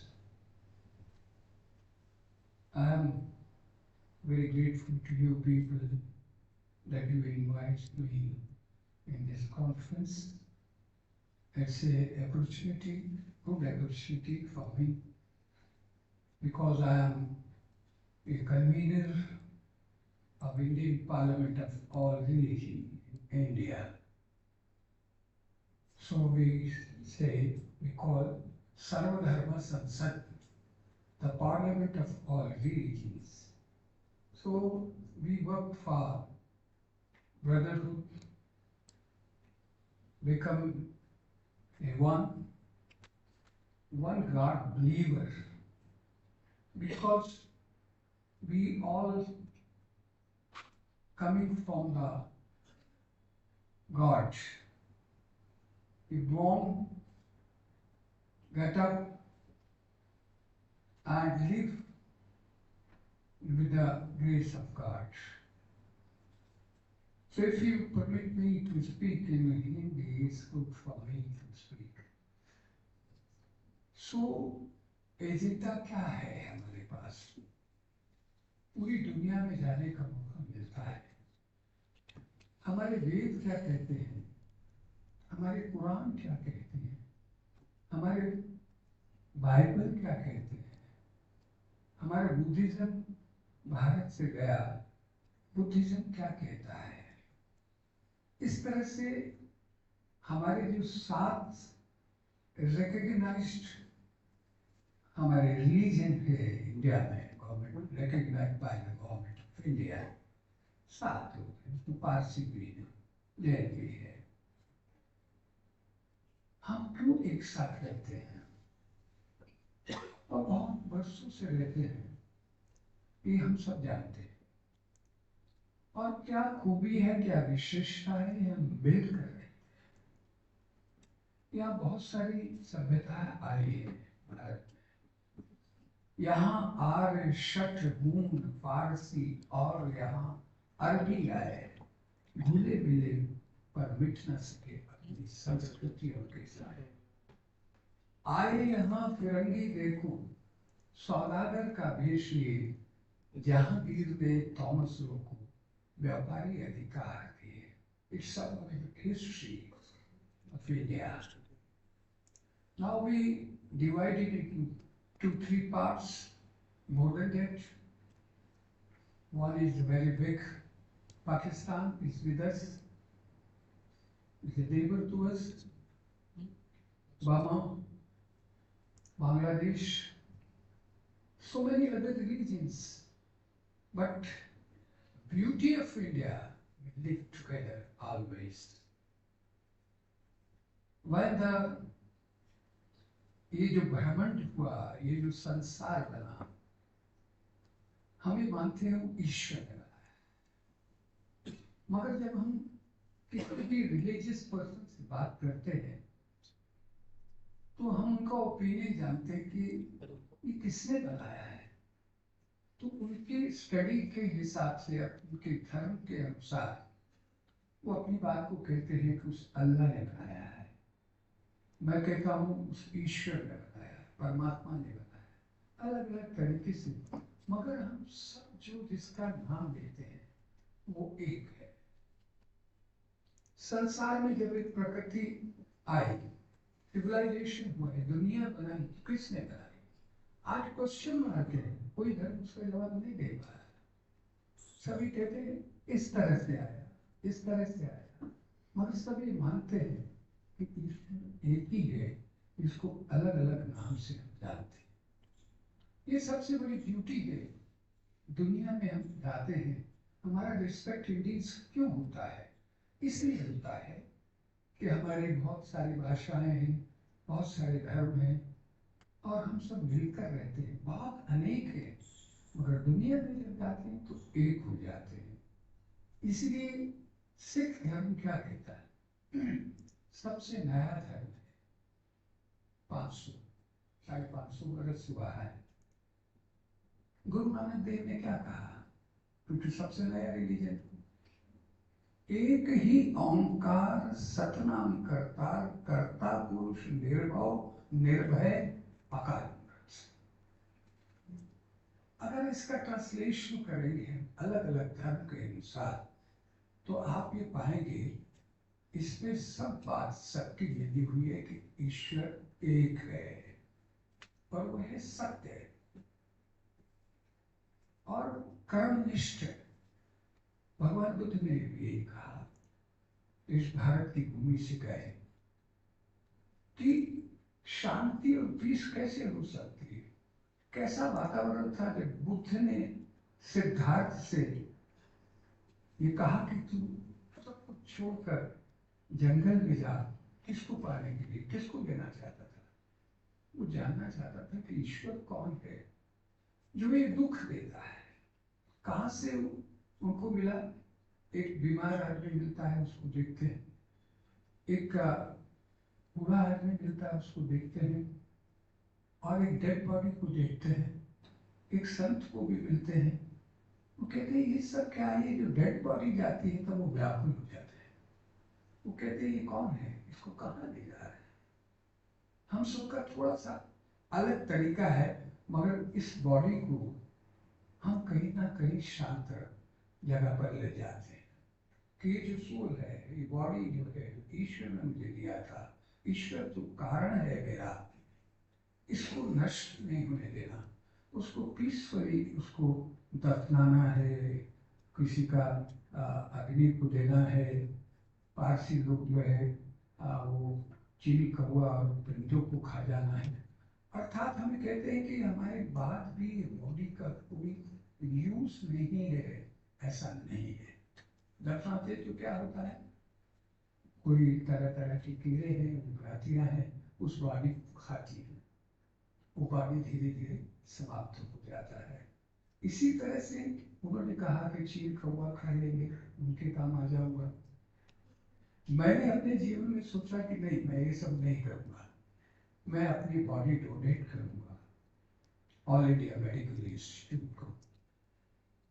क्यों? इसीलिए इसलिए इसने मेरा बहुत साथ दिया है ईश्वर को ढूंढने के लिए, अच्छे कर्म करने के लिए। यीशु ने भी यही बार बार इस बात को दोहराया। कितना कष्ट था जब वो देखते हैं इसी मसीह को तो सूली पर टंगे हैं।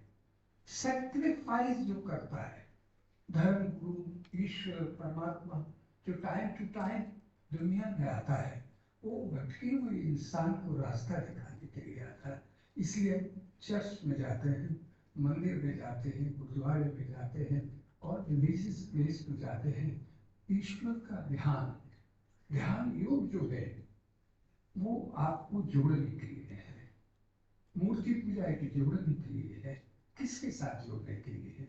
जिसके हम अंश हैं, क्योंकि हम इंसान हैं। ईश्वर ने परिंदे बनाए हैं, जानवर बनाए हैं और इतने बनाए हैं, 84 लाख दुनिया हम हिंदू समाज में बोलते हैं। तो उसका ये मायने नहीं है कि 84 लाख गिनती करना, तो मतलब बहुत ज्यादा है। अभी तक भी मनुष्य सबको छू नहीं पाया। कोई जल में रहते हैं, कोई वायु में रहते हैं, कोई कण के रूप में रहते हैं। जैन लोग कहते हैं कि एक छोटा सा सूक्ष्म जीव भी मेरे अंदर में रहता है, क्योंकि अहिंसा परमो धर्मा मानते हैं। तो मैं अंत में यही कहना चाहता हूँ, जो हमारा मिशन है हम सबको मिलके रहना। तो एक जाति बनाई है, वो है मनुष्य। हमारा जीवन जो होता है, हम जो आते हैं इस दुनिया में बहुत जोर से रोते हैं। मनुष्य का बेबी जब आता है माँ की कोख से क्यों रोता है? वो चिल्लाता है, जमीन आसमान एक कर देता, चिल्लाता है। तो हमारे धर्म में ये कहते हैं कि माँ की कोख नरक लोक है, जहां मनुष्य रोता है, चिल्लाता है, यातनाएं मिल रही है उसको, और उसी कष्ट को सहते सहते एक प्रॉमिस करता है ईश्वर से कि अभी मुझे इंसान बना दो, मैं पृथ्वी में जाके अब गलत काम नहीं करूंगा, मैं पनिश हुआ हूँ, मुझे तकलीफ हुई है, मैं अब गलती नहीं करूंगा, अब मैं इंसान बनूंगा, इंसान बन के इंसानियत के लिए काम करूंगा और अपने धर्मानुसार स्वर्ग में जाऊंगा। तो चिल्लाता है जोर जोर से। मगर गाय का बच्चा होगा तो मैंने देखा तो नहीं चिल्लाता, एकदम बाहर आ जाता है, मैंने देखा। और गाय उसको चाटती है, मोहम्मद तो एक ही है, जो भी फीमेल है दुनिया में ईश्वर ने बनाया, आहार, निद्रा, भय, मैथुन, वो सबको एक समान दिया।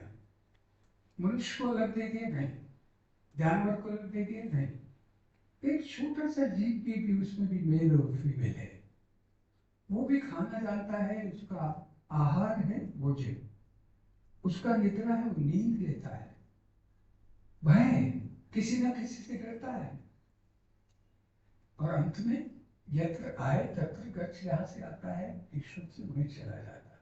कहने का भाव ये है कि हम दुनिया के जो इंसान हैं, पहले ये समझे कि हम एक पवित्रता परमेश्वर के संतान हैं, हमारे रीत अलग है, हमारे तरीका अलग है, मगर ढूंढ उसको ही रहे हैं, हाजिरी उसी को दे रहे हैं, वो एक ही है।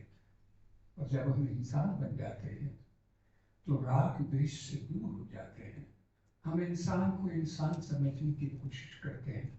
वही कार्य मैडम से पहली बार मिल रहा हूँ, मगर यशी जी से बहुत नजदीकी हैं, हम लोग सब मिलकर यही कार्य करें दुनिया में कि हम इंसान बन सकें, क्योंकि ईश्वर को एक मानने वाला वो इंसान भी दो नहीं हो सकता, वो एक ही है।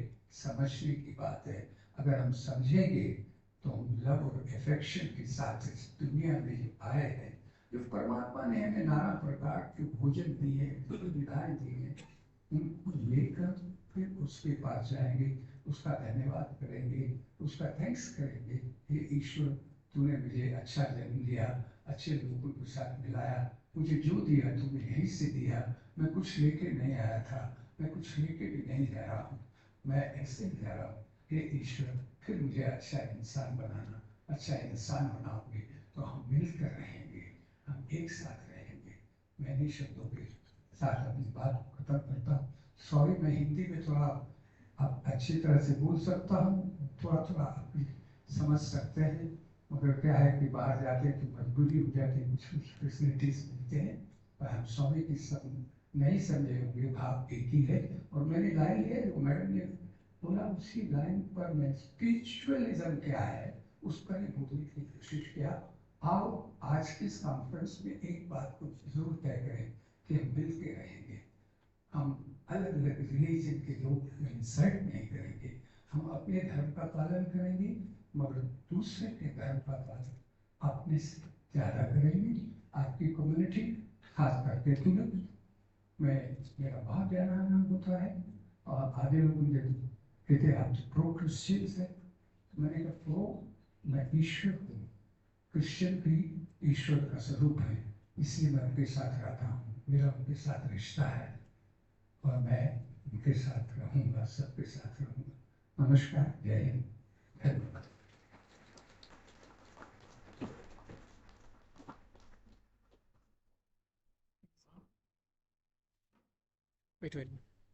Wait for this. Thank you so much, Goswami. May I now request Acharya Yashiji to please say a few words.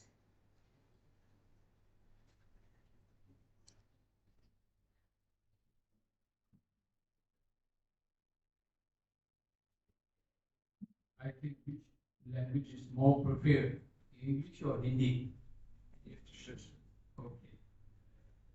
Okay. Because unfortunately, both languages not my mother tongue,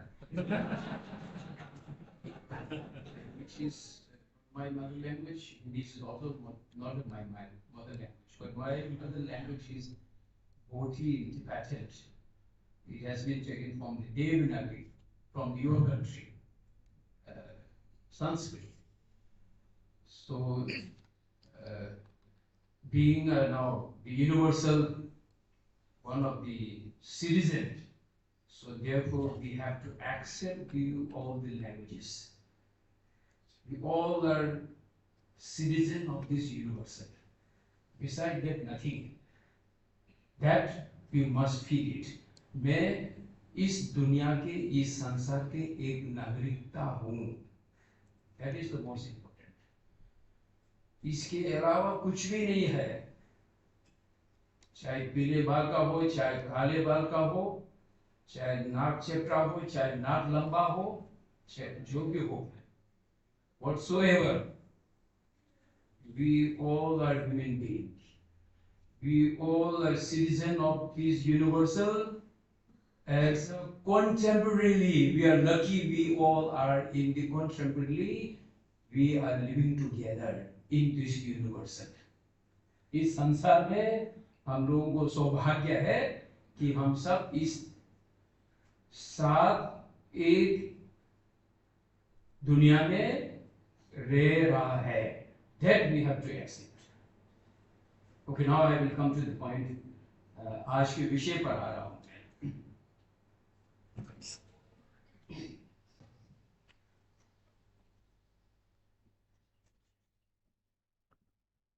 I will thanks to the Dr. Anilji for the 2 weeks back. I got a message and call from the Dr. Anilji asks me to present today's the truth and the post-truth conference or seminar or panel discussion will be held in some institution, and they are going to organize it. So I accepted because I have a time. I have not engagement with the other program this evening. And morning I was in one program, Vishwa Shanti Stupa. I think you all are in Delhi, you have seen here, in the trust, which is blessed by His Holiness the Dalai Lama Ji, built by the Japanese group. Land is provided by the government of India. So today is their foundation day. 18th year, so they invite me to do a prayer, the Mahayana Parampara prayer, Mahayana traditional prayer. We have also 2 schools. Even you are in Christianity also, you have many schools. So similar fact, we have also 2 schools, Theravada and Maya. But both are Buddha's disciples. Both believe the Buddha's teaching. Both believe the Buddha's thought, Buddhist philosophy. Little bit different is that Theravada thinks that Buddha has taught Buddhism in Pali language, Magadha language in ancient time. And the Mahayana, we accept that Buddha has taught the Buddhist, the teachings, whatever, at the ancient language in Sanskrit, Magadha language. But both languages, we are getting Buddha's thoughts and teaching. I have studied Sanskrit and my own language, so I have never seen any Pali language, and I have not even able to read the Pali language. But no matter whatever, the philosophy is same. Teachings are same. There's nothing, any single differences.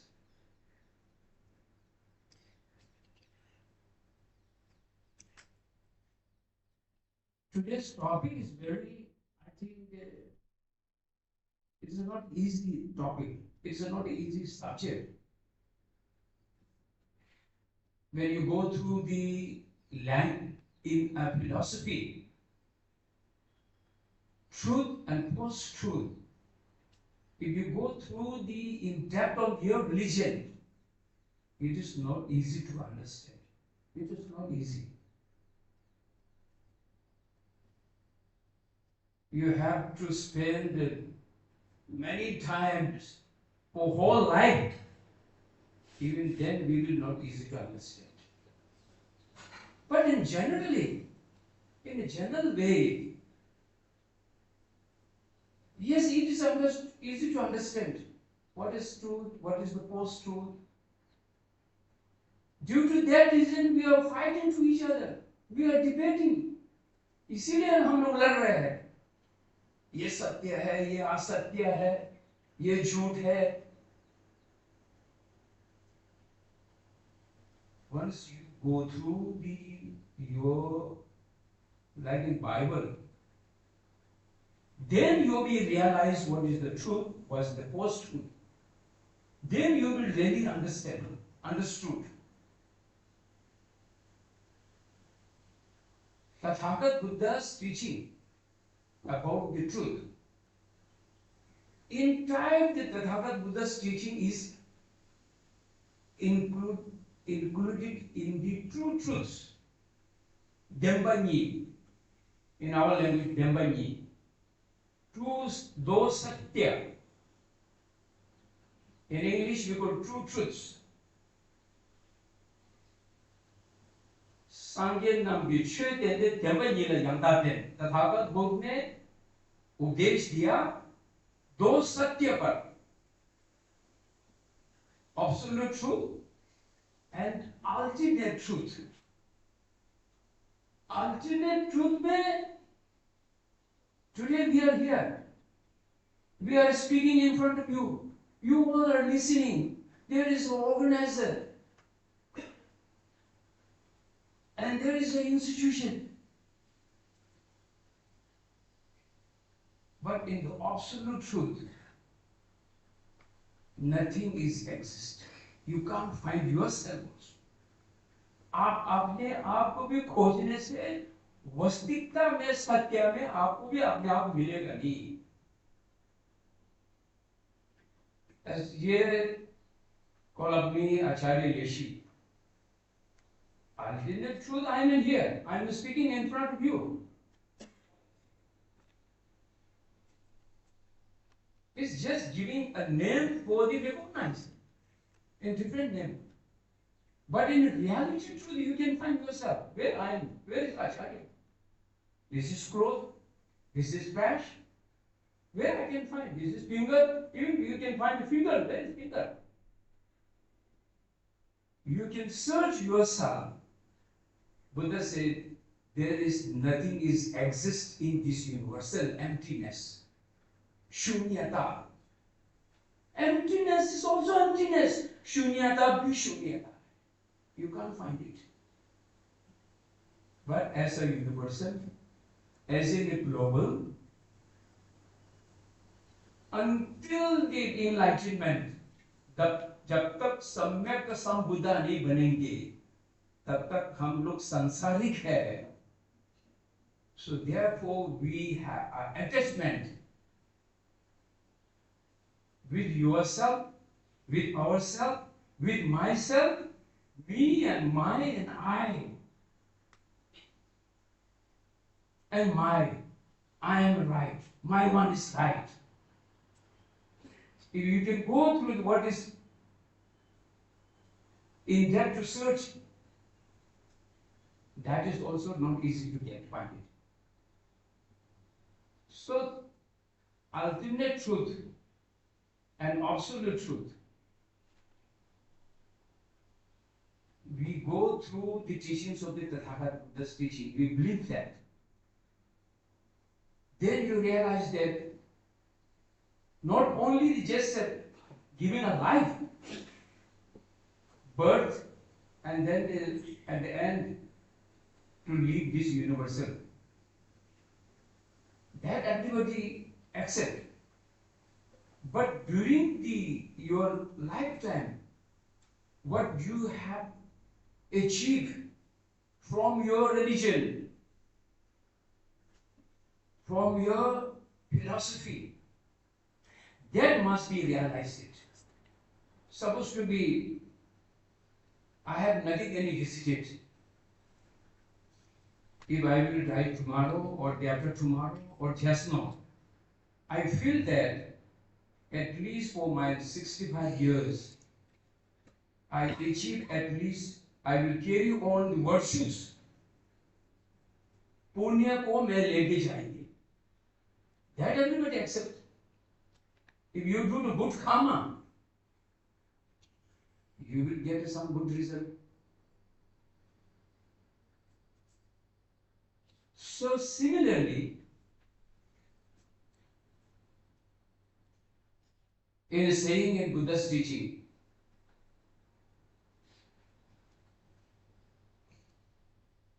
kunzu dembar madembar thambe dhune to bingyo, thambe dhune mato na nyange deba to bingyo.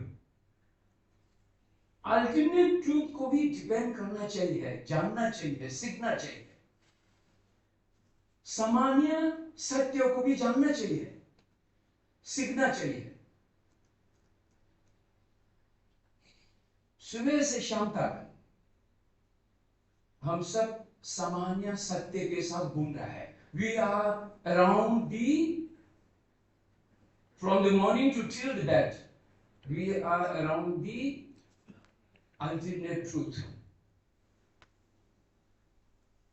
You have believed that. Because of your belief of the ultimate truth, सामान्य सत्य के विश्वास होने के नाते, you all came from the different places to here to learn something from this workshop, to learn something from this conference. जिज्ञासा है, इसीलिए तो आप लोग आए थे. Not came through the blind faith. All the fathers organized, invited you all. You have also thrown away, they came here because of your faith, because of your vishwas, because of your belief, because of your confidence. इसीलिए तो हम सब आप सब यहाँ हैं. Because of the ultimate truth, today I am here. At least I feel that I can share something what I have learned. जो कुछ मैंने सीखा है, वो आप सब लोगों को बांधेंगे. जीवन के लिए कुछ न कुछ प्रयोग में आएंगे. No matter what religion. शब्दावली को प्रयोग करिए, शब्दावली को यूज करिए, which is better for you, which is suitable for you. वो जरूरत नहीं है कि ये ईसाई का शब्दावली है, ये फलाना का शब्दावली है, ये पीले बाल वालों का शब्दावली है, ये कालियों का शब्दावली है.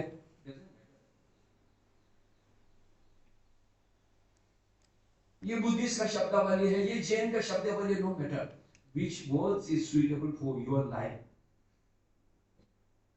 you accept. Buddha said, "सूंची नींद सूंगा ये तुम्हें नींद सोचो." एक ही विषय पर हम तीनों ने रचाया. Through all of our three are, we share the in one topic, truth and what's truth. And you all listening. I am speaking here in front of the ultimate truth about you, but understandings are not same, different understandings. You have here hundreds of the participants can understand in the different way. सोची नींद सूंगा ये तुम्हें नींद सोचो. आप अपने अपने विचार के क्षमता के अनुसार समाज में आएंगे. आपको कोई फादर आपको टीचिंग्स करेंगे, तो वो भी है. So therefore, सोची नींद सूंगा ये तुम्हें नींद सोचो. Therefore, ultimate truth. We are dependent, interdependent, that Bhagavad Buddha has mentioned, taught us, interdependent, Pratitya Sambhava. We all are interdependent. If there is no institution, how this workshop will help? If there is no facilities, how this workshop will help? If there is no other scholars will come, how this workshop will come? Even if institute is there, organizer is there, speaker is there, if there is no listener and participants, what is the use to be organized? क्या फायदा होगा आयोजन करने का? तो इसीलिए organiser भी चाहिए, सुनने वाले भी चाहिए और बोलने वाला भी चाहिए. So these are the interdependent. In ultimate truth, everything is exist. And absolute truth, when you can find, there is no institution you can find. You can find yourself where is the institution. एक एक करके आप only उठाएंगे तो मिलेगा नहीं institution. Then organizer you can't find it. So therefore, the absolute truth, without the searching and studies on the ultimate truth, the absolute truth will be never defined it. And then the alternate truth,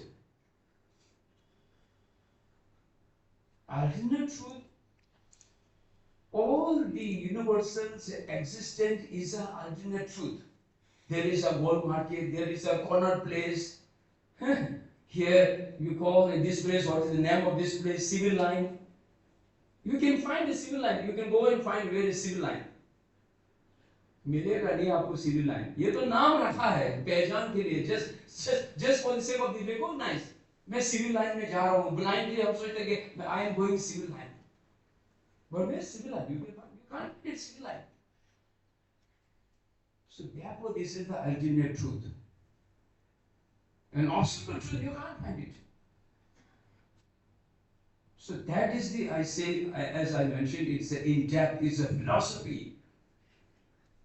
But in the general way, there is a, yesterday, I'm very, I felt very good for me to also to revise my, whatever I have learned in the early, my university time.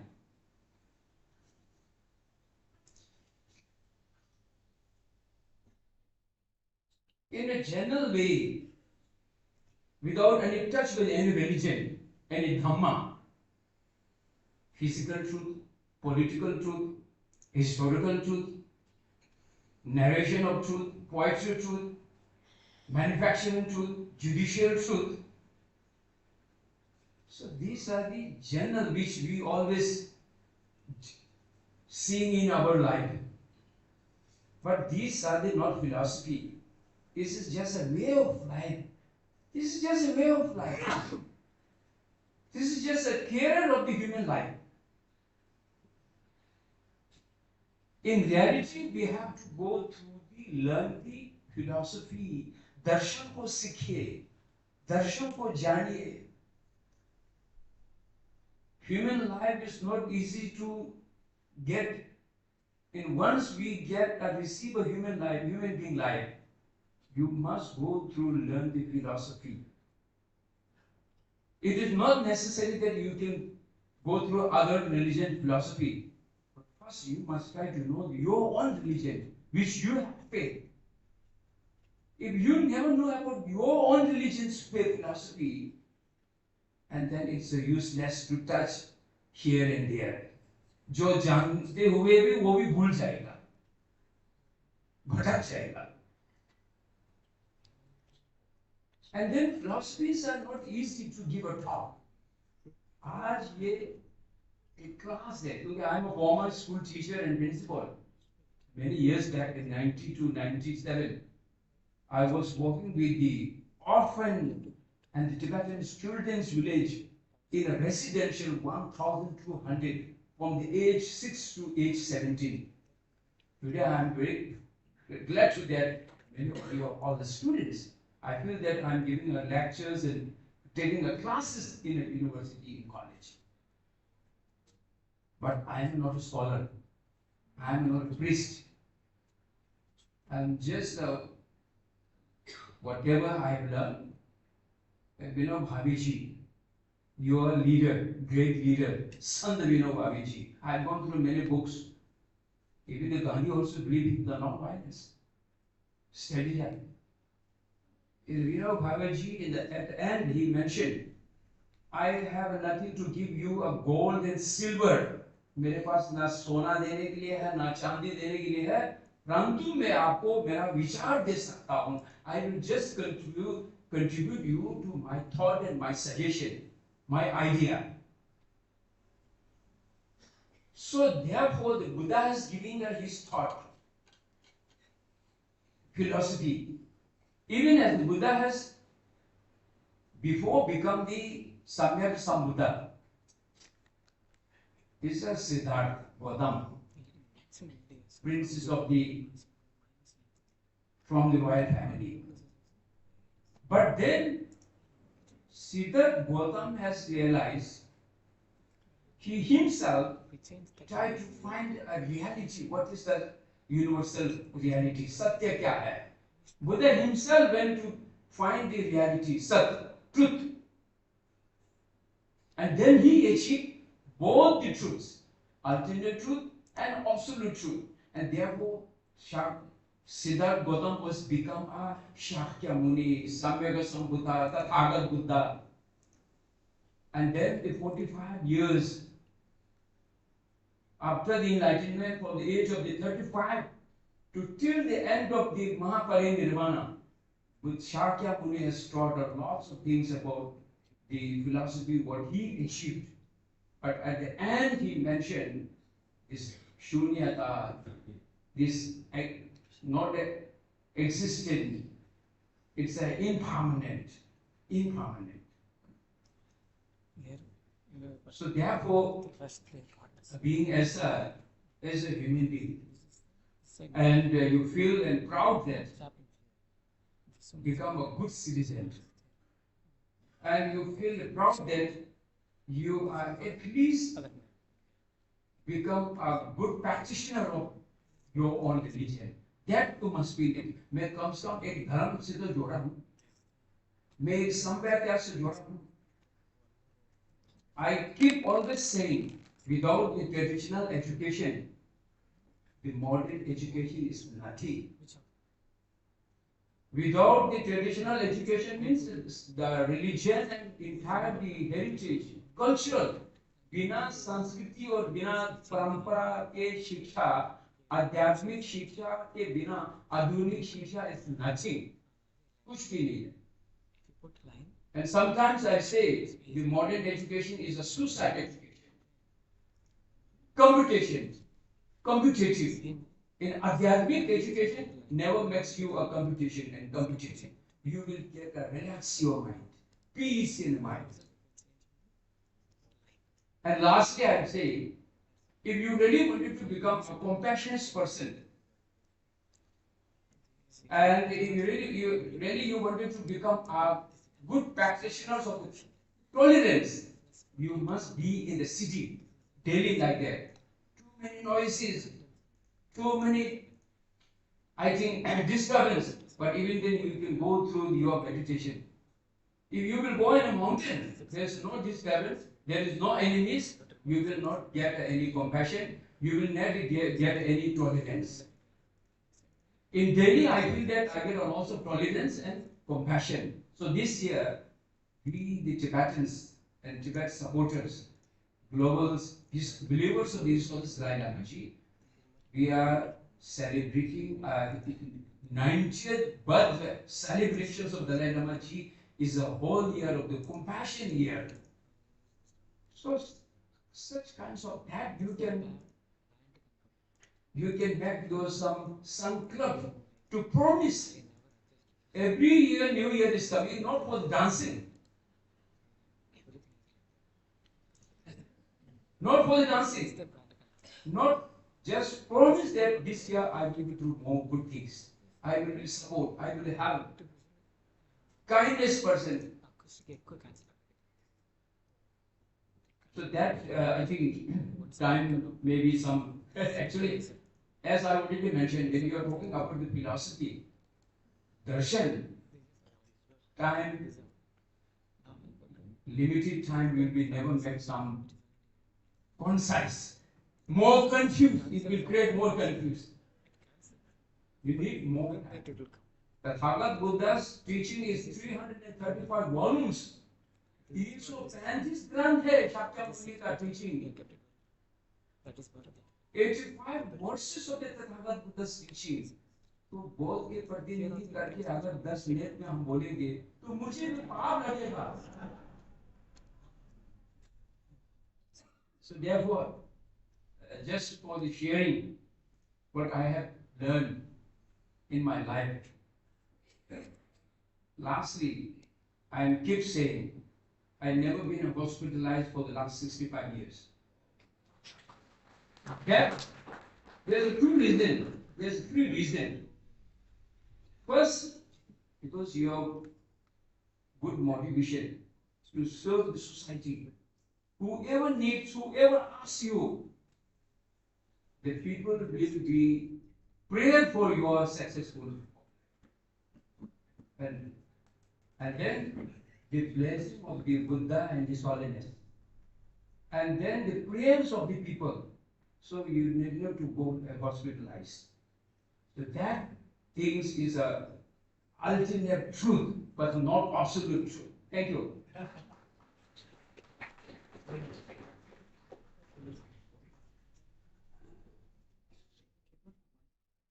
Thank you so much, Acharya Yashi Punso.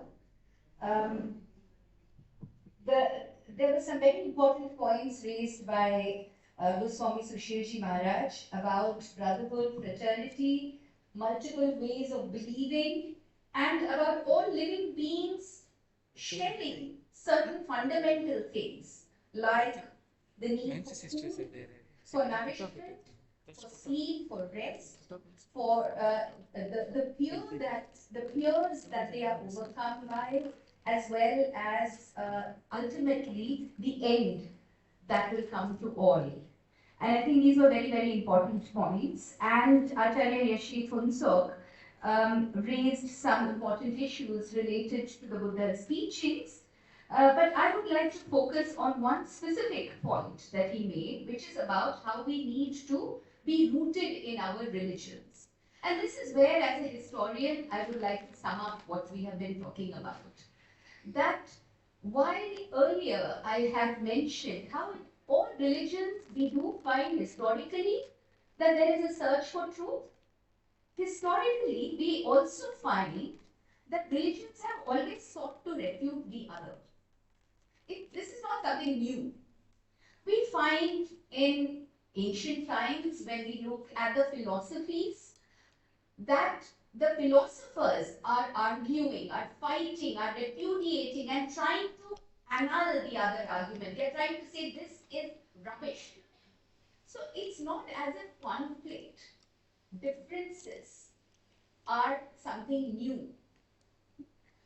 And then the point about being rooted in one's own religion, but instead of religion, can we not think about faith as something beyond, outside of religion? For instance, there were those people who believed that whatever we do, we have to do on this earth, rather than in terms of seeking something beyond this earth, beyond this worldly life. They have been denunciated, they have been looked down upon, because we have no granths, or we have no works of this particular school of philosophy that has survived, that of the Charvaks or Lokayas.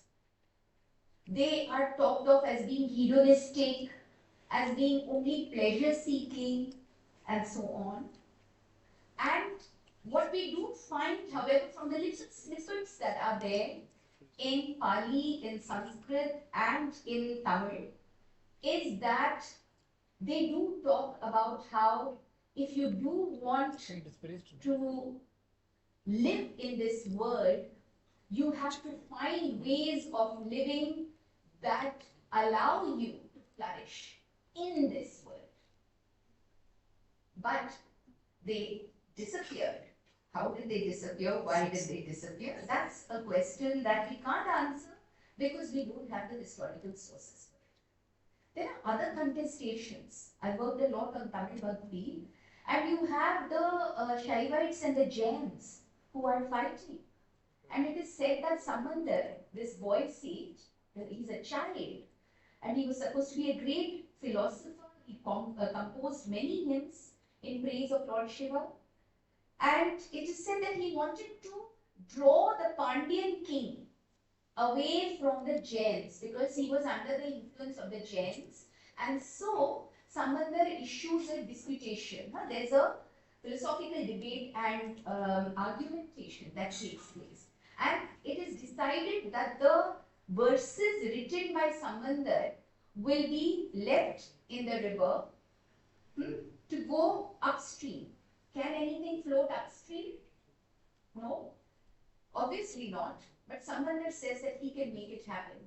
And the Jains, we are told, accept a defeat when that does happen. And thereafter then, an impaling of Jains, the killing of Jains, is something that is celebrated in the Shaivite hagiographical traditions. And even in the 70s, a scholar called Dennis Hudson, who was an anthropologist studying the Madurai Meenakshi temple and the customs there, he says that there's actually a ritual. People don't understand or don't make the connection. But that ritual is actually the celebration of the killing of the Jains. So it's not that this is something new.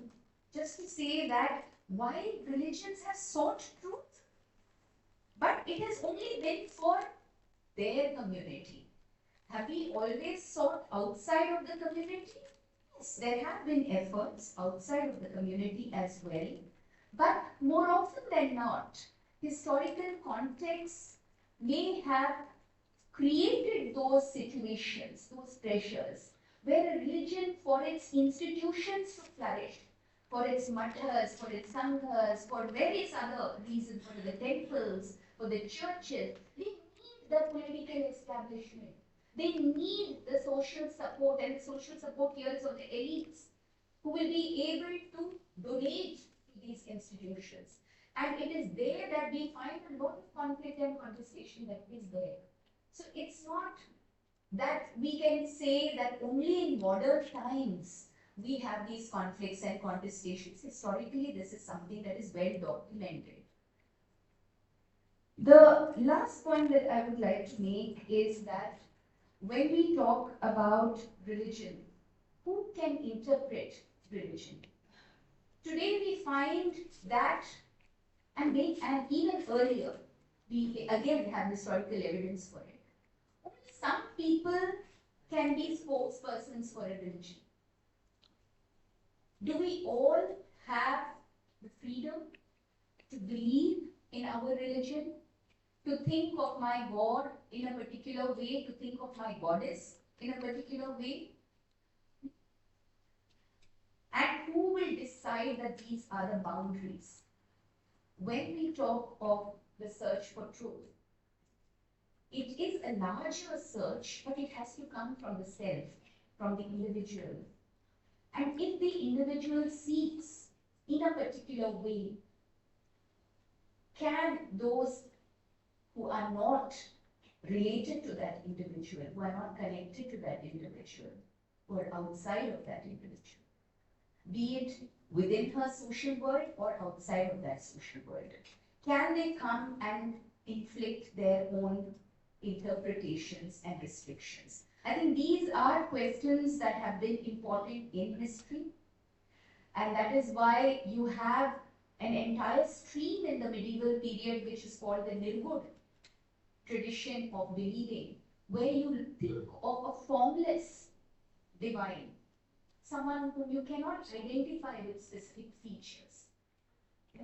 And there are those who think or imagine with a particular form.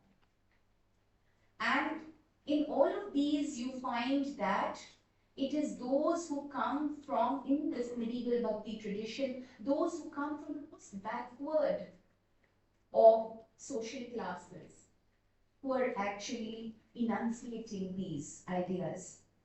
They are, for the first time, given space or are able to create the space to talk about their understanding of the divine, of the truth. So when we do look at the way in which religion has evolved historically, we also do need to recognize that there have been ways of restricting access to religion, access to institutions, that we have had to talk and fight and challenge the restrictions on the entry of certain communities into places of worship, of genders, that is of women in particular, into spaces of worship. All of this is something that tells us that we've had long struggles in terms of establishing what really is that truth that we are seeking, and we have had challenges to those truths that have been presented by those who have crossed the boundaries that the establishment has set for them. Thank you very much for giving us this opportunity.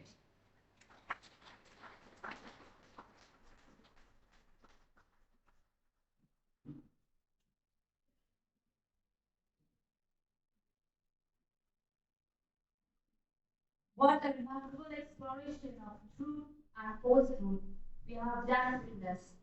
In an era where discerning truth from falsehood has become both urgent and complex, our panelists have offered us pathways through spiritual wisdom, intellectual inquiry, and compassionate relations. May I request you all to join me in expressing our deepest gratitude to Acharya Shri Pumsobji, Goswami Sushil Maharajji, and Professor R. Mahalakshmi for sharing their profound insights with us today. A big round of applause.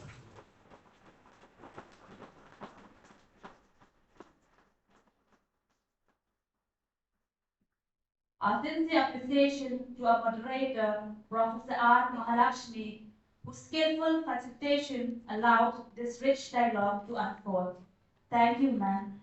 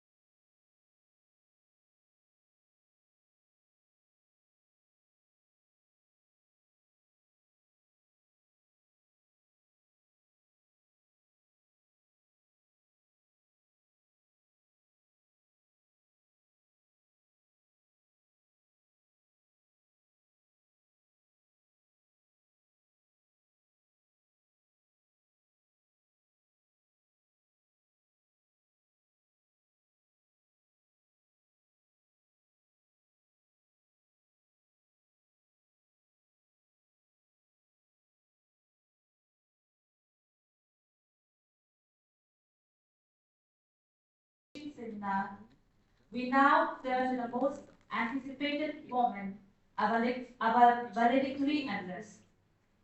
May I request Senior Advocate Prashant Bhushan, Father Rajkumar, our Principal, Father Joseph Matthew, our Registrar, and Father Anil D. Almeida, the National Seminar Staff Coordinator, to come forward and grace the stage. Let us all put our hands together.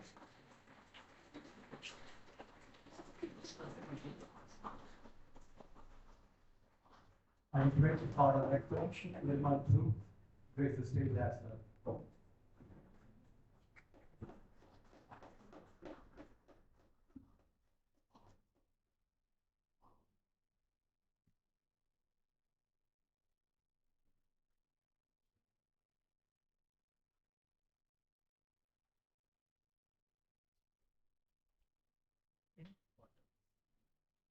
It is my honor to introduce a voice that has consistently championed justice, transparency, and the common good. Senior Advocate Prashant Bhushan, an eminent public interest lawyer, author, and social activist who has dedicated his life to cause that matter. From his pivotal role in the India Against Corruption movement alongside Anna Hazare to co-founding the Aam Aadmi Party and later establishing Swaraj Abhiyan and Sambhavna Institute of Public Policy and Politics, his journey reflects our deeper commitment to democratic values and systemic reform. His work in the Supreme Court has touched countless lives, fighting for the voiceless and standing firm on principles even when the path is difficult. Today we are privileged to hear his perspectives and insight as he delivers the valedictory address. Distinguished guests, may I request you to join me in warmly welcoming Senior Advocate Prashant Bhushan to share his thoughts with us. A huge round of applause.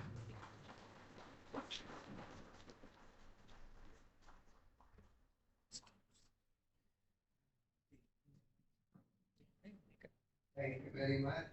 It's indeed a pleasure for me to be here amongst all of you to talk about an issue. And I'm so happy that Vidyajyoti chose this issue of truth and post-truth for this particular seminar. It's important and a burning issue. So why is truth important? Why, I mean, we instinctively say that, as Gandhiji used to say that I stand for truth and I value truth, but the question is, why do we value truth? We value truth because firstly, it's only if you know the truth about what people have done or have not done, that you can hold them or make them accountable for what they have done or not done. Secondly, as we all know, this world or this universe functions on certain laws of physics, of chemistry, etc. And in order to even discover those laws, we need to know what is the truth about the events that have happened. It is only when we have a good idea of the kind of events that have taken place and how they have taken place that we can even discover the laws of physics or chemistry or biology, etc. in the world. Thirdly, we also learn from history, and we know that we can learn from history because often history repeats itself, and therefore we need to know the truth about how events in our society or in history develop in order to be able to learn from that. So that is why truth is so important, and it is very important to know the truth. It is important to speak the truth. But what is happening today is that we are, as you must have discussed in the previous sessions of this seminar, that today we are confronted with a barrage of falsehoods and misinformation which come at us through social media, sometimes through the mainstream media also, and very often it is all orchestrated and directed by very senior politicians and political parties through their IT groups, through their IT cells, etc. For example, we know that the BJP has an IT cell through which a lot of falsehood, misinformation, often very hateful misinformation is spread through their IT cell, and that is picked up thereafter through their whole social media teams, through which these falsehoods and very often hateful falsehoods are purveyed and they come to be believed by a lot of people.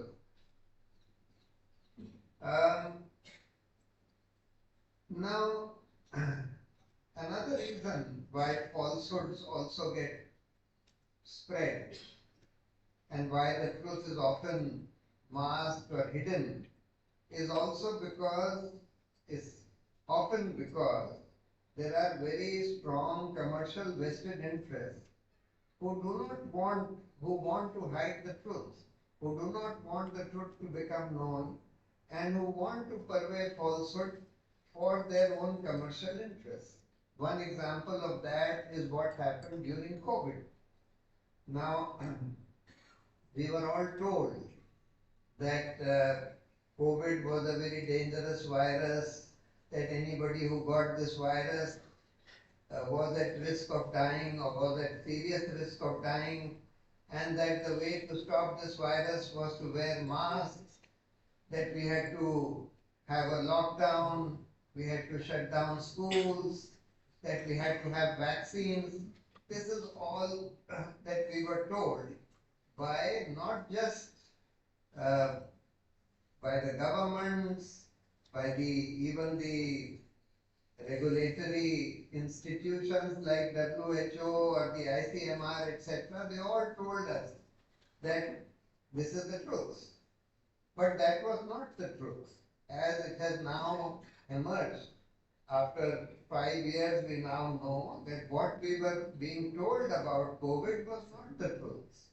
And the truth really was that COVID, yes, it was a very infectious virus. It was a bad kind of flu, but it was not nearly as dangerous as it was made out to be.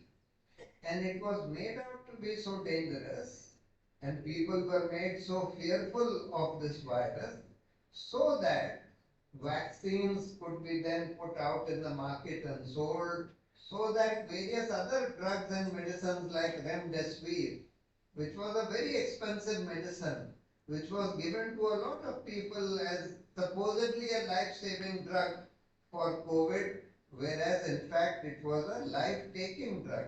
It was a very lethal medicine, though very expensive, but it was purveyed and it was taken because people became so fearful. They felt that if they had COVID, they would die.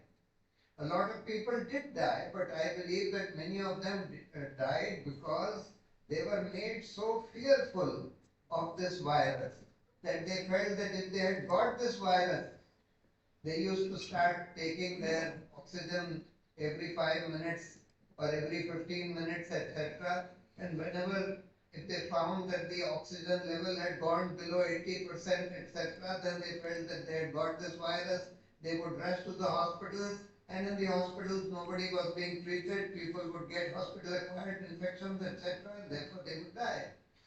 The data now shows that, number one, that countries which did not have lockdowns, did not shut down their schools like Sweden, did much better than those which had lockdowns, which shut down their schools, which had compulsory masking, etc. Number two, that the vaccines cause more harm than good. Those who got vaccinated have done much worse on the whole in the long run. In the last 5 years, we have seen that the percentage of people who have died among vaccinated is more than those who have died among the unvaccinated. So now why was this, and then about the origin of this virus, it is now well known and well understood that the virus was man-made. It was created in a laboratory in America. From there it was transported to this Wuhan Institute of Virology in China, and from there it escaped. But for a long time, this truth that this virus was man-made, it was created in a laboratory in America and transported to the Wuhan Institute of Virology in China. This was kept hidden. So when there are very large, I'm just giving this COVID as an example. I can multiply these examples manyfold. I have dealt with so many cases of genetically modified foods, of the health effects of genetically modified foods, where we had done this study, where we segregated even medical articles published in medical journals by, we said, let us take those articles which are written, authored by people who have a direct or indirect financial interest in genetically modified foods, whether they are directly or indirectly being financed by the GM industry. And on the other side, let us keep those medical articles which are authored by people who have no direct or indirect connection with the genetically modified food industry. And we found that there was a difference of night and day. On the one side, almost all the articles written in medical journals, written by people or authored by people who had some direct or indirect connection with the industry, they all said that GM is not harmful. Genetically modified foods are not harmful at all. Whereas almost all the articles written by independent researchers said that they are harmful in one or more ways. Same thing we found with soft drinks. I had once done a case on soft drink, exactly the same thing. So what I am saying is that very often there are commercial vested interests which do not want people to know the truth, which are interested in purveying false information. And that is also why there is so much false information, untruthful information floating around which comes to be believed. Because when you have a situation where all the governments, like in COVID, all the regulatory agencies like WHO, ICMR, they are all saying that this is a very dangerous virus. You have to have lockdowns, you have to have masks, you have to take vaccines, etc. Then even ordinary doctors, that is your family doctors, etc., will come to believe that, because this is the whole ecosystem or the echo chamber that they are hearing. So therefore, it sometimes becomes very difficult to find out what is really the truth, because it gets mixed up with so much falsehood floating around, and floating around by even very responsible people, people who are highly decorated, celebrated, etc. They are also purveying the same kind of false information. Now, one good thing that has happened, the other thing that I wanted to mention before I come to that, is that so I believe that one of your sessions was on polarization. Why is society getting more polarized? That there is one set of people who come to believe one thing, another set of people who come to believe exactly the opposite thing. And this kind of polarization seems to be growing in recent years. One of the reasons for that is written in shown in a movie, in a documentary that has been made, which is available, I believe, on Netflix or Prime Videos, which is called The Social Dilemma. It is about, that documentary shows why social media has increased polarization of views in society. And the reason they say is that social media functions on an algorithm. So there is, so for example, when I see a YouTube video, YouTube will then come to see what are the kind of videos that I normally see, what are the kind of videos that I like seeing, and it will start sending me on my YouTube page the same kind of videos will start appearing on the top, so that I click on that and I see the same kind of thing said by somebody else, and that reinforces my opinion. On the other side, there would be some people who would be saying, for example, if I believe that this BJP government has done great harm to this country, and I start watching those kind of videos on YouTube, YouTube will send me more and more of those kind of videos which show the harm that the BJP government has done to this country. On the other hand, there would be these what are called BJP bhakts who believe that the BJP has done very great things for this country, who've done good work for this country. And when they start watching those videos, YouTube will send them those kind of videos so that their view that BJP has done good for the country gets reinforced. And that is also why, that's a major reason why we are creating a society which has such polarized views. Now,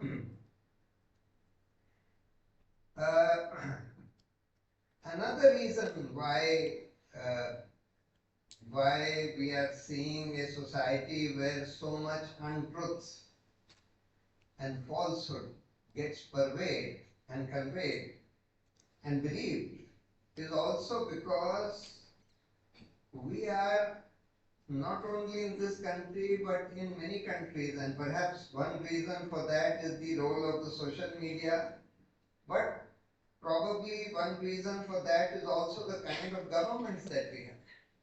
That this kind of government that we have in this country today is kind of not just allowing, but is promoting a culture of abuse, of violence, of so for example, if you write something against, say, the Prime Minister on the social media, if I write something on the Twitter, immediately the kind of messages or the comments that will come below that, many of them will be very, very abusive, threatening to kill, threatening to rape, threatening to do all kinds of things, and very, very abusive. And this kind of where people don't want to engage with your view, they don't want to discuss what you are saying, they don't want to argue with you, but they just want to abuse you. So therefore, that is also a culture which is not conducive towards discussing, critically analyzing what is the truth, whether this is the correct thing or that is the correct thing. No discussion is possible then it's just abuse, etc. And unfortunately, this kind of culture has also grown in recent years, which is also leading to this what is called a post-truth society, where it becomes where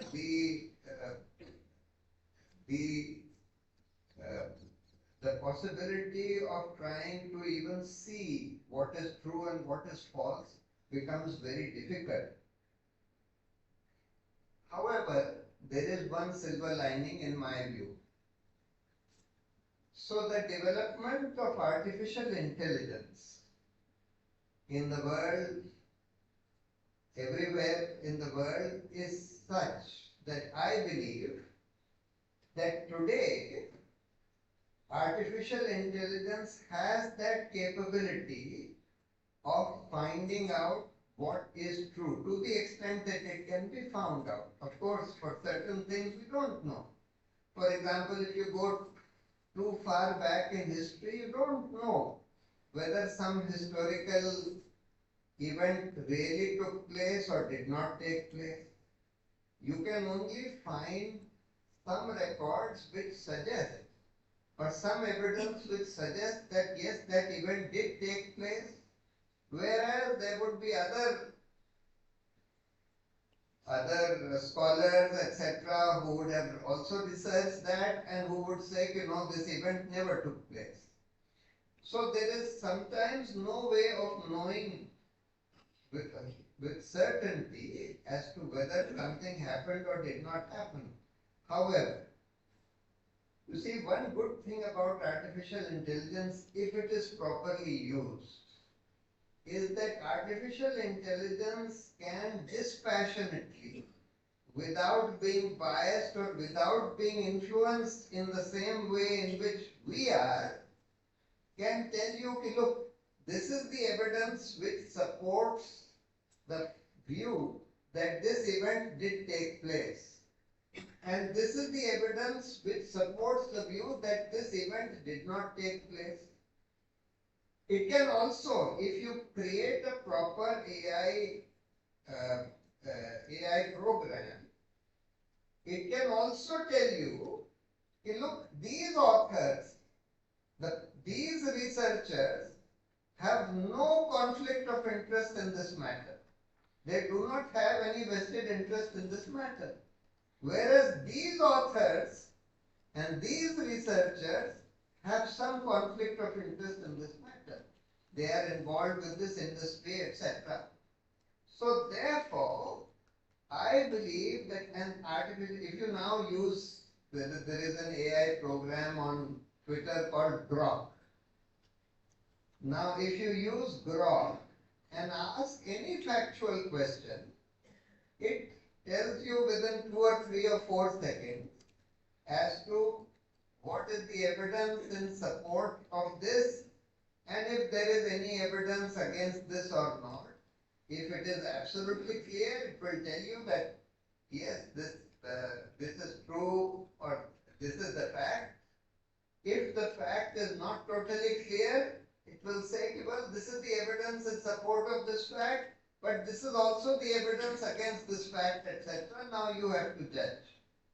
But I am saying that you can take this one step further, and I am sure that these people who made this Grok AI program will also take this further to find out whether, to also tell you whether these authors have any conflict of interest in this matter or not.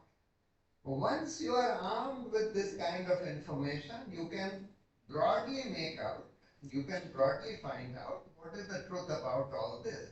And as I said, because this is not biased, this AI program is not, you can create a program which is not biased in any way. Unfortunately, most humans, barring very few, are biased in some way or the other. Therefore, human fact-checking will not be as good and as accurate as this fact-checking by artificial intelligence. And therefore, I feel that this is one very good development which has happened or which is happening, which will help us to find out what is the truth. Now the question is, what do we do in a society that we have today, where we have a lot of untruths, falsehoods being pervaded, being believed by people, and many of those falsehoods are very hateful falsehoods. So for example, they will purvey falsehoods about Muslims and Christians, that Muslims do this, that or the other, or Christians are involved in religious conversion, all Christians are involved in religious conversion, etc. And they will send out things which are totally false, but unfortunately which many people, especially people who subscribe or who initially subscribe to that point of view and whose point of view keeps getting reinforced every time that this kind of information is sent to them, they will come to believe it.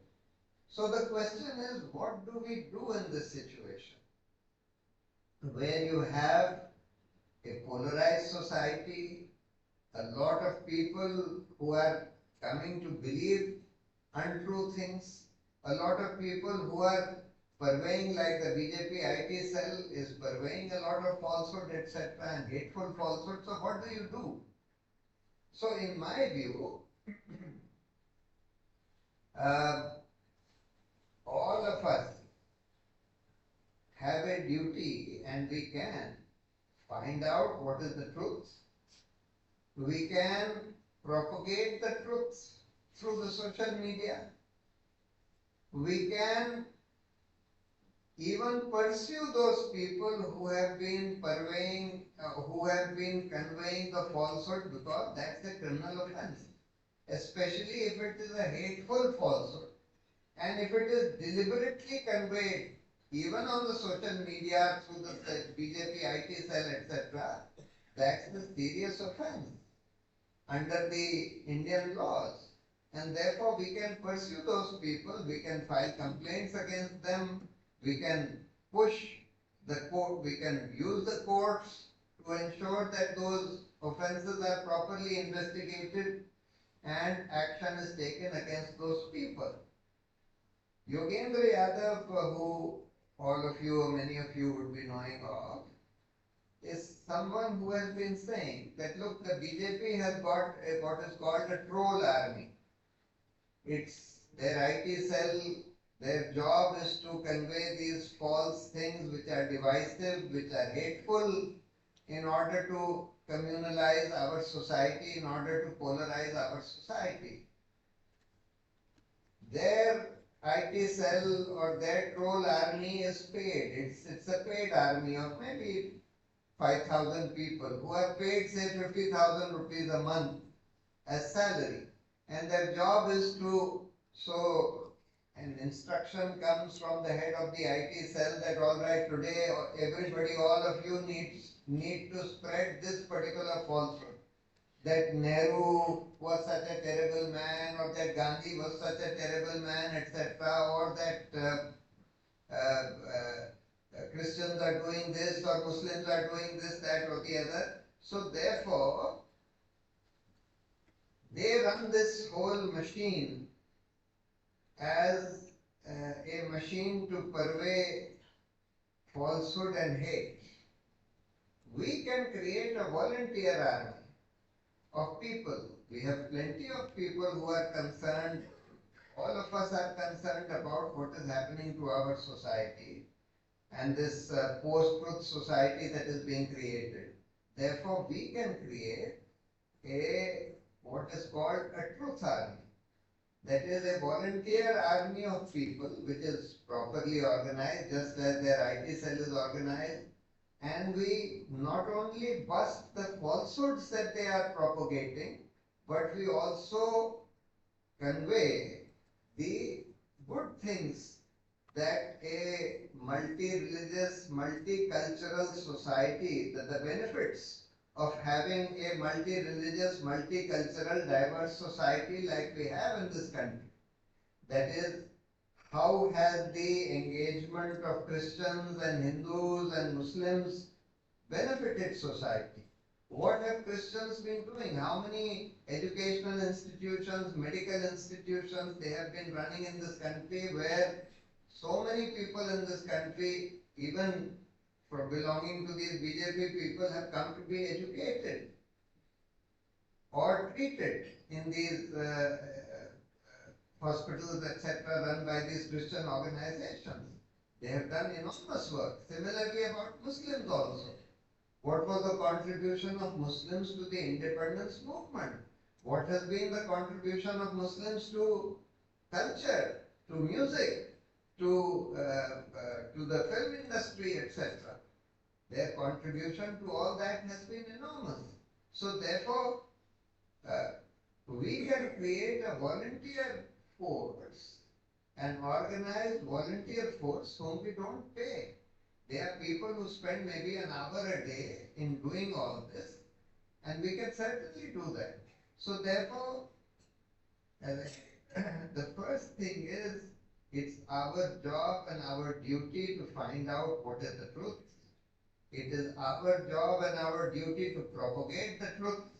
And it is our job and duty to also bust the falsehood and pursue the people who have been purveying this falsehood, especially hateful falsehood, etc. And for this truth army, we need three kinds of people. We need people who either create content or find content. There is a lot of good content available today on the net. You can search for it. There is a lot of good content about what the contribution of Christians and Muslims and other minorities have been to our society, about how this multi-religious, multicultural society has benefited all of us. So we can put together that content. We can either create that content or just search for that content which is available on the net. We can then edit, because today in today's age, people have a short attention span. In order to catch the attention of people, you need to make short video clips or short write-ups. People don't want to read long things, don't want to watch long videos, etc. So just edit that, make it crisp. So for example, there is this young man in Indian called Dhruv Rathi. He makes these videos which are about 20 minutes in duration. He discusses one issue very crisply in those 20 minutes, very precisely, crisply, in a very concise manner, but very effectively. And his videos are watched by enormous numbers of people. So we can take clips of that. There are others also who are doing, Ravish Kumar is doing a great job. We can take clips of that and so on, create content, edit content, collect content, create content, then edit that content, and then disseminate it. So that will help a lot in both in people coming to understand what is the truth, in depolarizing our society, in reducing this kind of hate that is going around and this communalism that is going around in our society. So I feel that that is something that we should all be able to do. And we don't need to fear. Of course, it is possible, and this government has been going after people who are trying to do honest journalism. So honest journalists have also been targeted. False cases have been registered against them. They have been pursued. Some of them have even been kept in jail for years altogether. But that's not something that they can do if there is a large organized group doing this kind of thing. So that is something I feel that we can all come together in doing. Thank you very much. By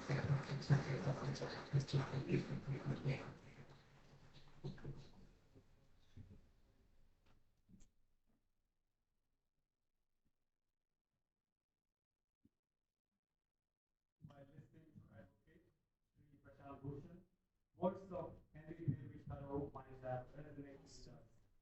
Rather than love, than money, than fame, give me the truth. Advocate Sri Prashant Bhushan has left us with much to ponder, not just about the nature of truth in our times, but about the responsibility as seekers and defenders of truth.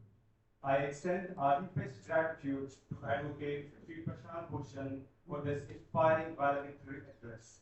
Thank you so much, sir.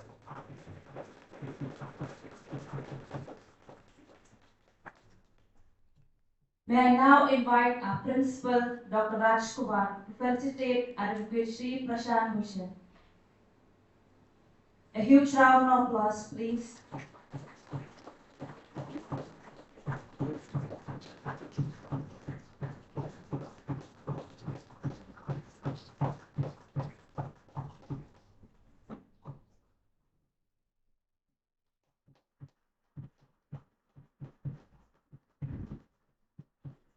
Thank you so much, Father.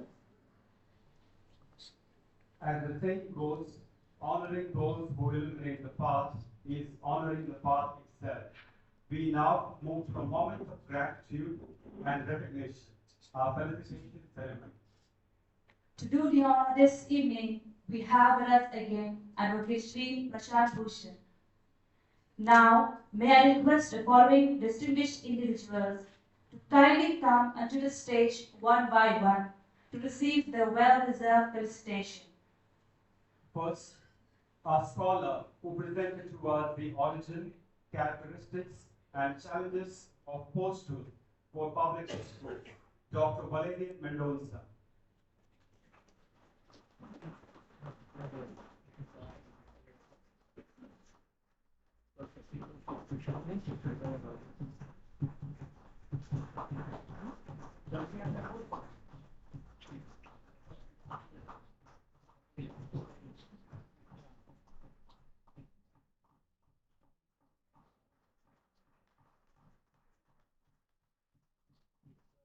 Now we honor the professor who manifested to us the Indian vision of Satya and its manifestations in life, Dr. Jagdish Murala.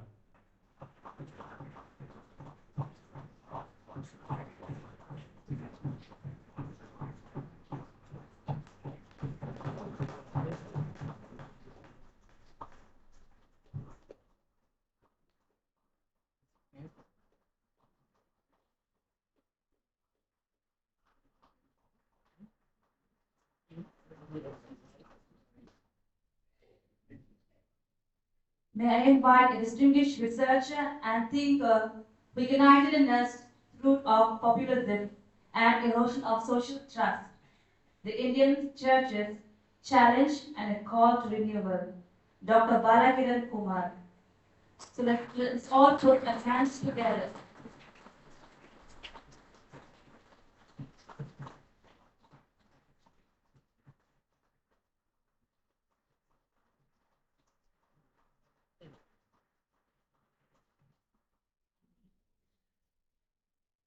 May I take a moment to express our heartfelt gratitude to Sri Prashant Bhushan for graciously taking time to honor our distinguished guests.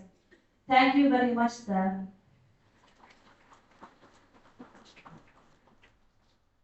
As we prepare to conclude this remarkable 2 days journey, every meaningful gathering deserves a moment to acknowledge the many hands and hearts that made it possible. To propose the formal vote of thanks, may I now invite to the podium Father Anil P. Almeida, SJ, Professor at Vidyajyoti Institute of Religious Studies and National Seminar Staff Coordinator.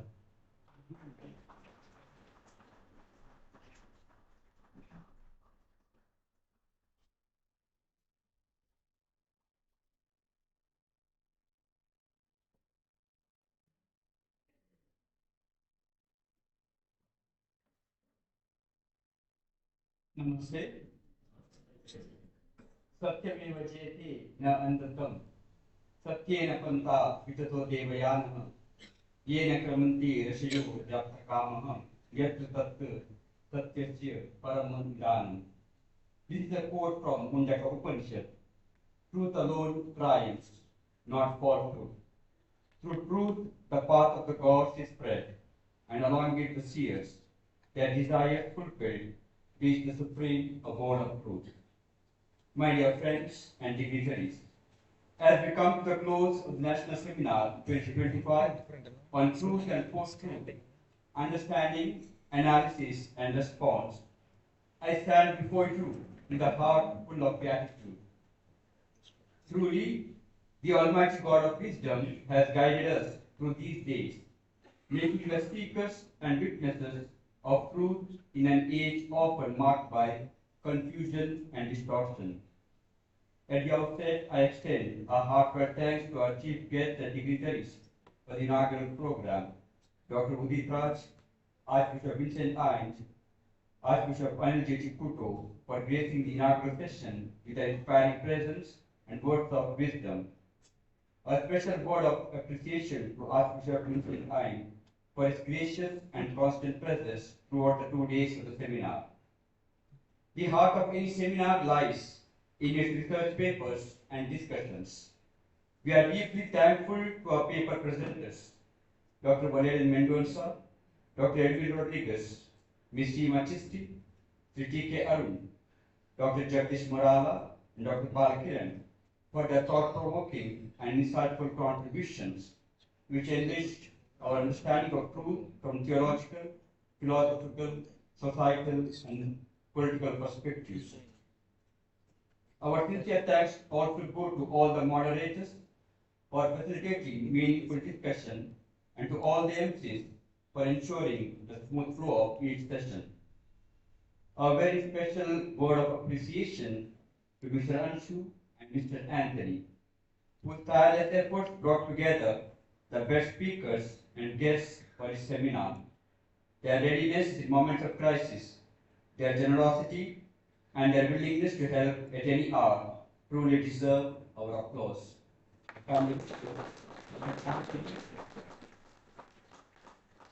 I invite Mr. Anthony and Mr. Anshu to come forward and receive the presentation from Dr. Prashant Bhushan.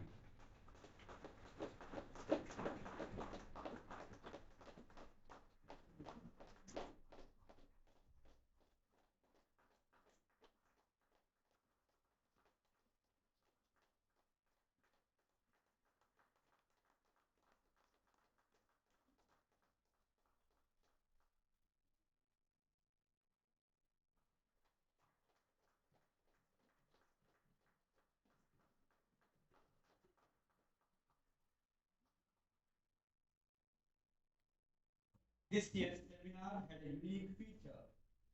A mock parliament session yesterday in the afternoon where we banned the tables. It was organized, monitored by Scholastic Ruel, and was chaired by Mr. Colin Gonsalves, a distinguished human rights lawyer and senior advocate in the Supreme Court of India.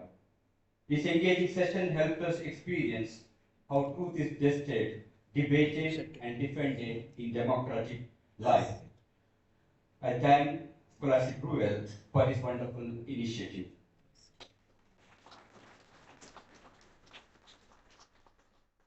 The participants included Ms. Yari Nayam, Scholastic Manu Tommy, Mr. Joel Sidhan, Sunil, and Ms. Delphina George, and Mr. Asbin Eka. We also screened this time a documentary for Karwane Mohammed, which offered a poignant visual reflection of distortion of truth have led to growing polarization in our society. It stirred our conscience and invited us to stand courageously for truth and compassion. We thank Harsh Mandar and the team, and a special thanks goes to Julius Tudu for organizing this.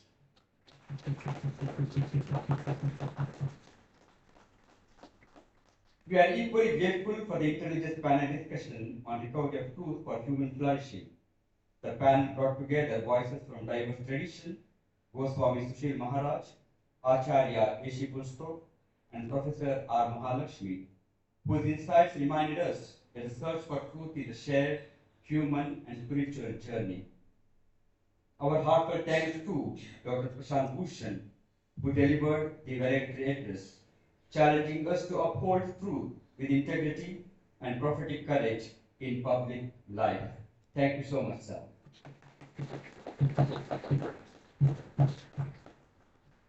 We gratefully acknowledge the support and encouragement of Father Nirmal, our rector, Father Rajkumar, the principal, Father Joseph Matthew, the registrar, Father Hector Pinto, the treasurer, for their constant support, guidance, and encouragement throughout the seminar. Thank you, fathers. A special word of thanks to Father Alex Popo, the administrator of the house, for his constant assistance. To Scholastic Deepak and the entire kitchen team for providing us with delicious and timely meals.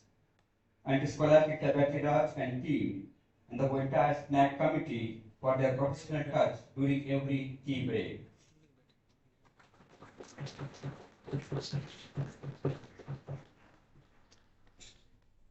We also thank Father Dionysius Walsh SG, the Provincial of Karnataka Province, for sponsoring the seminar bags. We appreciate their generosity and solidarity with Vidyajyoti.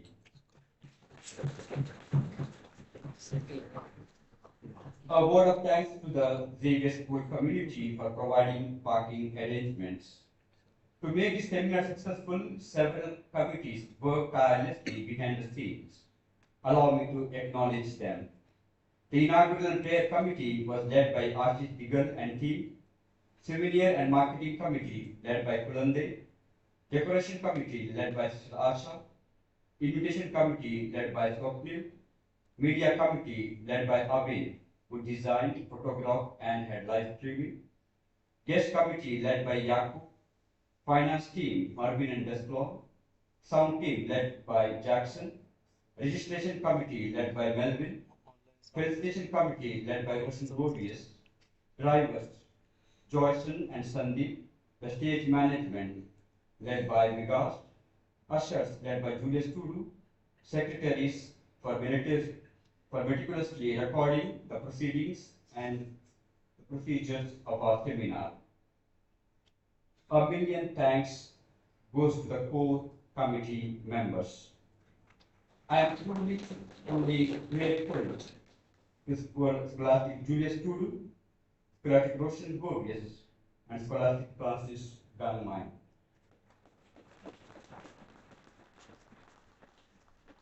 For their dedication, planning, and untiring efforts. Your teamwork and commitment made this seminar a resounding success. Although I was appointed as the coordinator of this program, in this month I was away in Varanasi, in Haridwar and Rishikesh. But our core committee members made sure that everything goes well. Thanks a million to all of you. Our gratitude also goes to the Vidyajyoti faculty and all our co-workers for their constant support. Finally, to you all, the participants, students, volunteers, well-wishers, thank you for your active involvement and generous cooperation in this collective search for truth. May all that we have heard, discussed, and learned inspire us to think deeply, act justly, and live truthfully, becoming steadfast witnesses of the truth that sets us free. Satyameva Jayate. Truth alone triumphs. Thank you. Dhanyavad. Namaste.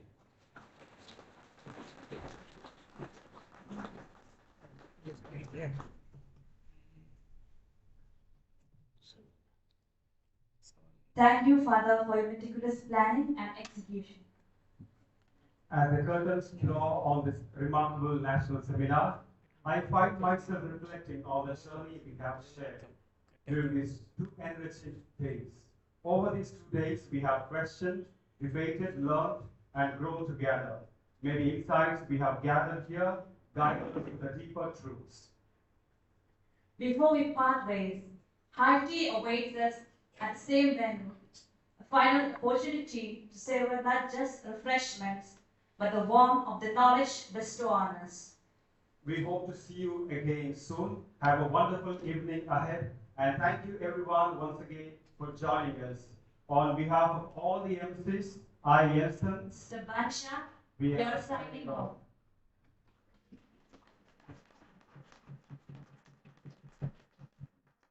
Let's all rise now and sing the national anthem together. Also love for attention.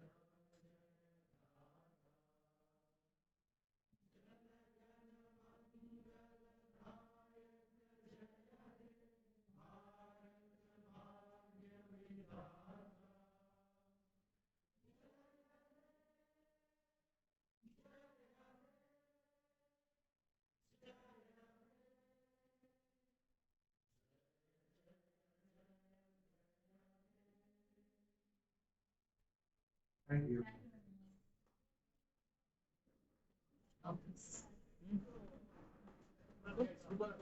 Shall we stop? Stop. Stop it.